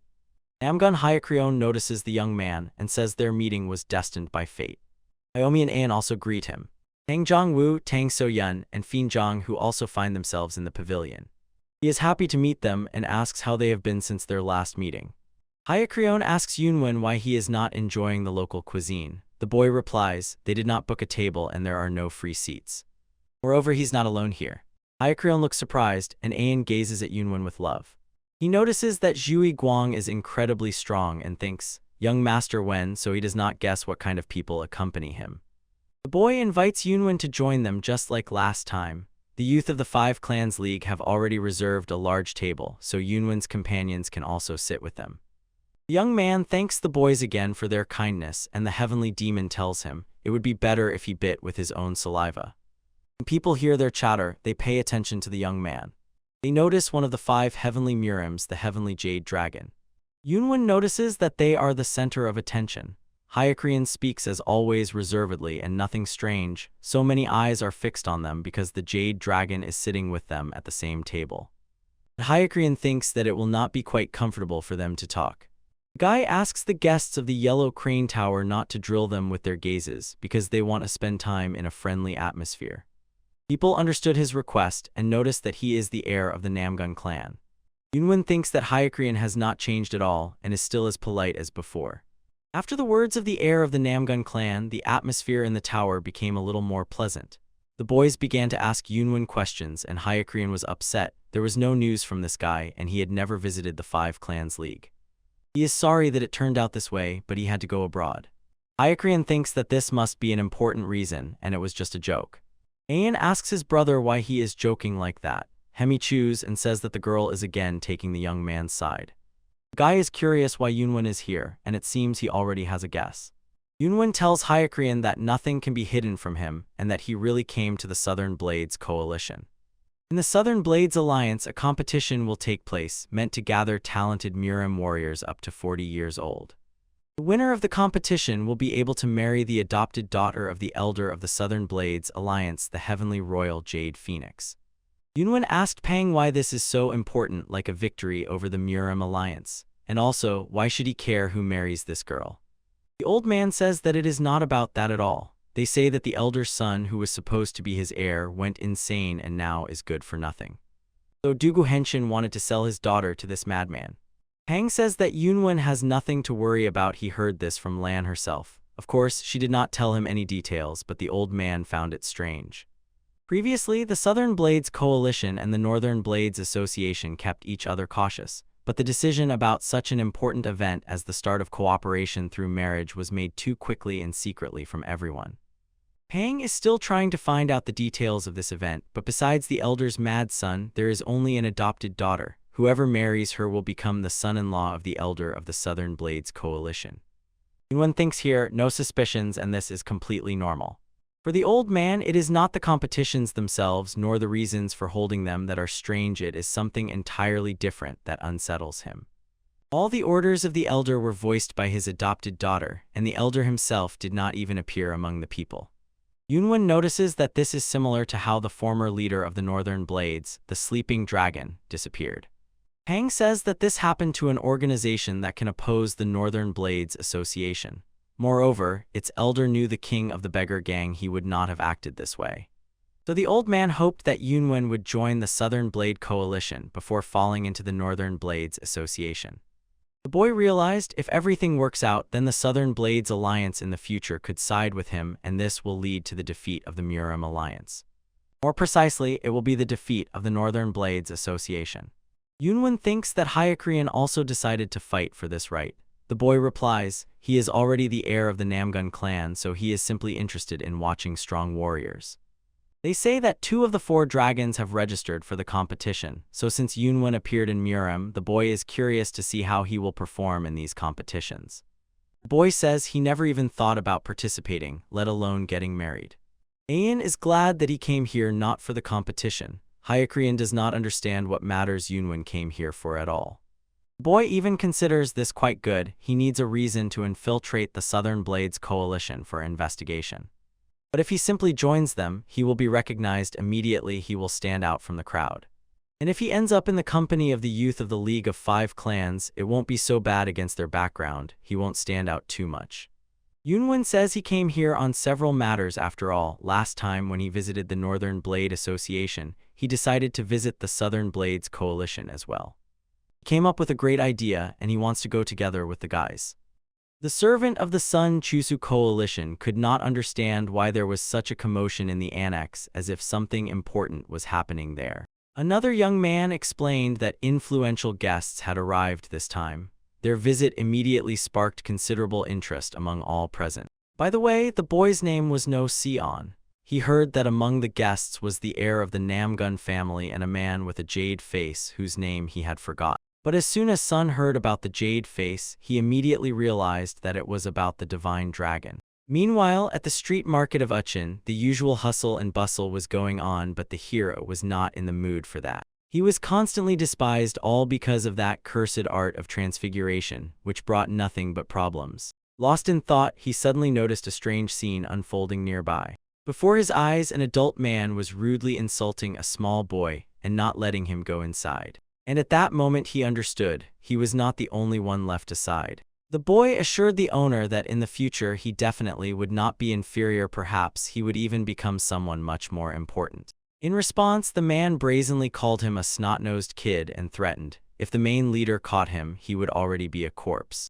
He had not finished speaking when a huge man appeared behind him. Fear instantly gripped him, his tongue stuck to the roof of his mouth, and his thoughts scattered. Without any warning, he received a powerful slap right in the face. A stern voice thundered from behind, "How dare you be lazy? You can't handle a simpleton," and Yurei causing a scene in front of the store. Furious due to the lack of customers, he ordered everyone to immediately get inside and start working without delay. As soon as he turned around, a child's hand appeared right in front of his nose holding a bowl. The boy extended an empty vessel to him, carefully holding it with both hands. With hope, he begged for at least a few spoonfuls of cold rice, even just for today. From the side, it might have seemed that this beggar had completely lost his mind and was still begging. What would happen next? Could this giant really agree and give some rice? But everything that happened afterward proved the opposite. He leaned down and simply spat into the boy's bowl.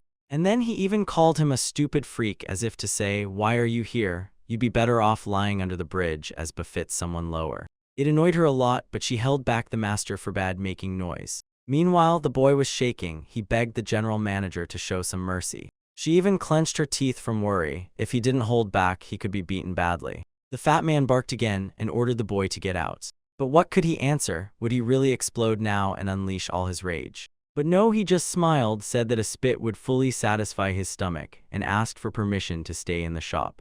The fat man didn't even have time to fully understand what the boy had just actually asked for. She also couldn't believe her eyes. This boy was already called a brilliant beggar. The fat man raised his heavy hand ready to strike. He said ominously that he would now fulfill his wish, whatever it was. He was sure the boy had only one wish, to die, and he hit so hard that the cheek cracked. The blow was so powerful that blood spurted from the boy's nose. Glancing at his hand, the fat man saw with disgust, it was all covered in blood. It seemed disgusting to him, as if he had touched something filthy. Even more irritated, he was about to continue the mockery. But suddenly he lowered his hand, and the boy fell helplessly to the ground. "You must understand what I am about to say," he threw with a challenge, and immediately rushed forward, muttering that he urgently needed to wash his hand. He did not even suspect that someone would dare to grab his clothes. But the boy, clutching the coat with trembling hands, whispered, "You have no right to just leave. At least give me something to eat. At least a little food. How can you just leave like that after you beat me?"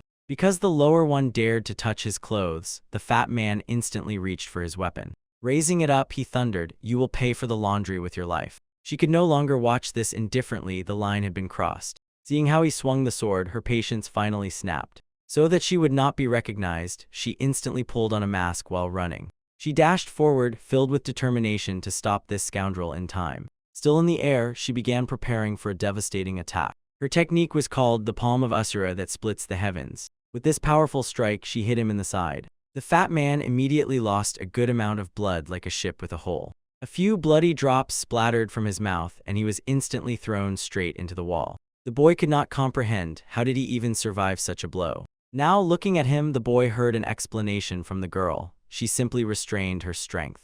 Time was running out. They did not waste a second and rushed to flee as fast as possible. The fat man regained consciousness only because she restrained the blow and did not put all her power into it. For a few more minutes, he could not come to his senses. Where had those bastards gone, who were right in front of him? He fiercely whispered to himself, recalling their faces. I will find you and kill you, slowly. He decided to immediately report to the Southern Blade Coalition, but suddenly someone grabbed him by the shoulder. This hand was full of strength, and immediately after it, a powerful slap landed on his cheek. He was knocked out on the spot. He lay unconscious and would lie like that for several more days. Before him stood the monarch without shadow Baegun. He could not tolerate disorder, and even passing by, he could not remain silent. He could only hope that his brightness would forgive him for interfering in this worthless matter. Meanwhile, on the outskirts of Uchin, she brought the little one right here to a safe place, and immediately began scolding. Why did you get involved if you are weak? The lower ones should behave cautiously.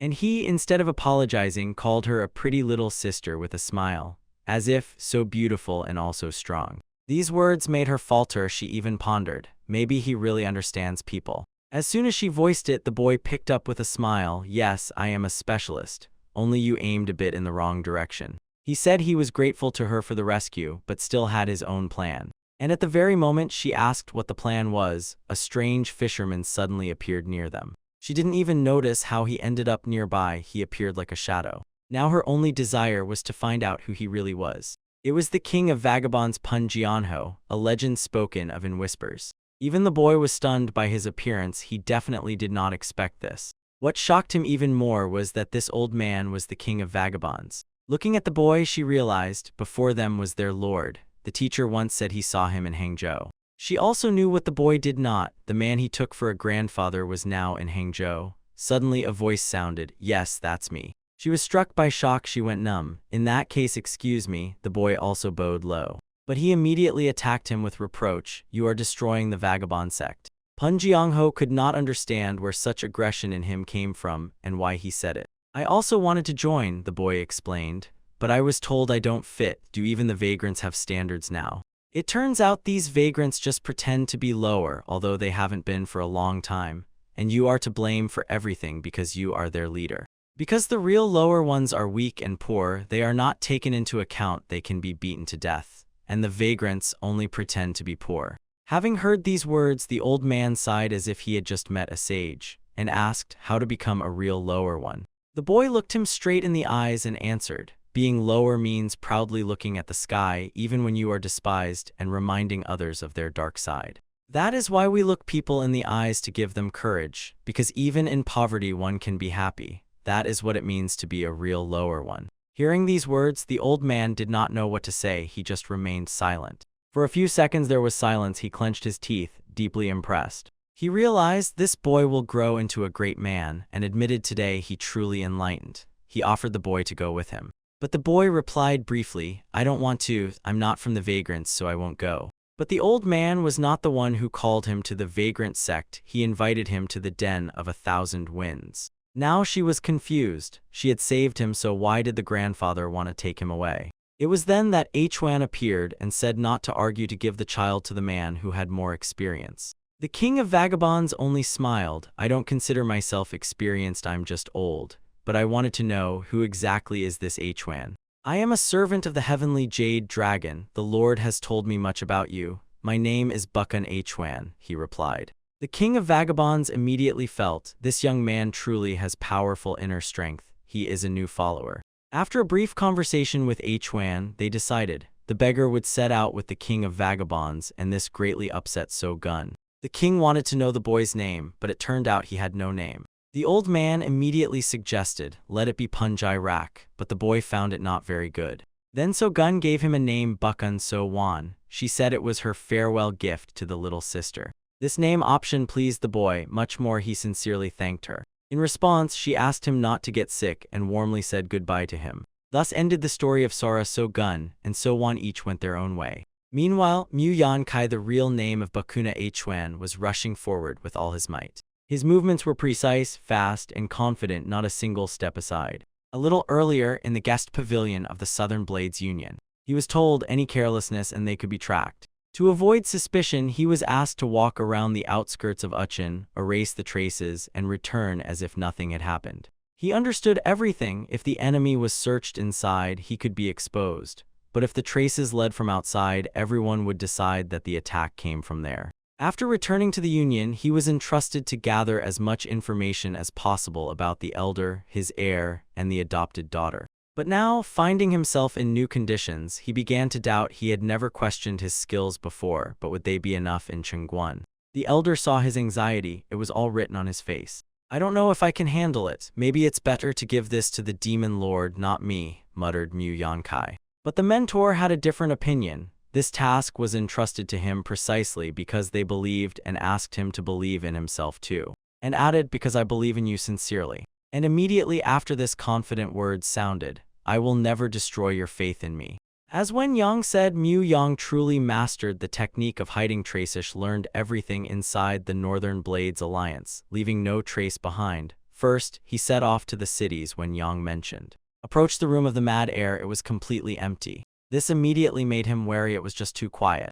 One more detail surprised. Why do the Union guards use swords with a single blade, not double-edged? Then he went in the opposite direction to where, as it seemed to him, the elder's adopted daughter lived. And suddenly his face changed sharply, his eyes widened. He accidentally peeked at the incredible beauty, and the scene was, to put it mildly, not for strangers' eyes. From embarrassment and shame, seeing the half-naked girl, Yan felt a powerful surge of inner energy. This explosion did not go unnoticed. One of the guards was already watching from the shadows behind it. Yan realized he got into real trouble. The situation was almost hopeless.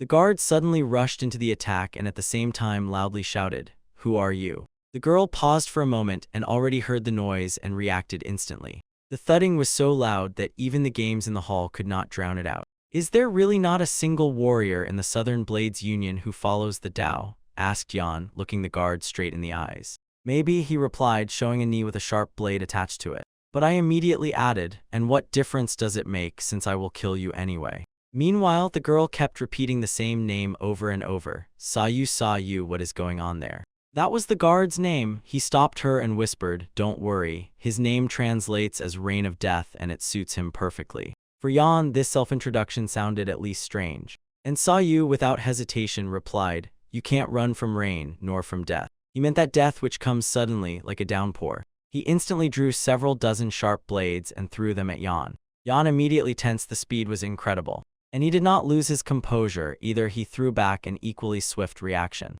Sayu moved on to the next step, lunged forward with pressure. And it quickly became clear, it was just a distraction maneuver. Blood spread in the air. Could it be that Yan received a fatal blow? He realized he got distracted and that was a fatal mistake. Sayu stood behind him and whispered eerily, "See, you couldn't escape. It's time for you to die, rat." Sayu raised his hand high up. The moment of the decisive strike had come. His attack came from the elbow, to which a blade was attached. Exactly so flashed through Yan's mind as the blade reflected in his eye. This is how I will die. He regretted nothing, except for the split between Bukun, Eliu, Damned, and Guyan, the four main clans of the Heavenly Demon sect. From the outside, it may seem that this sect is held together by strong blood ties, but in Chengguan, everything is different. After conceiving a child, whether out of love or for pleasure, the man and woman simply part ways, without any attachment. When a woman becomes pregnant, the child receives either her surname or the father's surname, but the child is raised immediately by several people. Just like other children of the sect, he grew up not in a family or clan, but among a large community. From the very beginning, they were part of one large commune instead of a narrow family circle. Under such conditions, the concept of I was pushed to the background, and by 6 years old, it seemed that life passed in an instant. He knew there was nothing to regret in this life. "Mom, I, like you, will one day leave this world suddenly and without tears." By the waterfall, he spoke with Sahel, who considered him callous. He did not say goodbye to his mother, but only said that he had done everything properly. "How heartless you are, she gave you life. Aren't you at least a little sad?" "To die is to die, period," came the cold reply. This is exactly how he regarded life and death, coldly, restrained, without any sentimentality. But now, fighting this bastard, he could not believe. Could this really be the end? Was there really nothing left to regret? And at that moment, Yunga remembered the words, "No one but you is capable of completing this mission. No one will reproduce the technique as precisely." He also said these techniques are like hands and feet. Losing a hand or a foot is painful. Therefore, one must reach the end, return. That is why, looking at the blade before him, Yan could not agree with the phrase "to die means to die." He said, "No. No, I will survive, and I will return to the Supreme," he said with firm determination in his voice. And even when everything seemed lost, he found the strength within himself to perform the technique, Red Steel Wheel. For Cao Yu, it was a pitiful attempt. He believed that the opponent had already lost too much blood. "Sorry, but I am not going to die here," Yan replied, gritting his teeth. He activated the Heavenly Demon technique, Trail Decomposition. The end was already approaching, but not for him. Cao Yu was stunned. He did not understand what was happening right before his eyes. Where did Yan disappear to? He had just inflicted a serious wound on him, and there was no trace left. Could there really be such a powerful camouflage technique? Meanwhile, the Southern Blades Alliance. There were spirits resembling children. They murmured something and argued among themselves again. He told them that he would rest a little later, and when they asked why he was still not sleeping, he answered, "Only waiting for A Chuang to return remains." In the silence, he suddenly ordered the spirits to be silent. He heard someone approaching.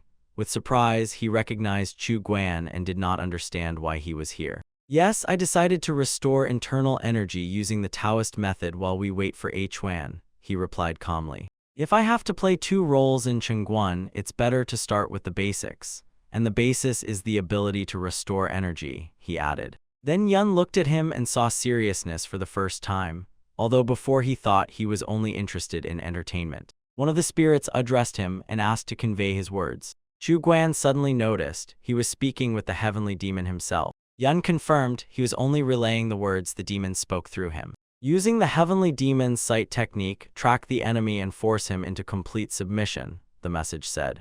Guan noticed that it sounded like a soul subjugation technique, but he could not understand why he was being told about it at all. Yun explained simply, because training alone is not fun, and added, after all, it will have to be done anyway. Thus when Yun and the Demon Lord began mastering the heavenly demon's sight technique. But Yun was already starting to worry. 2 hours had passed and A Chuan still hadn't returned. He decided to at least wash up, but on the way he stopped in thought. Yun's problem was doubts. He lacked confidence in his own abilities. And suddenly he tripped over something. There was a stone under his foot.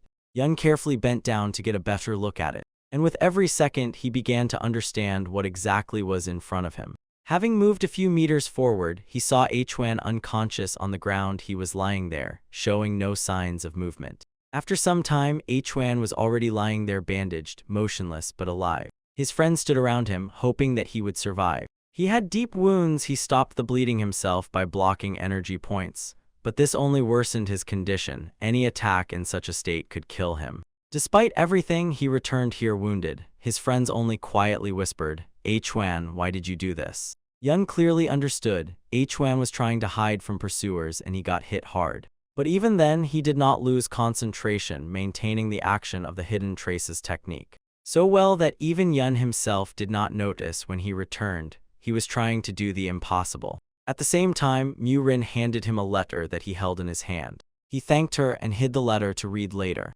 Then Chu Guan proposed a radical step to kill everyone from the Southern Blades Union. But Yun stopped him. It was not time to rush. A Chuan still needed to recover. Then he took out a special token and ordered Guan to contact the Golden Frog Bank and ask the brothers for help. Seeing this token, they would not be able to refuse. Mu Rin was entrusted to take care of A Chuan until the Guardian Twins arrived. Meanwhile, Yun himself unfolded the letter and began to read. After reading, he quietly said, "For me, it was enough just to return alive. Everything else no longer mattered. The main thing was that he returned alive." Guan immediately felt a powerful energy radiating from the master. Even Rin was frightened. She felt that one more moment and she would lose control of herself. Then the master said that he was setting out. Guan immediately realized this was the technique of hidden traces of the heavenly demon at the peak level. A Chuan was also strong, but the Supreme was truly impressive. It was a power that inspired awe. This confidence was born from concise reports that he read and that were compiled by A Chuan. They contained both what had been established and what remained unknown, all supplemented with personal assessments and conclusions. The brief report was intended for the emperor in exile. He was the one to make the final decision. Yun had never seen such perfect reports, even in the palace itself. The anger that gripped Yun as soon as he saw the wounded Huan subsided somewhat after reading the document. That is why he activated the technique at the peak level. He did it not to destroy the Southern Blades Union, but to complete what Huan had not managed to finish. When Yun knew, only this way could he ease the burden that lay on his comrade's heart. He carefully folded the letter. It contained 95 of all the necessary information. He only had to gather the remaining 5%, and he took that upon himself. He accepted this duty without hesitation as his personal mission. And in a moment his silhouette dissolved into the darkness inside the enemy.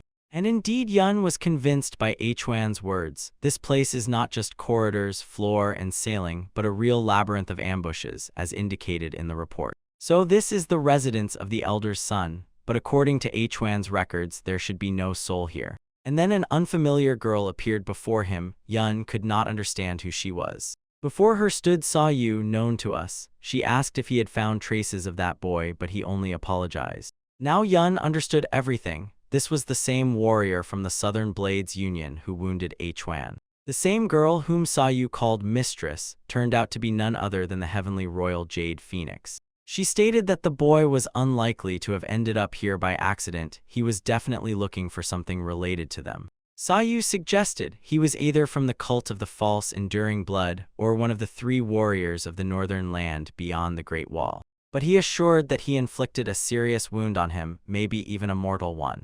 Hearing this, she sharply raised her voice. You again about mortal wounds? Then how did he manage to disappear so easily? You couldn't even track him. At the same time, she was haunted by a disturbing premonition. It was worth reporting this to the great swordsman. But Yun was surprised by something else. Why not report directly to the Elder of the Union? She ordered Sa Yu to return, saying that this matter could no longer be resolved, and she also decided to strengthen the patrol. Left alone, she muttered through her teeth, my guard is so useless. He got arrogant but couldn't even catch a rat. And yet in this situation, what worries me even more? Maybe I should do something to change my mood, she whispered thoughtfully. After these words spoken to herself, she slowly approached the mirror. At first glance an ordinary mirror, but she pressed a hidden button.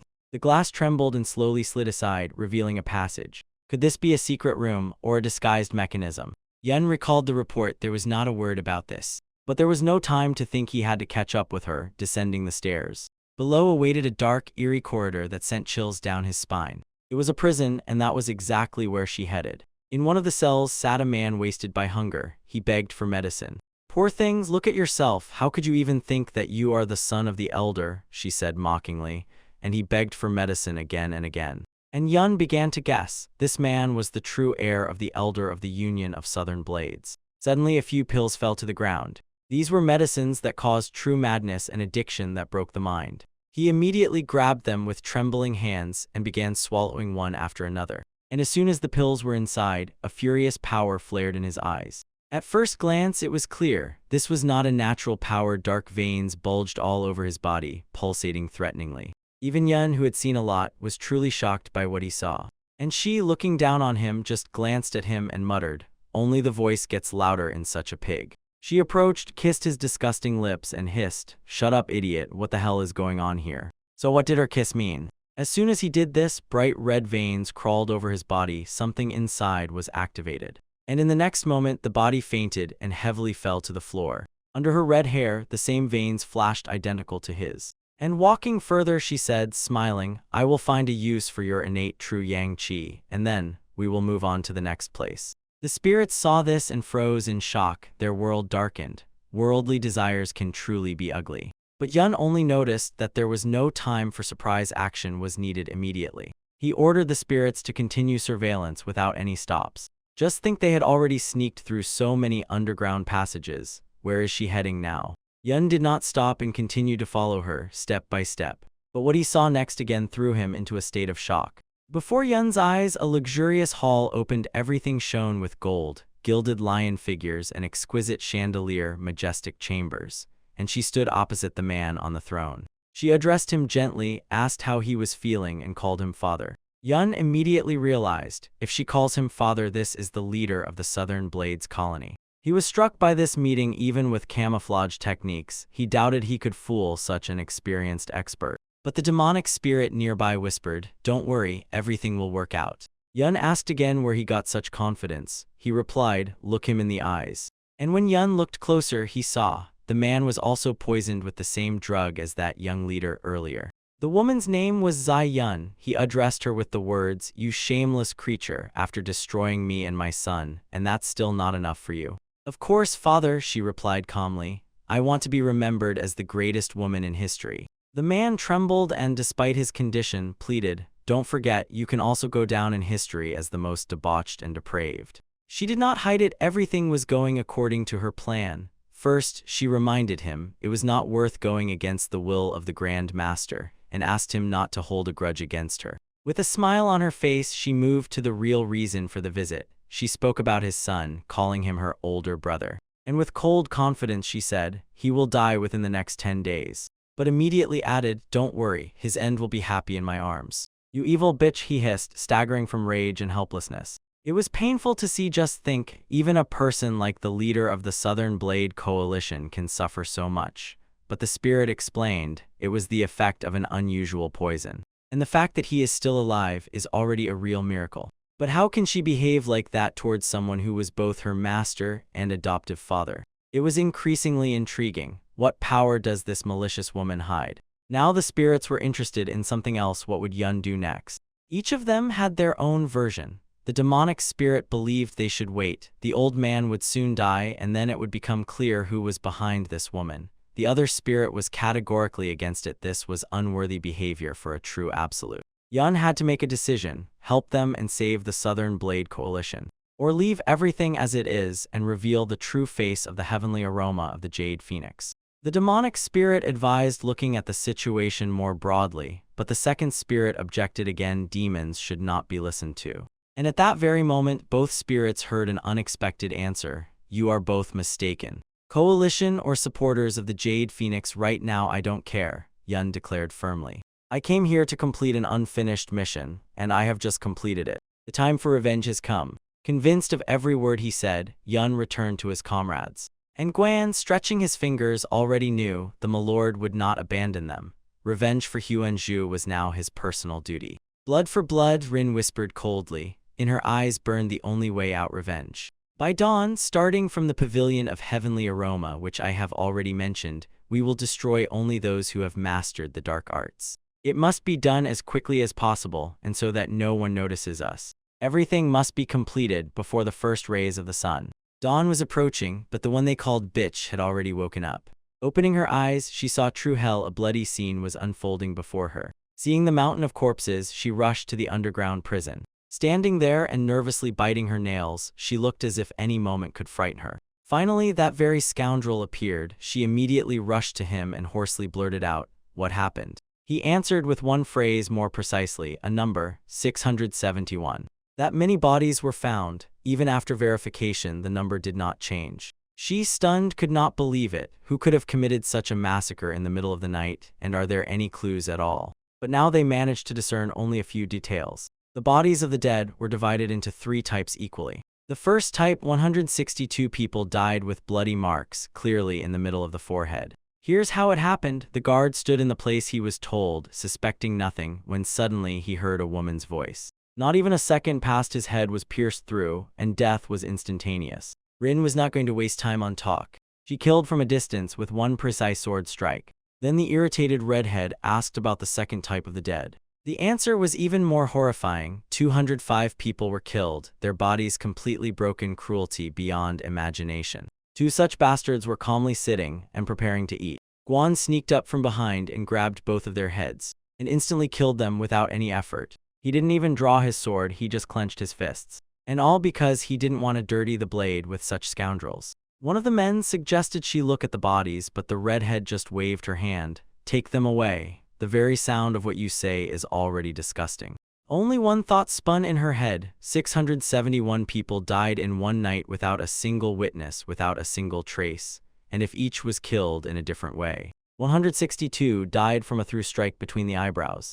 205 with bodies shattered to pieces. There are still 304 left. And what could that mean? She plunged into thoughts. And suddenly realized these 304 people were killed by one single person. All of them, without exception. Then he still did not fully understand what was happening to him. Everything was blurring, getting lost, and not coming together. The first to notice that he had woken up was Gun. She quietly entered the room. The first thing the boy began to worry about was whether his report had reached the master, but he knew nothing. But Guan knew. He was the one who explained that the master had received the report and had already managed to read it. Both sat next to him on chairs, having a calm but tense conversation. Huan felt inner shame burning pressure from within. He could not even find an answer to a simple question. He lacked strength.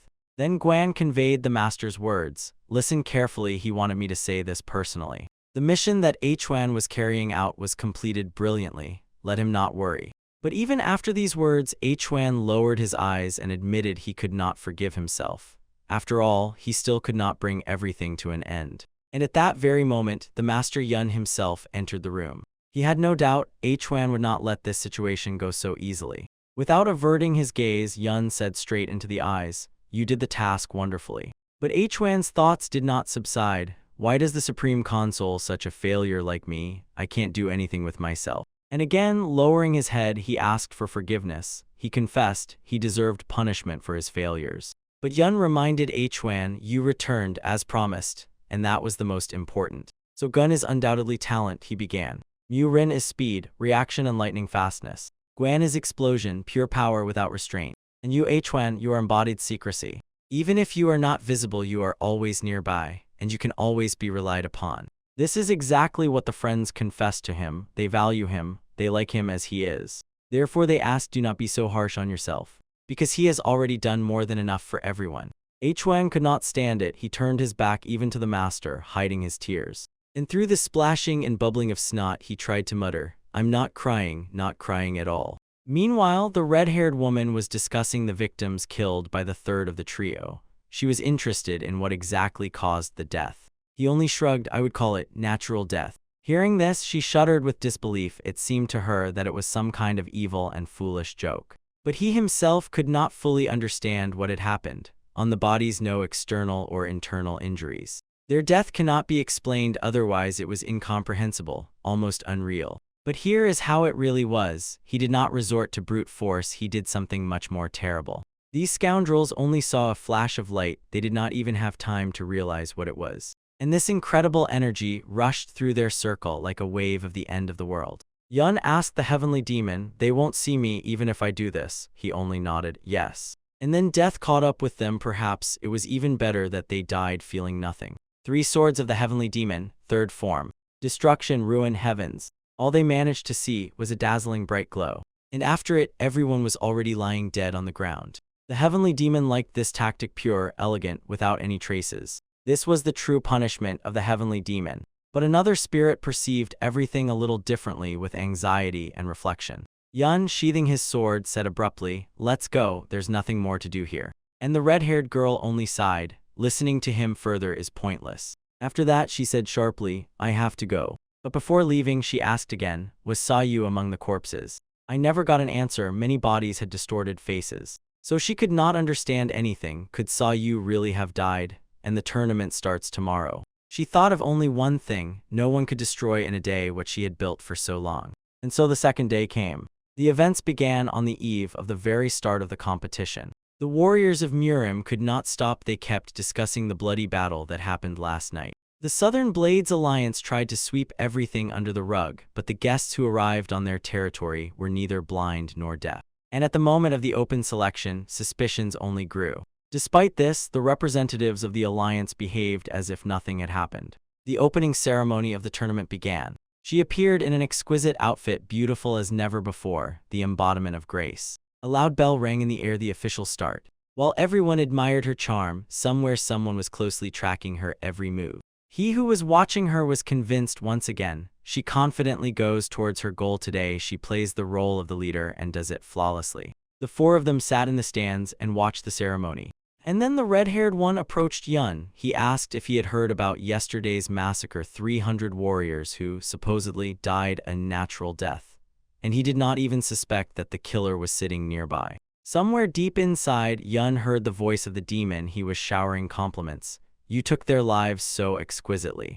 Considering everything that happened last night, Yun did not want to attract even more attention to himself. He looked down once again, checking if any familiar faces were visible, and yes, they were.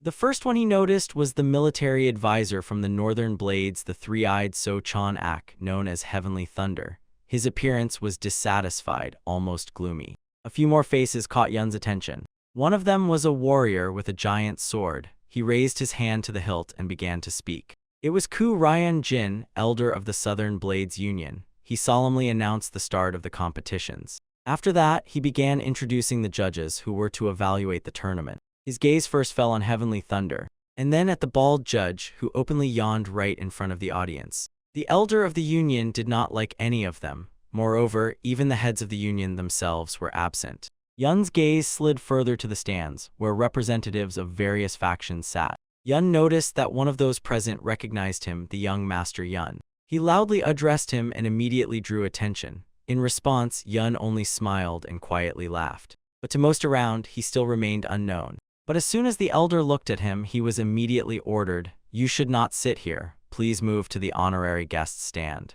Damn it, I did everything to remain unnoticed, Yun thought with annoyance. After some time, he was already sitting in the stand for special guests. The redhead still could not understand. Why did this always gloomy Yu Ryong Jin call that boy young master so warmly? Who was he really? Then Jin even approached Yun and personally invited him to participate in the tournament. I want to introduce you to a special guest, the true jewel of our competition. One of the five heavens of Murim, the young master Wen Yun, the heavenly jade dragon, Jin solemnly declared. As soon as the audience realized who was before them, the hall erupted in applause. Everyone clapped, eyes wide open. Even the redhead understood, the very one she had only heard about until now had arrived. And Yun himself did not know how to react. All attention suddenly focused on him. Some even envied him because even among the greatest warriors of Murim, not everyone receives such a reception.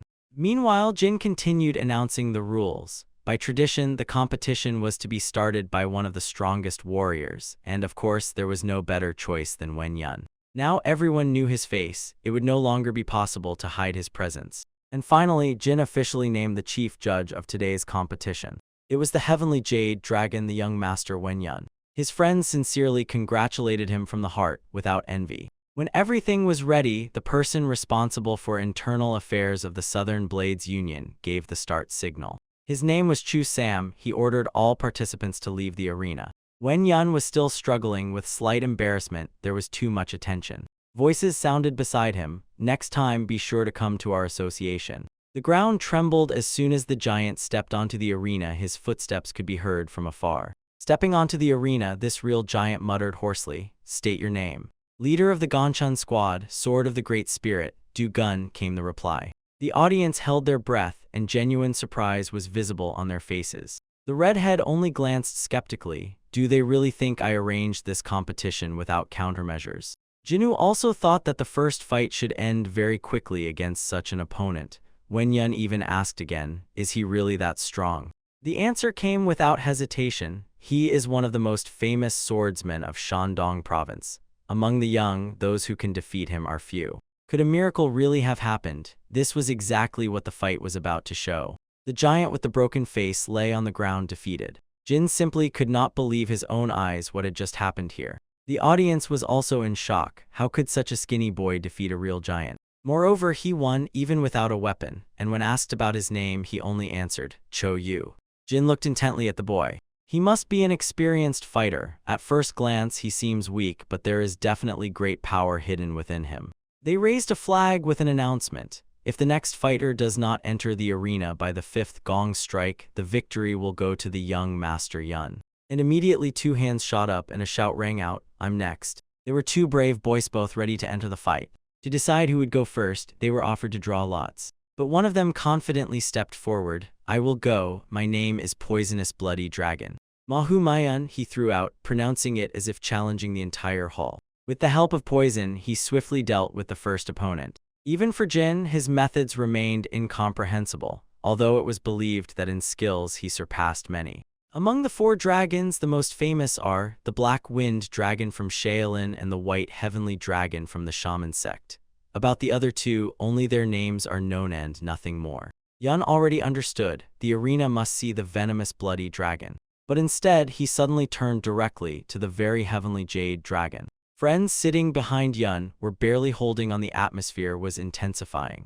I only believe what I see with my own eyes, and I will not listen to someone who made up his own nickname, the venomous dragon spat boldly. But for that, he was immediately pressed with a sword to the throat. One of the spectators reminded, "We are at a competition." But with a light, precise movement, Mahu Mayan knocked the sword out of his hands. He rapidly closed the distance with the opponent and hoarsely whispered, "From today, there will be not 4 dragons, but 3. With a powerful kick, he pushed him back, and in a moment a flash of fire that burns life itself. The audience and judges were in shock. No one could comprehend what had just happened. But it was obvious, 1 dragon was out, the venomous dragon is dead. He was killed by the dragon of fiery destruction, Chengdu-il. He stood confident in himself and thought, now no one will stop me. And further, as he decided, Yun must die. The heavenly jade dragon, that is, Yun.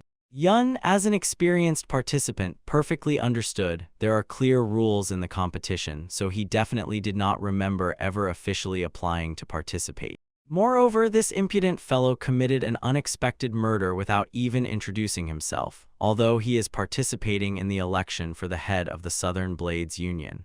Could this be his politeness? This is exactly what Yun noticed. His question hung in the air and he stood silently, not knowing what to say. Later, he just laughed and muttered something incomprehensible in his signature, eccentric style. His excuse was that the first sword was raised by the poisonous bloody dragon, who aimed the blade straight at his neck. Then he, feigning surprise, asked if he might have been mistaken, but received no answer. Instead, he was forced to name himself. He announced a loud name, Chengdu-il, Dragon of Fiery Destruction, one of the trio of dragons of Murim. Having named himself, he again addressed Yun. Now it's your turn, give an answer. The answer was simple. Is Yun ready to face him in a duel?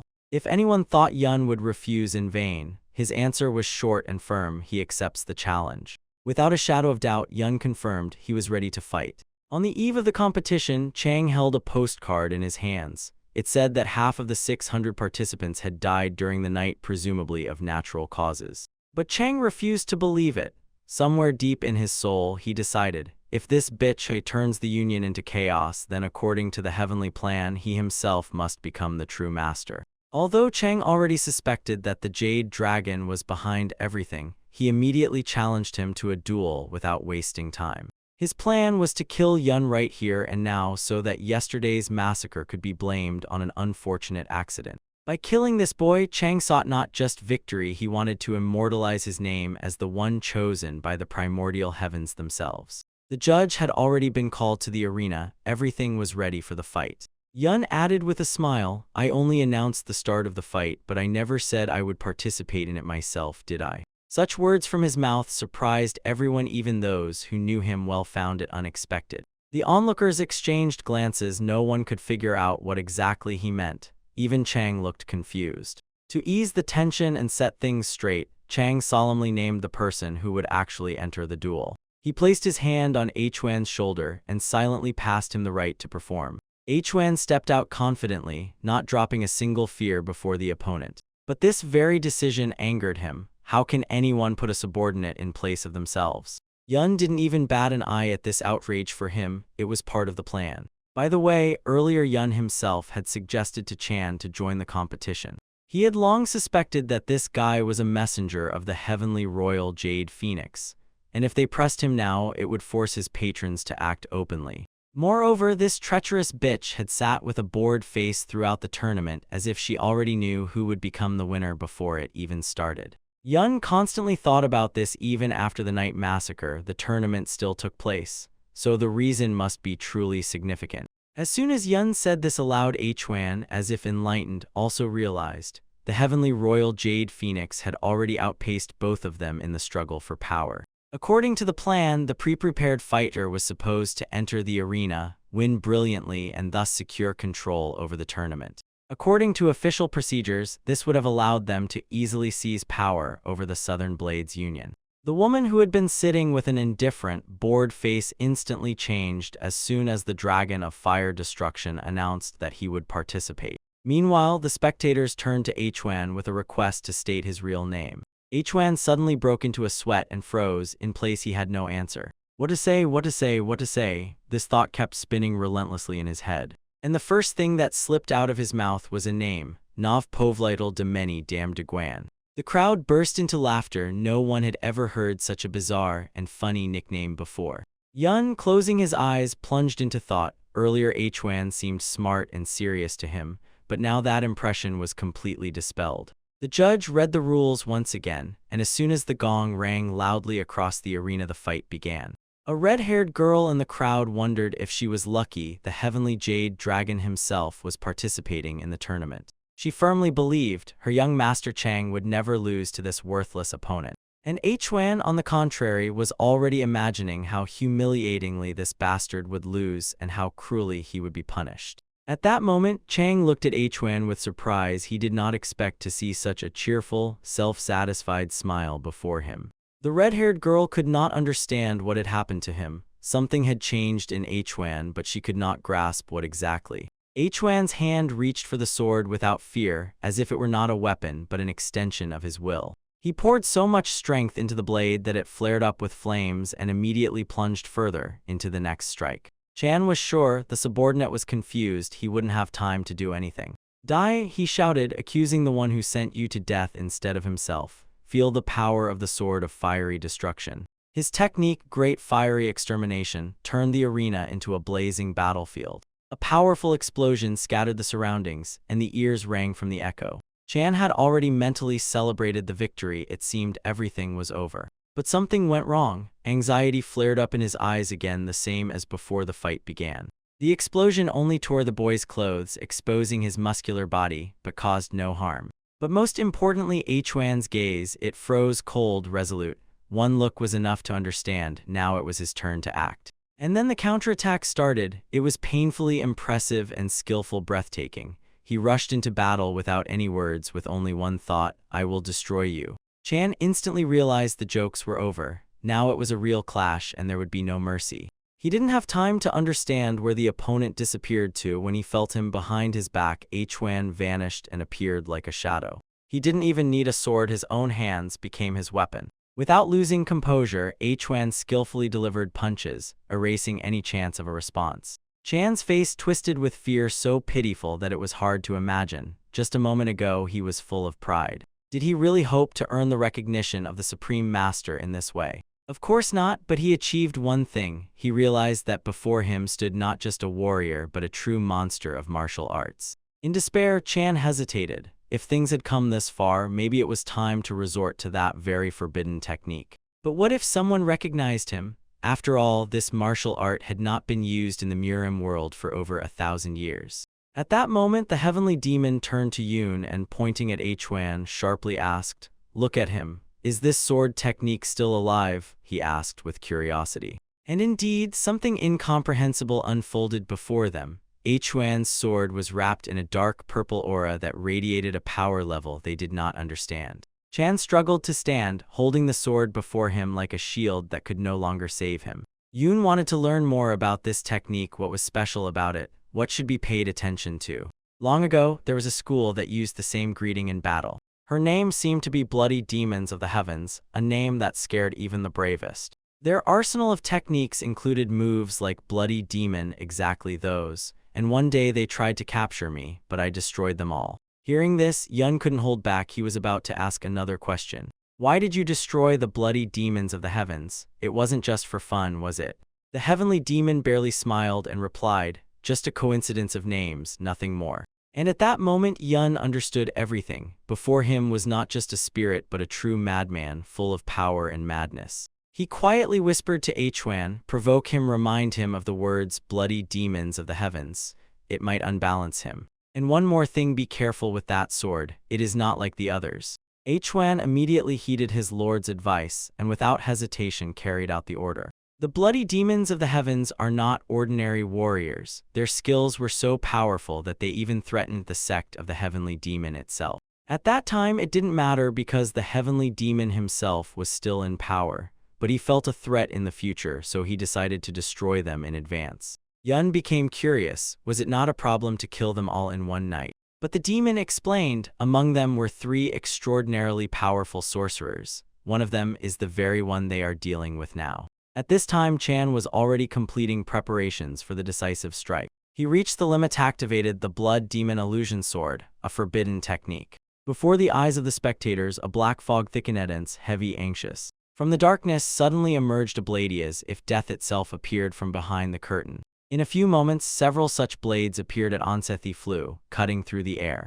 From the darkness emerged a figure resembling a hedgehog with long dark blades protruding from its back like demonic needles. Hwan stared intently at the silhouette and felt, although this technique resembled the secret sword of their sect, it was still from another world.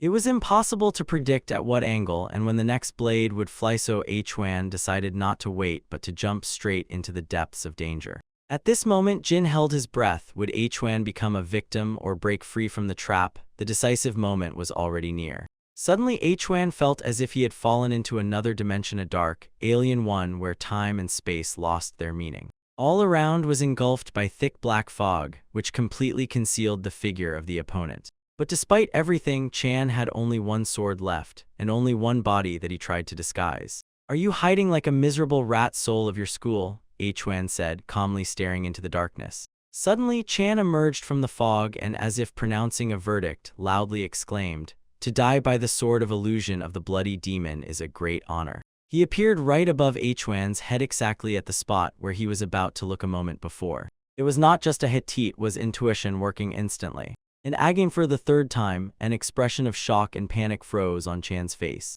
On Hwan's face was a completely different picture. He calmly awaited the moment when the opponent would finally reveal himself. Thanks to his skills, he stopped the blade's strike with just one hand. A powerful wave of energy that burst from his body instantly dispersed all the fog around. And importantly, Hwan's hand remained unshaken. It did not even twitch, but the sword itself trembled in the air. Yun, carefully watching every move, could not help but notice Hwan's level and seemed to be impressed. Hwan has an exceptionally refined mastery of martial arts, precision, calculation, and no unnecessary movement. At that very moment, the difference between the fighters became obvious even to an outside observer. Facing the fire dragon is one thing, but feeling such a colossal gap in skill levels is quite another. Even when Chan pulled out his last trump card, he still couldn't oppose his opponent. Hwan literally showed everything in practice. Here he is, the dad, the master of this ring, and all the rules are his. In panic, Chan recalled his teacher's words, "This sword cannot be destroyed." So what? Against Hwan, even this legendary sword had no power, it was completely helpless. Hwan delivered dozens of strikes in a moment so fast that the eyes barely kept up with him. And all this with cold confidence, saying, "Come to your senses and admit your defeat." Chan's face was splattered from the loud blows raining down on him from all sides. From the last strikes, his legs literally buckled, he barely stayed on his feet. And blood was already clearly appearing on his arm, a sign that the end was near. The audience held their breath and watched, and mixed emotions didn't even allow them to applaud. But if we are to talk about incomprehensible emotions, that's still an understatement compared to the reaction of the red-haired girl, who was barely holding back.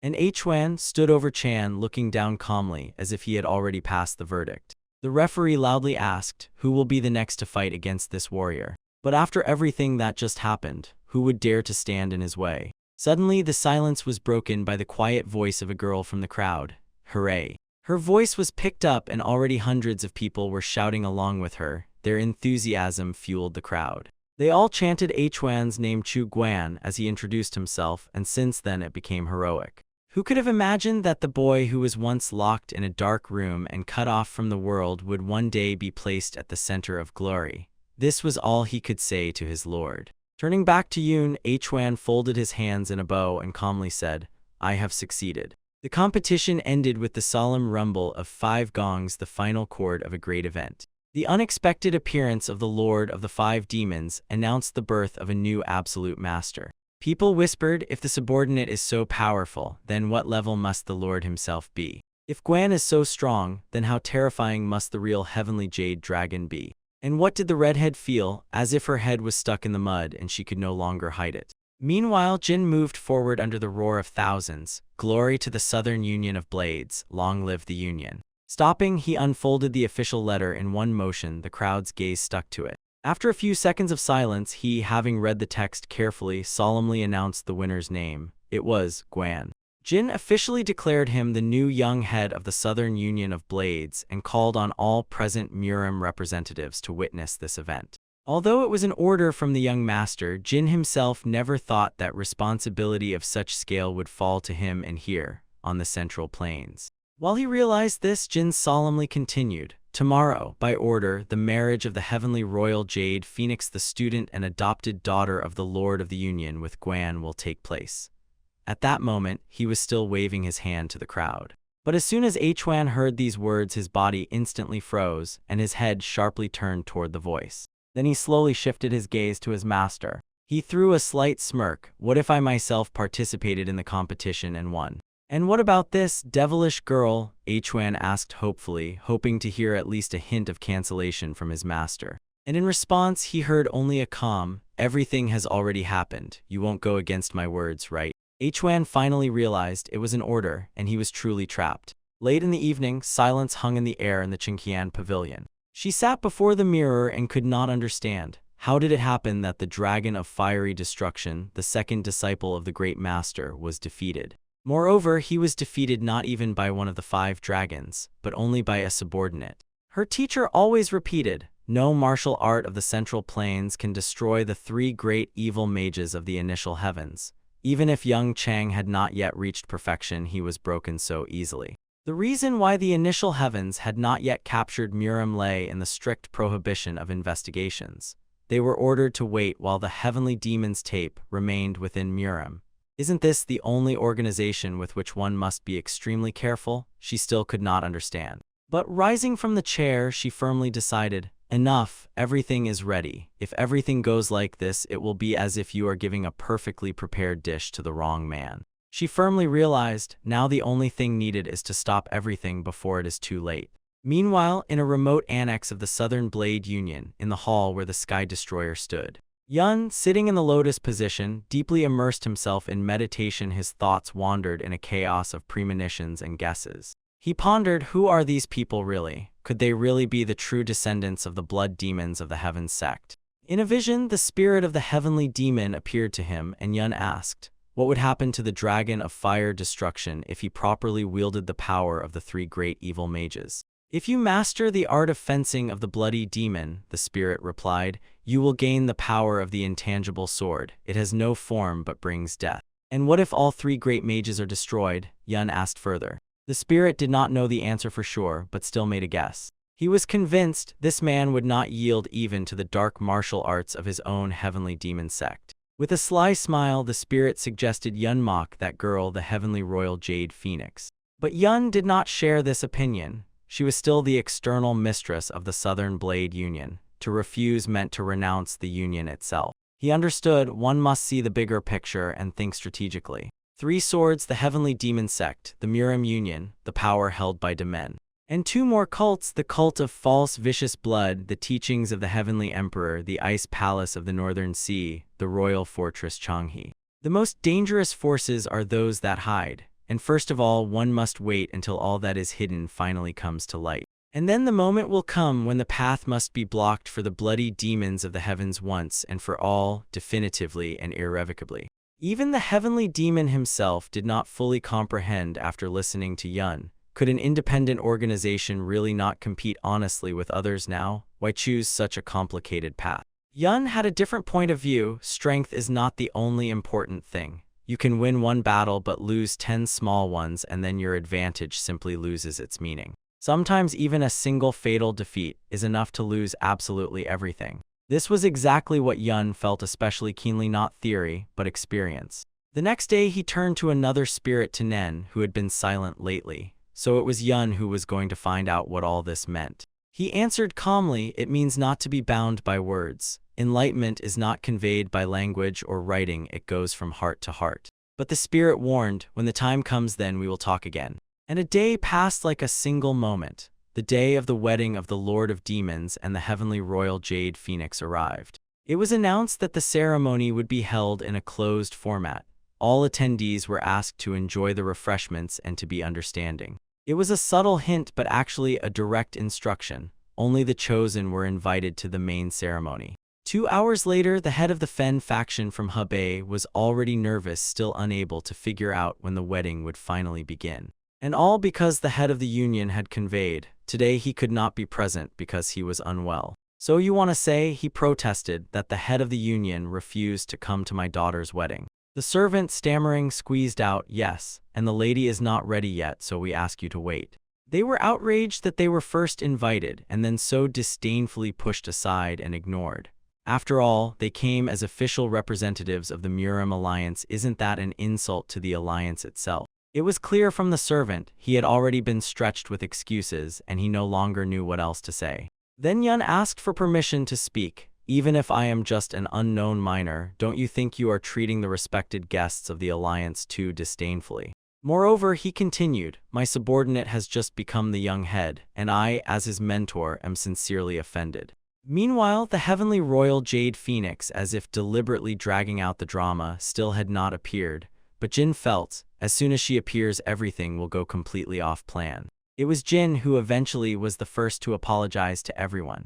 And then, finally she appeared. Her appearance struck like thunder out of a clear sky, all eyes immediately stuck only to her. Coming out to everyone, she asked for forgiveness with feigned politeness and said that she did not plan to keep the guests waiting long. But unexpectedly for everyone, Yun spoke sharply, directly expressing his outrage and even reproaching her outfit. The marriage has already been announced officially, he said, and you appear in such a way, you do not look like a person going to a wedding. This is disrespect, or was the delay intentional? She was already about to respond and call him a scoundrel.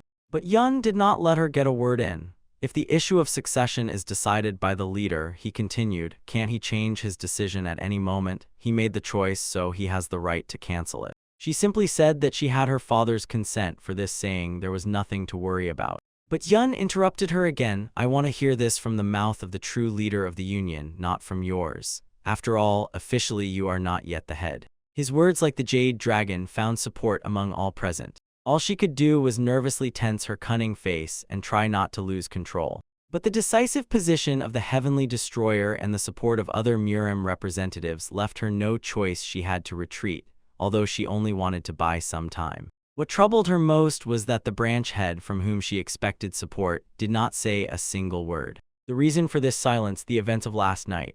After all, she sent a letter to the bloody demons of heaven by carrier pigeon, a message requesting help. But it was Yun who intercepted this pigeon.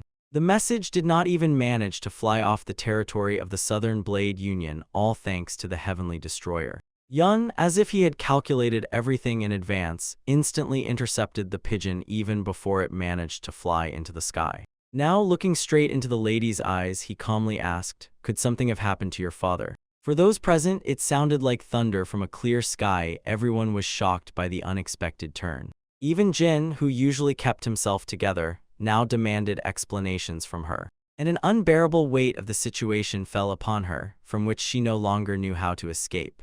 In her head, full of panic, a brilliant idea flashed, to pretend to be silly, and she nervously giggled, pretending as if she understood nothing. Then it seemed she still agreed and offered to take them to her father, but immediately set a condition: only the young master Yun and Huan could meet with him. She politely asked the rest to excuse her, and in a moment they were ascending the stairs of the building's side wing. Behind her back, the boys whispered how upset she was, as if something really had happened. They did not even suspect that, just as she wanted to destroy the Southern Union of Blades through official procedures, Yun intended to free its leader by the same methods. Not much time passed, and they were already standing before the doors of his chambers. Before them unfolded luxurious chambers, true inner palaces of the great ruler. The head of the Southern Union of Blades, Jin Yo-hee, known as the Lion King, sincerely rejoiced at the meeting with one of the representatives of the five heavens of Murim. But suddenly an inner voice sounded in Yoon's head. Leader, show nothing, just listen. The double exit technique that Yoon used boiled down to a cunning question. Does the leader really plan to make his subordinate his successor if he wins? Then Yoon quietly whispered that he already knew about the leader's hidden ailment, and there was no point in pretending any longer.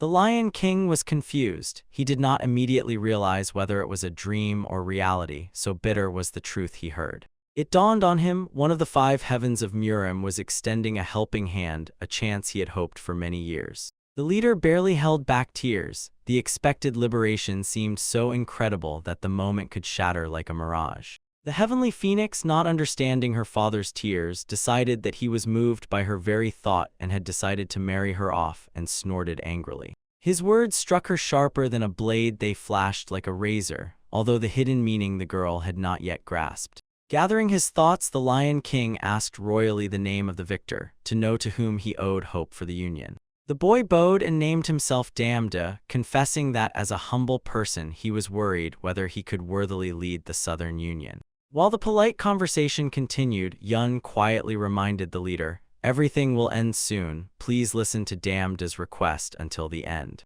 The Lion King loudly assured that he would listen carefully to the guest, disguising the conspiracy as an ordinary dialogue with the future leader. Jin Yo-hee, known as the Lion King, once the invincible ruler of the South, now looked exhausted and pale. A figure that never bowed its head had lost its former grandeur like a lion bound by invisible chains. He clung to life, swallowing humiliation from a woman who was once only a student and adopted daughter. The reason for his weakness was simple: a powerful toxin pulsed in the veins of the Lion King, slowly draining his strength.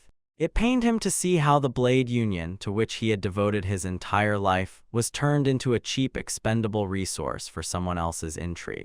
Clinging to fragile life, the Lion King only dreams of preserving the honor of the Union and passing power to someone truly worthy of trust. Jin Yo-hee did not expect his wish to come true until the first real ray of hope suddenly flashed before his eyes. A hand of salvation stretched out before him, and for the first time he felt the heavy chain of helplessness weaken. This hand was offered by Yun himself, becoming the support the Lion King had vainly sought for many years. Summarizing the conversation, Yun said that the personal meeting erased all his doubts and anxieties, restoring clarity of purpose. At farewell, he whispered a promise: "See you soon, everything will be fine," leaving a feeling of calm in the head's heart. The Lion King repeatedly insisted, "The marriage must take place immediately, so do not waste a minute." The wedding was arranged hastily, and every participant hid true intentions behind a mask of polite smiles. Despite the hidden tension, their union itself became an undeniable reality. It was recognized by all parties. On the very first day, the newlyweds had to undergo a ceremonial ritual to officially seal their new statuses before the community. Hwan introduced himself as Damda, nervously swallowing saliva. Every step of his could reveal a carefully woven lie. It was no easier for her. She was lost in guesses why everything turned in such a strange direction and what awaited next. Hwan recalled Yoon's advice: if they manage to break Phoenix's consciousness with a forbidden technique, they will effortlessly uncover all the secrets of the Union. Just one scent of her perfume was enough to make his head spin, causing him to doubt his own resolve. She only needed to glance at Hwan to understand. Behind the attractive appearance hides a complete novice in relationships with women. Smiling slyly, she instantly invented a game that would make him embarrassed in every cell of his body. With the first move, she barely ran her fingers over his chest, leaving a lace of electric touches on the skin. Purring gently, she whispered that she could no longer hold back, "Dear man," feigning helpless temptation.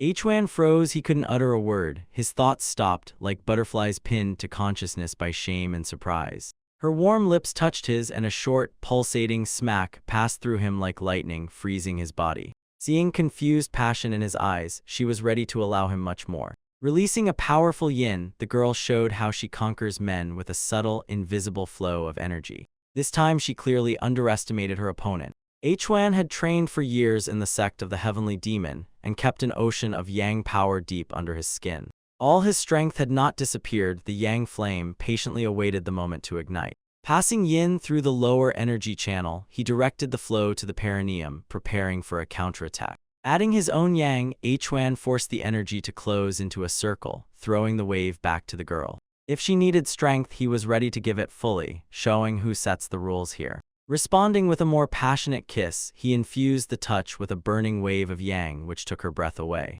Hwan's cheeks flushed with heat when he felt, in response to his passion, a flame blazed even stronger in his chest. Following this was a passionate kiss, and the room seemed to be seized by light. A miniature star flared inside, driving away the night darkness. From the yard, it was visible how the entire building shone with a soft light, as if under the dome it held a wave of heavenly energy. The next morning, Yun, entering inside, could not comprehend what had happened overnight. A sweet, intoxicating aroma hung in the air. It was enough for him to glance at the face of the Jade Phoenix, and it would become clear where this magical disorder came from. She, immersed in tenderness up to the waist, embraced Chuan and rubbed against him as if she could not breathe without him. How did she manage that? Meanwhile, Chuan solemnly reported to the Supreme that the order was fulfilled. The Phoenix's consciousness was now open to any information. Smiling, Yun sincerely congratulated him on the success and joked that this was probably the warmest wedding night in the entire South.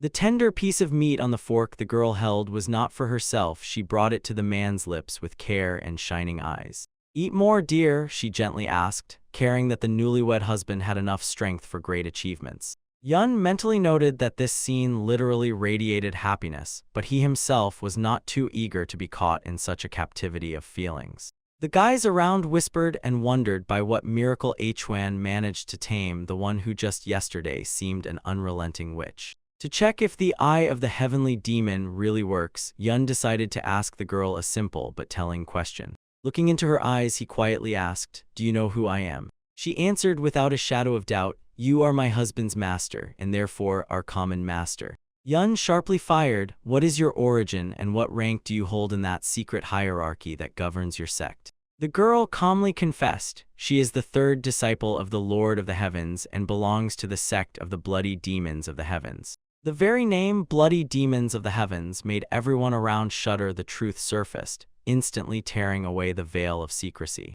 Even the spirit of the heavenly demon was stunned. He was sure the sect was destroyed, and Yun immediately asked to reveal the full hierarchy. She named the ranks: the highest Lord of the Heavens, below him 2 Lords of Death, then the Great Master, the Second Master, 3 Dharma Guardians, and 20 Elders. Yun further clarified, what is the size of the order and how many of its people have already settled on the Central Plains. She said that the sect has about 34,000 fighters in total, 3,000 south of the river, 5,000 to the north, and the rest scattered across the plains.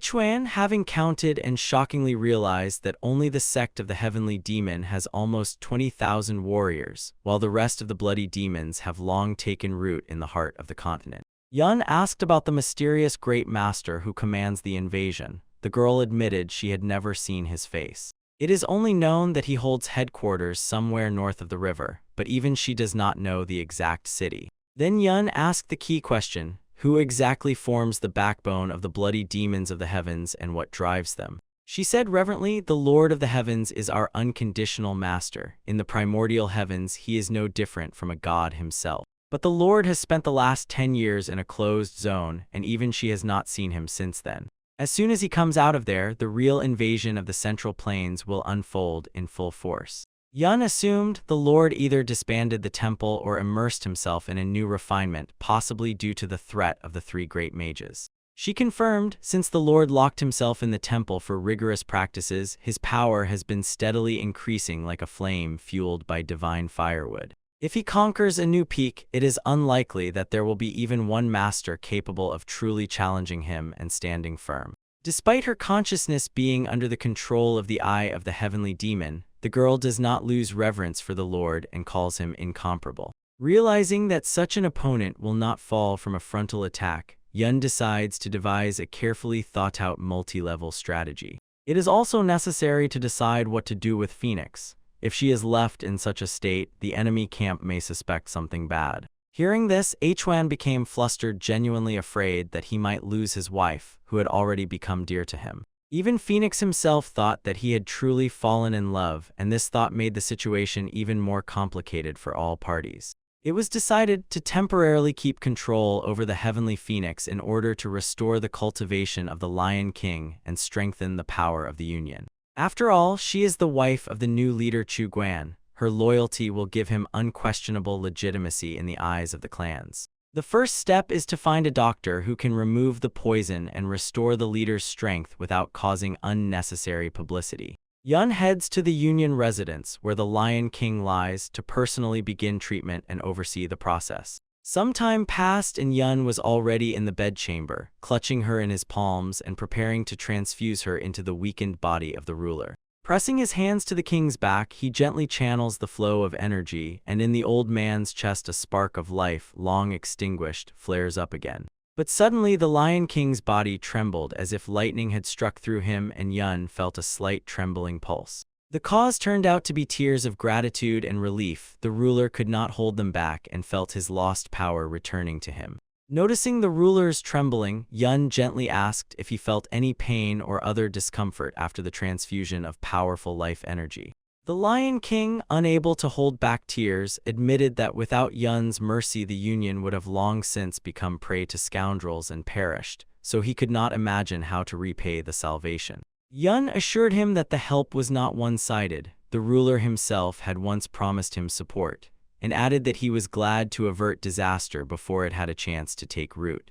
The ruler solemnly swore that at the right moment he would repay the debt of honor and fully reciprocate when the Union would once again stand on firm feet. Left alone face to face, Yun asked if the leader knew at least something about the forces that secretly penetrated the Southern Union of Blades. He honestly admitted that he did not know the true face of these people and could not even approximately assess their real power. But he was confident. For decades they had nurtured ambitions to conquer Murem and had already conducted many preventive operations. In his view, there were almost no places left in the world of Murem where their roots had not yet grown and sent out deep shoots. Yun asked for permission to ask one more question, one that could become the key to the future strategy. Could it be that these schemers have even infiltrated the top of the Murem alliance? He inquired, closely watching the interlocutor's reaction. The Lion King sighed deeply and admitted that he had some disturbing information precisely on this matter. After a tense conversation with the Lion King, Yun stepped out into the courtyard, breathed in the cool air, and brought order to the chaos of his thoughts.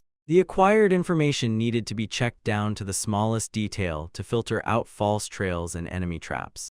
Combining data about the heavenly fragrance of the Phoenix and the leader of the Blade Coalition, Yun outlined the general picture, but details were still lacking. So he decided to use the available information and the current balance of power to devise an effective plan. The day passed when the delegation of the League of Five Clans left the territory of the Southern Blade Union. Seeing them off, Yun called after them, "Are you already leaving?" and heard a short affirmative yes. The guests warned they would soon relocate to the capital of the Murem Alliance, preparing for a conflict with the Syndicate of the Demonic Path, and they needed reinforcements. This news only strengthened Yun. He took up training with new zeal. The first step to growth is to recognize one's own weaknesses and turn them into strength.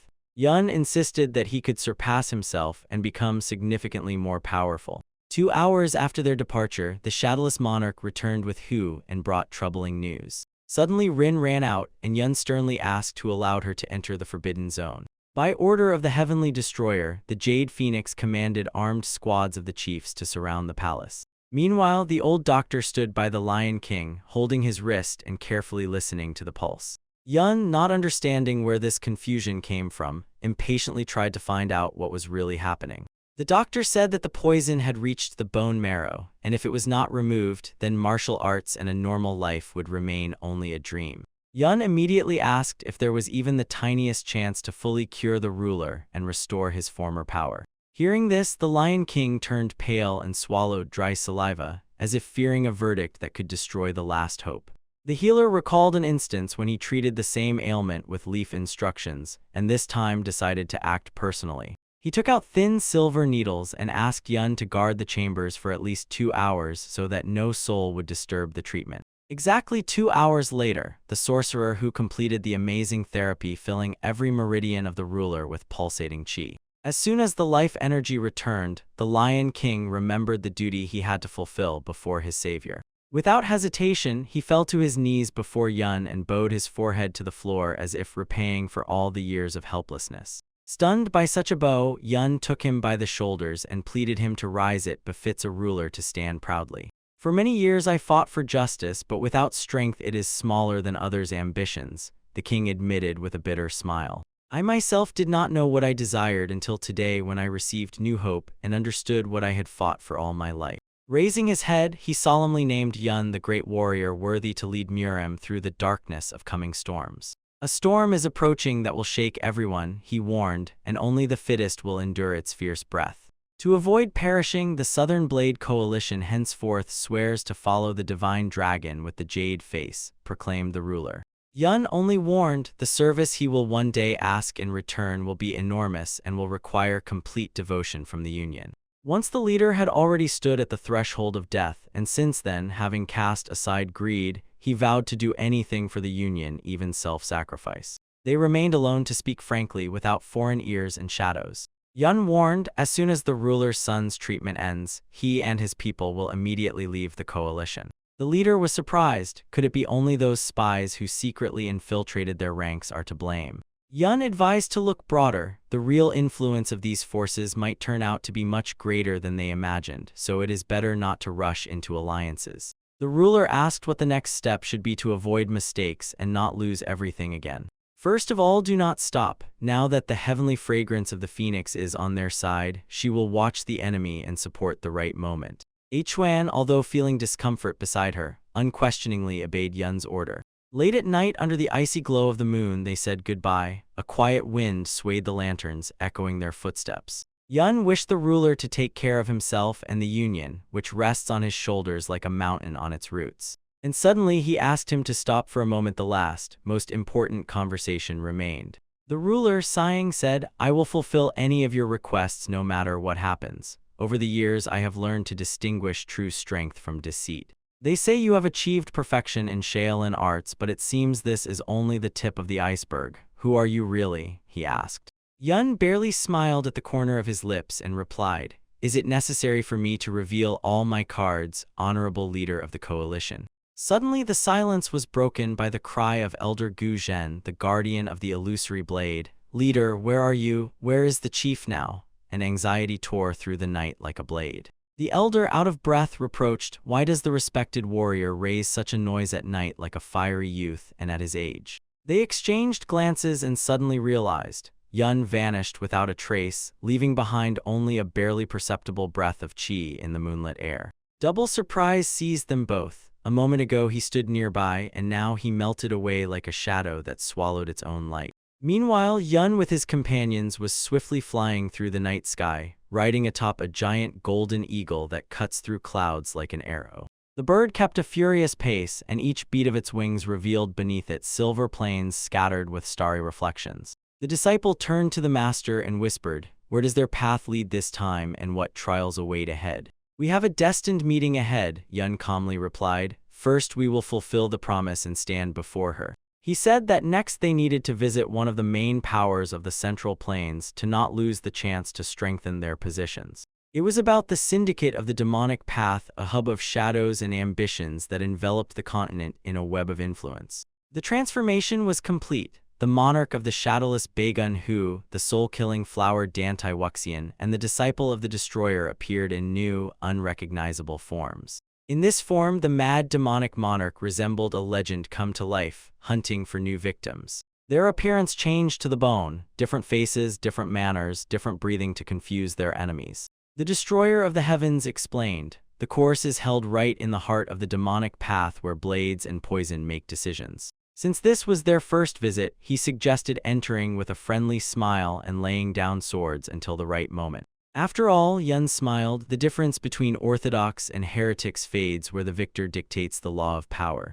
Yun stated that under the sky there is no division between orthodox and apostates. He seeks to encompass everyone without exception and demands from comrades only vigilant monitoring of every step. All three, without hesitation for a moment, answered in unison, "We obey." According to Cao Hong, around Dongting Lake prowls a dense web of hidden eyes and ears ready to report every foreign movement directly to the superiors. Delay meant giving the enemy time, so Yun ordered to depart immediately to avoid becoming the subject of an urgent report. Before the travelers stretched a large lake, it drowned its horizon in a silvery haze and seemed like a boundless ocean of fresh water. Without a clear plan, they could not wander the shores aimlessly, risking accidentally encountering another spy and revealing themselves. So the Sky Destroyer and his companions directed their path to the city of Yuan, which lay to the northeast of Dongting. Only a few hours passed and they had already entered a cozy pavilion, lit by lanterns and filled with the tart aroma of jasmine tea. Someone grumbled about the endless inns, but Yun cut in. To obtain valuable information, one must go where the most people are, and gossip is plentiful.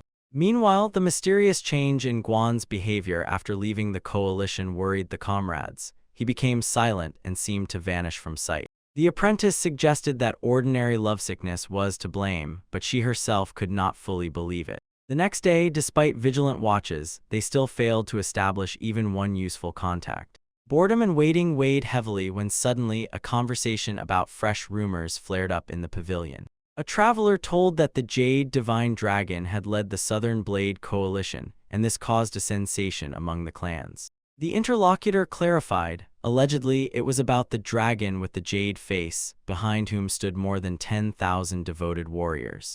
Whispering, the interlocutor added an even more interesting detail. Now that the Southern Blade Coalition is under the rule of the Jade Divine Dragon, the balance of power is shaking. If this dragon joins the Murim Alliance, the world of martial arts could change beyond recognition, as no faction can match such power. The Alliance of the Nine Orthodox and the League of the Five Clans already openly support the Jade Dragon, recognizing him as the new beacon of strength. Now he also has the coalition of the Southern Blade, and for unknown reasons, a movement has appeared promoting the great warrior Venya as the leader of the alliance. Suddenly, a dull thud sounded against the ground. Turning around, he saw the body of a dead man lying lifeless on the ground. Above the body stood a warrior with a bloodied sword, fiercely saying, "You ran well, but you never guessed I would be waiting right here." All in tears, the girl bent over her father's body and repeatedly asked why he was caused such pain. Why again and again, why? The offender raised his voice and declared that her father was a scoundrel. Out of greed, he betrayed a friend and caused the death of an entire family. The girl could not believe what she heard, but for the warrior, it no longer mattered. His heart had long since hardened. Now he craved revenge to disgrace the girl by immediately selling her to a brothel, considering it a just compensation. Suddenly, a foot flashed from the darkness lightning fast. It intercepted the executioner's hand and stopped his strike. The stranger skillfully pressed his soul against the attacker's wrist as if nailing the blade to the ground. "Is it fair to shift the father's guilt onto the daughter?" he asked quietly but firmly, looking straight into the hostile eyes. And he added that the accusations used by the executioner are far from the truth and require evidence, not blind revenge. The enraged warrior grabbed the rescuer by the collar and barked, "Don't you know the unwritten rule of Murim not to interfere in others' affairs?" The stranger calmly replied that in a world ruled by strength, the true law becomes not the rule, but the courage to protect the innocent. Then he turned to Yun, who was quietly observing, and in a weakened voice asked, "Let's move to a quieter place to avoid unnecessary eyes." He suggested talking where the cold moon would not witness the blood and truth that would soon be shed in their dialogue. The subordinates were asked to move to the adjacent room so that his brightness could receive the guest alone. When the outsiders left, the man still could not gather his spirit for some time. And then he asked Zhu Yunwen to look at the letter that had arrived from their advisor. It was a letter from the great young master. At the beginning of the letter, he apologized for greeting in such a manner. As she expected, the Council of Elders is putting up serious resistance, so she had to resort to such a method for their safety. The Grandmaster had already granted the Heavenly Destroyer full status and authority, but the Council of Elders officially declared that they do not recognize this. Eventually, they decided to send mercenaries as soon as he is detected, so officially visiting the headquarters became almost impossible. The woman sent 2 people to the Heavenly Destroyer. They are key figures of the young generation of the headquarters and asked to keep them under control. This will bring great benefit to his affairs in the future. The boy sitting opposite His Highness was named Li Shimin and the other was Shen Guanj. They were the captain and vice-captain of the Thousand Facets team. In the letter, the great young master asked Zhu Yunwen to come the next day with these boys to the headquarters. She sincerely believes that he will disperse the dark clouds over their syndicate, and she will wait for his arrival. So the great young lord decided to give the captain of the squad the first instruction. He asked Li Shimin to escort him and the team to the headquarters and was determined to put an end to the lawlessness taking place. The next day, to reach the place, they had to cross Dongting Lake. On board was Zhu Yunwen's squad, as well as 2 new subordinates. The young gentleman was surprised that Li Shimin, who was steering the boat, was taking them not to the opposite shore but to the center of the lake. He smiled and pointed at the crescent-shaped rock that was exactly where they were heading. their headquarters was there. In the past, there stood the main building of the old fortress of the 18 Pirates Dunton. Approaching closer to the cliff, Li Shimin suddenly took a small whistle out of his pocket and blew into it. At that moment, the stones in the rock parted in different directions, revealing a small passage. Water immediately rushed inside, instantly creating a swift current, and Captain Thousand Facets ordered everyone to hold on tighter to the boat. Only a few minutes and the waves carried them into a huge cave, inside which stood a magnificent palace. The crew immediately disembarked at the pier. They lost the gift of speech as they looked at the wonderful structure before them. It was incredible that a person could transform a natural cave into such an amazing place. At the pier, a familiar-faced man was already waiting for them. Zhuge Caohong came out to meet them. She introduced herself as the great young master. At first, she greeted Zhu Yunwen and immediately led him to her office. She was embarrassed that the office was not tidy at all, but she tried to hide her anxiety behind friendliness. She tried to offer the young tea, but he had not come here for that. He wanted to see the Grandmaster. But Lady Zhuge gave him bad news, since yesterday the Grandmaster had gone into seclusion, and along with that, he transferred all authority to the younger Great Lord. Yunwen was not only shocked but also wildly outraged. The damn old man decided to hang all responsibility for important matters on him. The girl could only nod sympathetically, and she asked if he had thought about how to win the hearts of the members of the Council of Elders. He seemed to ponder this but still hesitated and was not confident in his decision. Cao Hong could not wait to learn about his ideas. But he refused to explain, let her better watch him in action. And he ordered to send a letter right now to gather the central forces of the syndicate of the demonic path in one place. She hesitated for a moment and nodded, after which she set to work. So the captain of the Thousand Facets squad set off to the syndicate of the demonic path to deliver the order of the heavenly destroyer. That the one who became the great young master was chosen as the great master and had arrived at the headquarters. And he issued a challenge to all the leaders. The elders were furious. In their opinion, this snotty young master was already seriously overstepping boundaries. Therefore, on the same day, the Council of Elders of the Demonic Path, the 7 demonic gods, gathered together to sort out the recent events. They were all pissed off that the newly appointed kid was commanding them as he pleased. They themselves had never recognized him as the great young master. Only one of the demonic gods voiced the opinion that from the very beginning it was not right to oppose the new leader and his team head-on. Maybe he was not so bad after all, since he deserved such a title. But his opinion was immediately shut down by the other gods. The chief elder, the emperor of the hell demons, Wan Yiding, declared they were forced to make the boy realize that he was only their puppet with a grand title. Therefore, first of all, they rejected the head's call to the headquarters. Let him feel his place in the empty hall of the supreme demon. The next day, Yunwen could not find a place for himself. He was bent over with boredom. The hall of the supreme demon remained empty, except for the members of his team. Li Shimin said that there were only 7 minutes left before the elders' gathering with the head was supposed to begin according to the plan. But Yunwen realized that they had decided to rebel, and no one arrived at the headquarters. The boy still intended to wait for them until the very end, but suddenly some unfamiliar people entered the hall. One of them was named Zhu Yubai. He was the leader of the 18 pirate fortresses of Dongting and the emperor of the Heavenly Tower.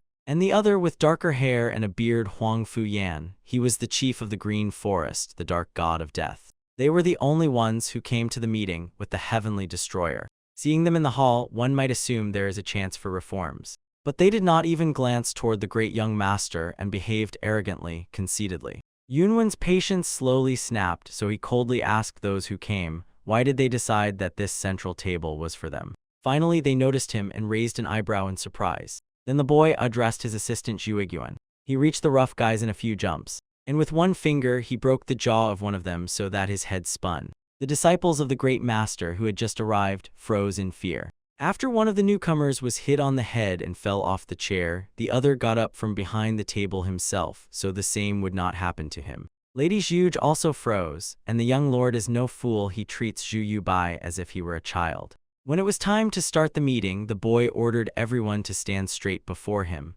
The elders still had not arrived. Yunwen announced that he became the great young master by the appointment of the great master. When he first came here, he had his own expectations. If they were with him, victory over the Orthodox Murim alliance would not be a dream. But it annoyed him that the subordinates behaved so arrogantly, and it was a pity that they formed factions divided among themselves and fought for power. He said that if factional disputes became a priority over revenge for their brothers and sisters killed by the orthodox path, then the great young master would politely renounce the title of master of the demonic path. And since he is a lord, he would treat subordinates not as people but as dogs. And how seriously he threatened the leaders unsettled them. He said if anyone dares to bark at him or behind his back, he will beat them and show them their true place in the cult. So they have a choice: either they go against him and in return receive disgusting treatment, or become normal members of the demonic path. They immediately bowed to the young lord and swore loyalty to him and the demonic path. This was already the first success and meant that the boy could gather strength, even ignoring the advice of the elders, and this pleased him. Lady Zhuge especially relied on the promising young master. She hoped he would become a worthy leader. When the issue with the arriving leaders was settled, Yunwen turned to Li Shimin and said that he would have to work once more. He ordered him to tell the leaders who did not respond to the summons they no longer need to come. Those who did not respond to the call will henceforth be excluded from the syndicate. When the news of the exclusion from the sect reached the elders' assembly, their outrage almost took their breath away. And already that same day, all 7 together with their servants arrived at the hall of the supreme demon and fell silent, standing before the leader. The boy was amused that such crude methods had to be resorted to in order for the elders to make any contact at all. Van Edding spoke first. He declared, whatever title the young master might have, he has no relation to them. Yunwen did not know their names, so Lady Zhuge whispered. The boy was spoken to by the head of the elders. He continued and stated that the elders had never recognized such a rookie as the young master, so they had no reason to obey his orders. This reaction did not anger the leader, on the contrary, it only amused him with its affected arrogance. Be that as it may, the news of their exclusion from the sect caused the greatest concern among the elders. Therefore Van Etten grimly declared that they intended to overthrow the youth from the pedestal so that he could not remove them. But Van Etten had just made an irreparable mistake. He meant literally what he said, but for the heavenly destroyer who had been overthrown in the past, these words revealed an old wound. These words angered not only the leader, his team also took the blow. Only Yunwen was furious to the extreme and, not having time to gather his emotions, burst into wild, thunderous laughter. He admitted the elder's statement was indeed bold, but they could only boast and loudly quarrel with everyone indiscriminately. And this is the strength of the demonic path headquarters. Yunwen was enraged. While the elders cooled off, the Murim alliance united, and the new generation completed the preparation of military forces. Moreover, there is a group of people watching the Central Plains looking for an opportunity to invade Murim. And the elders will not be able to resist real opponents, since they could not even withstand the forces of the orthodox path. Therefore, he shouted that if the elders care about the demonic sect, then they should give way to the new generation, instead of continuing to fight against their own, weakening the sects in the eyes of enemies each time. They, as elders, had to prepare the ground so that the new young masters could take root and protect the sect, not destroy it with their own selfishness. Yunwen was so angry and shouted so loudly that the elders' ears were ringing, and the leader's destructive energy almost knocked them off their feet. Wang Yiding suddenly declared, if the young lord's words are true, then let him leave the post and allow them to deal with all the problems. They wanted to choose the successor of the great master themselves, and now Yunwen finally understood why they treated him that way. They had already prepared a candidate for the successor, someone who could be easily manipulated. Yunwen was right in his assumption, and Wang Yiding turned pale and tensed sharply because of it. He saw through them. Then the leader gave the elders a chance to bring their successor here and said, if this guy defeats him, he will become the new leader of the sect. But if their successor is defeated, the elders will have to leave the headquarters and no longer interfere in the sect's affairs. The successor of the elders was Master Han Dan, one of Wang Yiding's associates. Yunwen didn't even need to fight himself. Any member of his team could handle this young man. So from his side, the leader put forward the candidacy of Muen. He said the boy might not hesitate to use the martial arts of their sect, but must perform them flawlessly. Everyone present descended to the arena of the demonic path to conduct the fight. The elders flared up with rage. Instead of him, his disciple would fight. Then Yunwen pointed out that the elders had done the same, and they could no longer object. The fight began immediately. Han Dan was the first to attack. He was very fast. Probably because of this, he was chosen as the successor. But will Muen be able to get this sword? Han Dan did not spare his strength and primarily resorted to secret modern combat techniques to please the elders. But Yun Wenye was not impressed by this. Because Mu En built such a strong wall around himself, concentrated his internal energy so tightly that no strike from Han Dan touched him. Mu En had very sharp instincts. This guy has supernatural senses, which really helped him in this fight. Realizing that the hidden technique was not working, Han Dan decided to switch to another method. But as soon as he tried to deliver another strike, he realized Mu En disappeared from his field of vision as if he not only dodged but dissolved into the air. Attacking from behind, he used the red steel wheel technique. Its deadly force rolled towards the opponent. Han Dan had to thrust his sword into the floor, otherwise he would have been completely knocked off his feet and thrown against the wall. Mu En had considerable strength, but the enemy did not give up.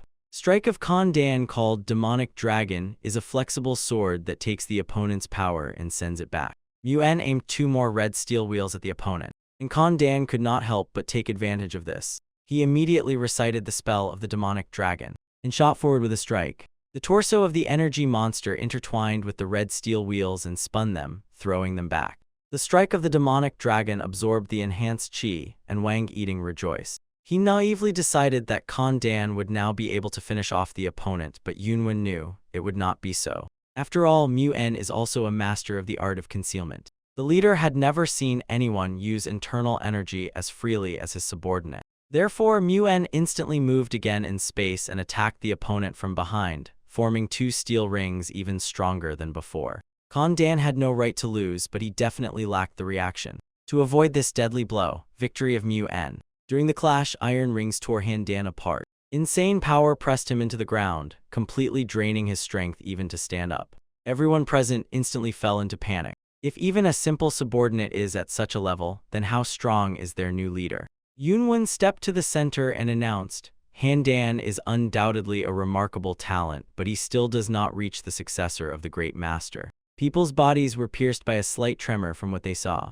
The leader said that the demonic path is undoubtedly strong, but even stronger enemies have appeared. Considering how Han Dan was just defeated, everything Yunwen said left no doubts among those around. But Wang Yiding could not calm down. He was the only one who again got involved in the dispute. He stated that even if Han Dan is weak now, he is capable of becoming exceptionally strong. Yunwen did not argue, maybe so, but the enemies will not wait. He asked, could it be that the Supreme Elder still has not recognized him as the young great master? Gnashing his teeth, he said that he still truly could not accept it. But he said that it was his personal opinion, so he begged his successor, leave the rest of the elders in the sect, let them not suffer because of him. The leader took into account the words of the Supreme Elder, but still wanted to hear the opinion of others. One of them declared, even if the new leader is right, they still swore allegiance to the Supreme Elder. They stated that the head can act as he sees fit. Let him take their lives as a necessary sacrifice and lay the foundation for the new demonic path. If so, then there is no other way out. Lady Zhuge fell into supplication before the young master, do not kill the 7 demonic gods. He asked why not, do they not constantly oppose the great master? She said that it was true, the council had always been a problem, but there was another reason why she wanted the youth to hold on to his old life. The Supreme Elder ordered her to be silent and not to babble unnecessarily. But she still revealed that the Supreme Elder was the father of the great master. Given the close kinship, it seemed he had no choice either. Yunwen could not believe that such a great person as the former master allowed the situation to deteriorate so much because of his personal experiences. The demon on the boy's shoulder commanded him, kill them all, otherwise they will become a problem at work again. But the angel on the other shoulder, though silent, looked at the youth reproachfully, hoping that he would not do the same. Clearing everything from the path that stands in your way is not so strange for this world. Yet still, nothing in this world is eternal, and nothing can exist by itself that is emptiness. If Yunwen follows this path only to satisfy his greed, then this monk may have to make a choice. After thinking a little, the boy still made a decision. As the young great master, he declared that he would not kill the 7 demonic gods. After the meeting, he went to the waterfall to be alone and stay with his thoughts. The boy sat on a rock closer to the water and held his breath, listening to its soothing hum. But he was not allowed to rest long. The demon on his shoulder flared with indignation. Some kind of kranu happened in the arena. Why did the leader just expel them instead of killing them? If they are the leaders of the rebellion, they should have been torn to pieces. The boy agreed traitors must be punished, and in fact they deserved it. The relationship between father and son is never one-sided. Just as the Supreme Elder was the father of the Great Master was the son of Wang Yiding. For the Supreme Elder, the appearance of a new chapter was a clear signal. Father, it is time for you to step back. Yunwen did not think that such a respected person as the Supreme Elder would act so recklessly, without thinking about the consequences, but as soon as he heard Zhuge's words, everything fell into place. How upset he was in the end. They were father and son after all. The demon on the shoulder laughed and said that the Great Master was an idiot, so Yunwen should not soften either. At this rate, he won't live long. The leader said irritably that the situation was special. He was dragged into the personal affairs of the heads of the demonic path. He would not kill 7 people just like that. But the demon laughed and reminded, the boy killed and now already in the Southern Blades Alliance and on Mount Taishan. He said that on Mount Taishan it doesn't count because he was not in his right mind, and the Southern Blades hurt his subordinate, so they deserved it. The boy does not intend to always be right, not an angel on the shoulder, not a monk. But this does not mean that he, like a demon, approves of killings without reason. He will live as he himself deems necessary. Every time Yunwen kills, his soul becomes even heavier. The growing indifference to this is frightening. Eventually, even the awareness that a person has been killed fades. And if it not only dulls but completely disappears, that is evil.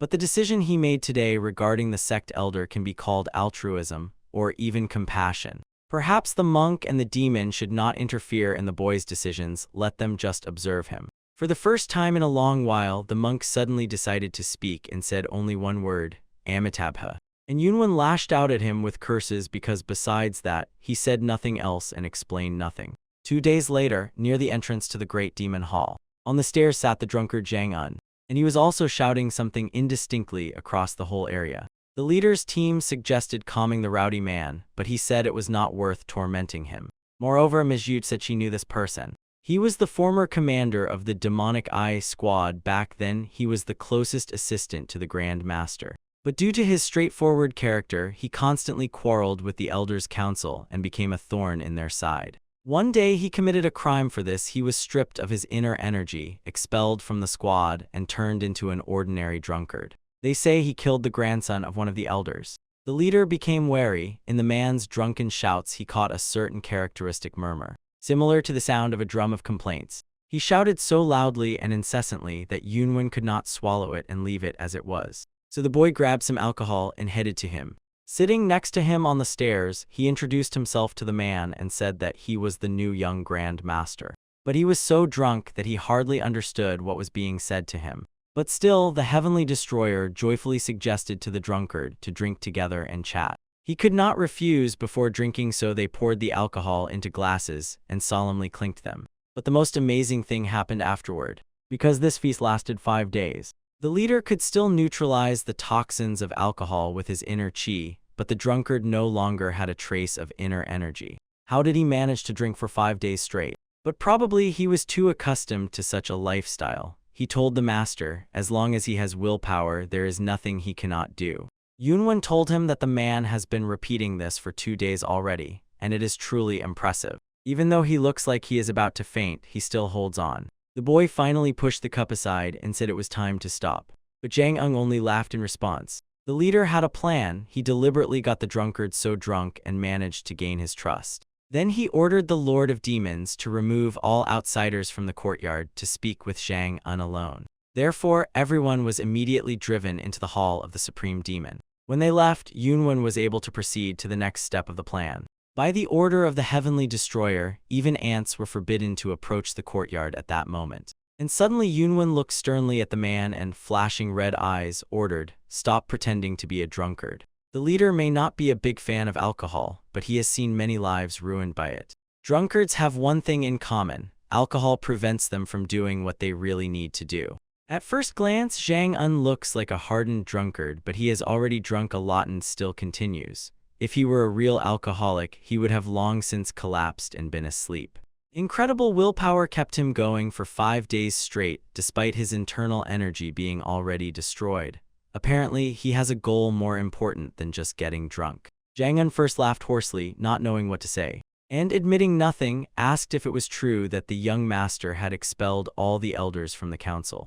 Yunwen confirmed the rumors. and then Zhang Eng shouted that the leader had made a mistake. The Council of Elders undoubtedly did not help the sect much, but they were the only force capable of keeping those guys in check. He asked if the leader knew why the elder chose Han Dan as the successor. The boy thought it was because the old man had long held a grudge against the Great Master. But although the Supreme Elder and the Great Master were father and son, they knew how to keep a distance between personal and work matters. Removing the Great Master over such a triviality would simply be impossible. Therefore, there had to be some special reason. Zhang Eng doubted that such a thing could have happened, but he clearly felt it. The Great Master had turned into a different person. The leader demanded proof of this statement, but the drunkard had none. There was no physical evidence, but there were indirect proofs left. Zhang Eng was the closest assistant to the Great Master. As soon as he felt that something was wrong with the Great Master, the Supreme Elder also began to treat him hostilely.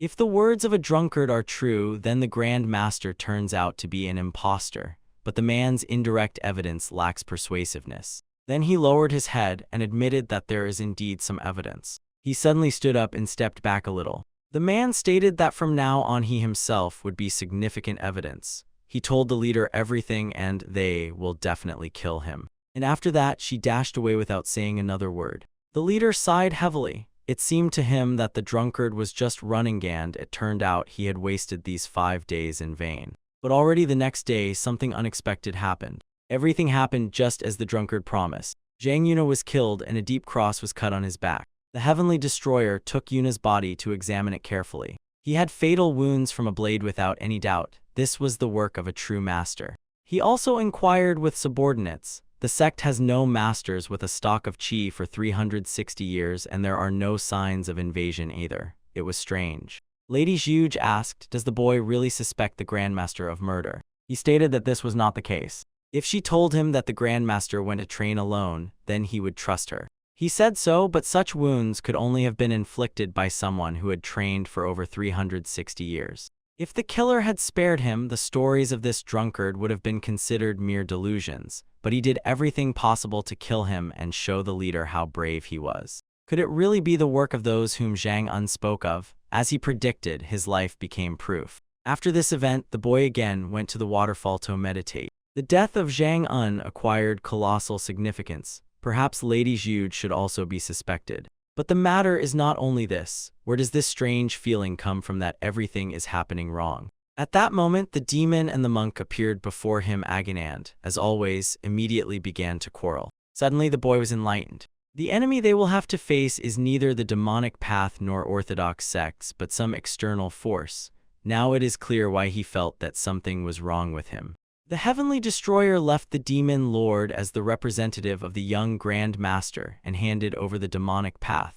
Other sect members were also ordered to assist him to maintain the current state of the sect. And he himself set off through the sky on a dangerous journey. The first impression was stunning. He hastily declared the Union of Northern Blades an enemy, and that was his mistake. Perhaps, first of all, he really should have taken control of the Union of Northern Blades. Imperial Tomb, headquarters of the Vagabond Group.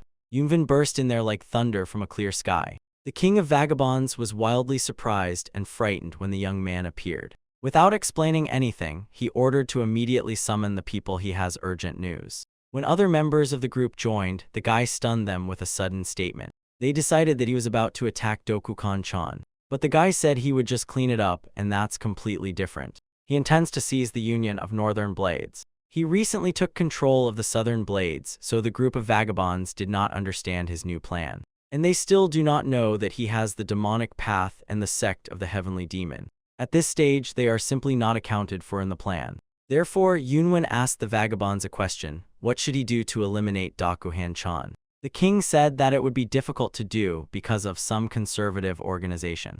The Murim Alliance is literally a union of orthodox sects. If the Heavenly Destroyer could win the hearts of the various factions gathered within it, perhaps there would be a way to remove Dokuhan-chan and seize the Union. But easier said than done. First, Dokuhan-chan and the Northern Blades Union cannot be separated. And even if the leader persuades all other forces to his side, the Union will still remain the foundation of the Murim Alliance. It looks like a tightly locked castle. That is why to open it, 4 keys are needed. The young man knew about them. 4 keys. The main 4 who will solve the problem with the Murim Alliance and with Dokukan-chan. When the conversation ended, the wanderers went outside, and they watched the boy who was flying away. He was either a genius or a complete madman. But even hearing this frank, absurd plan, the king of wanderers could not worry, he only laughed. He rather felt relief than anxiety. The Four Keys plan is only something the heavenly destroyer can accomplish. At this time in another place, a young boy and girl slowly made their way through rocky hills through the forest. The girl was named Dokusalin. She was the wise beauty of the Northern Swords Alliance. She had lost patience sitting alone in the emperor's tomb, so she set out on a journey with the young master, although it was not easy for her. He did not even suspect how happy she would be when the master called her with him. They headed to the first of the four, and they arrived at the Shaolin estate. Considering how far it stands in the mountains, it is quite logical that they walked for so long. And also the map given to them by King Warlord was very poorly drawn. Approaching the palace gates, the boy shouted that they had come to the Honorable Zygon. And then the gates suddenly opened. On the threshold appeared a tall and powerful martial arts master, and behind him ran out a whole squad of warriors. They immediately surrounded the strangers, pointing spears at them. The leader asked who they were and why they so carelessly mentioned the name of their abbot. Glancing around at everyone, the boy was only surprised. In Shaolin, there are long-haired monks who look at the short-haired warriors. The leader among those present was the long-haired Chong Unhak. The dragon soars in the clouds. He was one of the 4 dragons of Murem. The boy had heard this name from Namgun Hek Ren. Now it was clear where that man's arrogance came from. However, this did not give him the right to lose his manners. Because the boy himself is the successor of the 6th patriarch, the heavenly jade dragon Wen Yun. Then shivers ran through the bodies of the warriors. So young and already the jade dragon. At that moment, the highly respected Zai Gong, the Shaolin mentor, came out into the courtyard. He bowed to the great warrior and invited him inside. Chon Unhak was stunned. The mentor was the first to bow his head before this brat. Therefore, he followed his example and also bowed to the young man. When they went inside, the boy explained that he wanted Shaolin to support him as a representative of the alliance of 9 orthodox sects. In his opinion, the tyranny of the Murem alliance had gone too far. The negative influence of the alliance spreading across the central plains is almost indistinguishable from the influence of the demonic path. If they do nothing now, the situation may become irreversible. Will it not become a shameful story in the future that Shaolin joined the alliance? The monk admitted that there was sense in his words, but still decided to ask one question. Only he was appointed not to Wen Yun, but to Lady Daka. As the daughter of the Murem alliance leader, does she agree with the words of the great warrior? The girl lowered her eyes and said that she was not sure yet. His words mean that he will not only try to overthrow her father from the position of alliance leader, this coup could also result in his death. The girl was fully aware of this. The monk asked, is it possible that there are no family feelings between her and her father? The girl said that this was not true. She does not want everything to come to such consequences. The monk suggested, even if the jade dragon decided to act radically, she still would not be able to stop him. As he said, the girl lacked strength, so she hesitated until the very end. Noticing this, the monk wanted to express Shaolin's position. But at that very moment, some boy spoke from the corner of the hall. Before that, he was neither heard nor seen. It was one of the important figures of Shaolin. He appeared in the room so quietly that no one even noticed his presence, although he heard the entire conversation. The girl said that he looked younger than the Honorable Zai Gong and asked who he was. But instead of answering, he suddenly paused briefly in thought. The boy smiled broadly and declared that Doki's face told him she was destined for a sudden death, which insanely angered the jade dragon.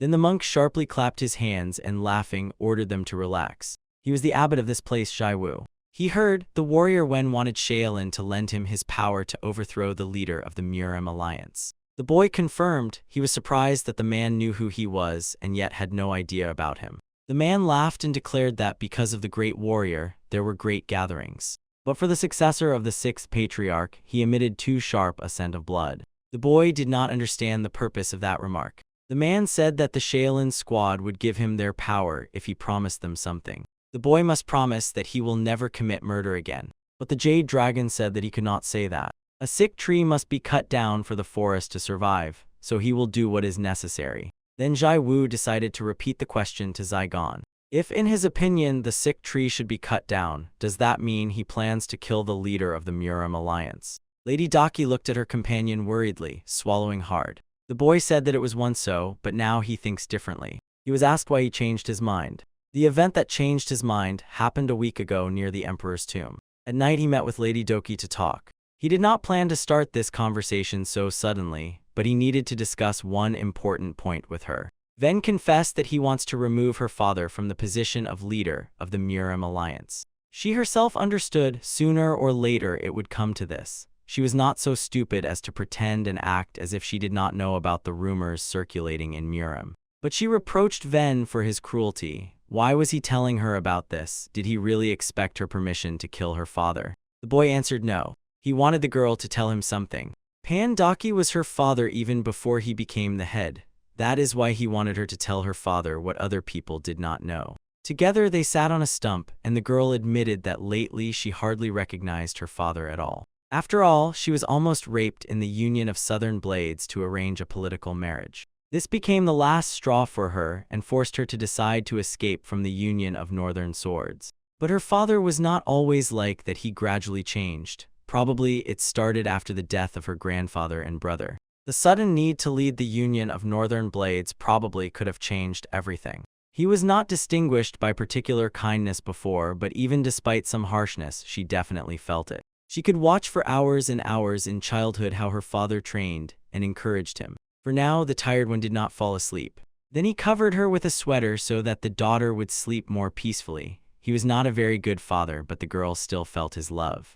Probably it is hard for others to imagine the kind-hearted Dokukan-chan. The girl turned to her friend and said that the master resembled her father from childhood memories. Before he began to suffer from the role of the union leader, he was betrayed only by the sword. He was a free and strong person, and so she loved him the most. The boy was a little embarrassed when he realized how intently he stared at her, carefully listening to her story, and therefore added, she was probably raised by a wonderful person. For him, such a person was his grandfather. They chatted a little more about their older relatives, and then both dived into their thoughts. Wen could not change his opinion about the alliance leader based only on the girl's words, but as soon as he heard her story, he became somewhat convinced. He, although he wanted to overthrow him, did not dare to attack Dokukan-chan, because in the end, he did not want to upset Doku-Salin, and he made a firm decision about this. And then he suggested to the girl to go on a journey with him.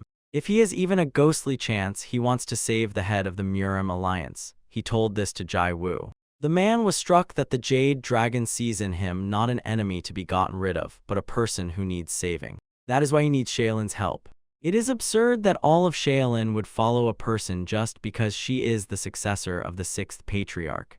Jai Wu thought she sought to seize the alliance, driven by her own greed. But this guy awakened a genuine interest in him. Dokukan-chan may have been a good father to his child, but everyone knows, behind that smile hides a man with a knife. Moreover, like that heavenly jade dragon, he probably underwent the most tests and persuasion from Doku.